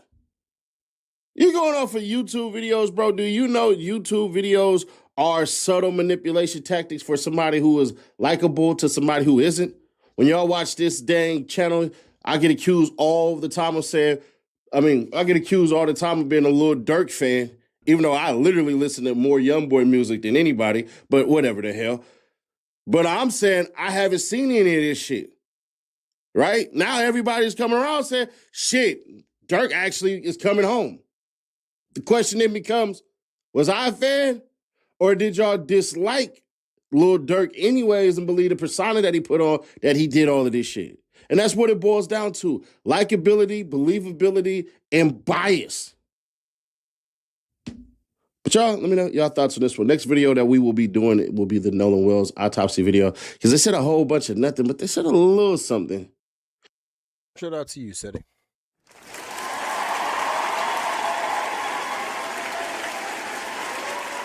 Yeah, man, we're gonna keep y'all updated with that, bro.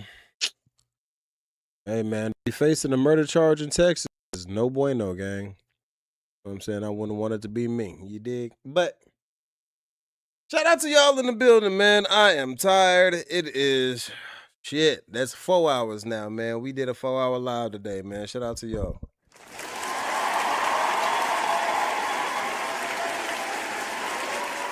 If you're still in the building, man, I highly appreciate you for being here. And yeah, man, I'm going to chop up these videos and drop them later for content, you dig? And, man, if the Lord stays the same, we might be going live later today or perhaps tomorrow, man. I wanted to get more into the live streaming type thing anyway. So shout out for everybody for tuning in, bro. You could have been anywhere in the world, but you chose to be here, and I am highly appreciative. I'm about to go get something to eat, you know what I'm saying? Walk my dogs, get active for the day. And we got more content dropping on the way, man. But I will hit y'all with the outro one time for the one time. Shout out to everybody in the building, though, man. My boy City Banks, Fat Caesar, you know what I'm saying? Pookie Nose, my boy Gray, everybody who popped up today, bro. I appreciate y'all making this a dope live. The time really did fly by. I ain't gonna lie, man. The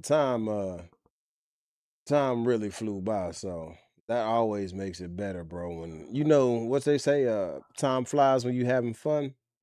Yeah, man, time flies when you having fun. So before we get on up out of here, I'm gonna hit y'all with the intro and outro song. We're like this.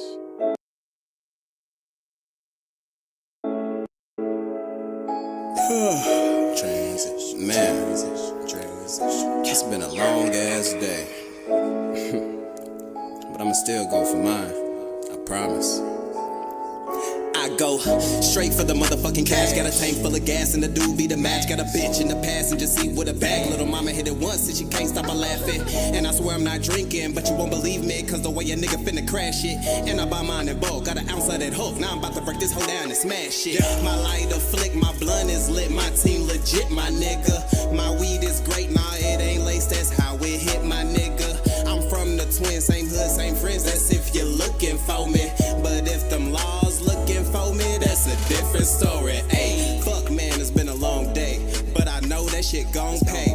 Till then, to help ease the stress, I take another shot of this Bombay. Find a chick that I can bring home, then I'ma eat her up, that's an entree. She hot and ready like Lil Caesar, so it's dicks out for Harambe. Fucking right, I'm still throw, bitch. Still reppin' that Rose Rich. Still stuntin' on fuck niggas, and I don't condone no hoe shit. Still pulling up to Travis Park with a basketball in a road split. Left the city for a little bit, hit the military, got focused. Came back 3 years later, y'all fuck boys ain't no shit. What the fuck was y'all niggas doing in the meantime is what I don't get. But all the homies that held it down, in circus time, shit, we about to climb. So bring the perp in to raise the curtains. I hit them lights, we about to shine. Like diamonds in the teeth of a southerner. We keep it real so them real niggas fuck with us. You getting money in my city, it's because of us. We getting bands, motherfucker, better run it up. I'm pit bull and I'm coming at your jugular. Yeah, I'm a dog, no leash, no muzzler. Motherfucker, man, fuck it, I need a smoke break. Hi, kill these niggas, bro. This one's for the real niggas and the bad bitches that the cash getting while they heavy hash twisting. Lean sippers and mean strippers who just all up at the green and it means just fast living.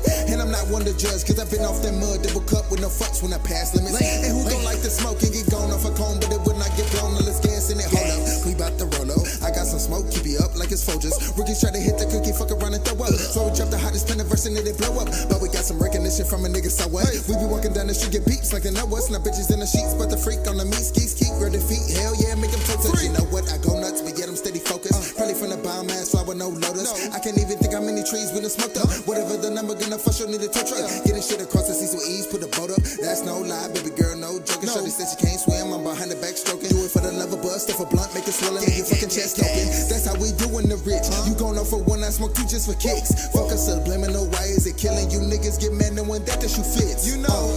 So gon' start the shirts and I smoke with transition. Get lifted to heaven, no worries, no issues when we bring the letters. My niggas and women in the smoker section. Hi.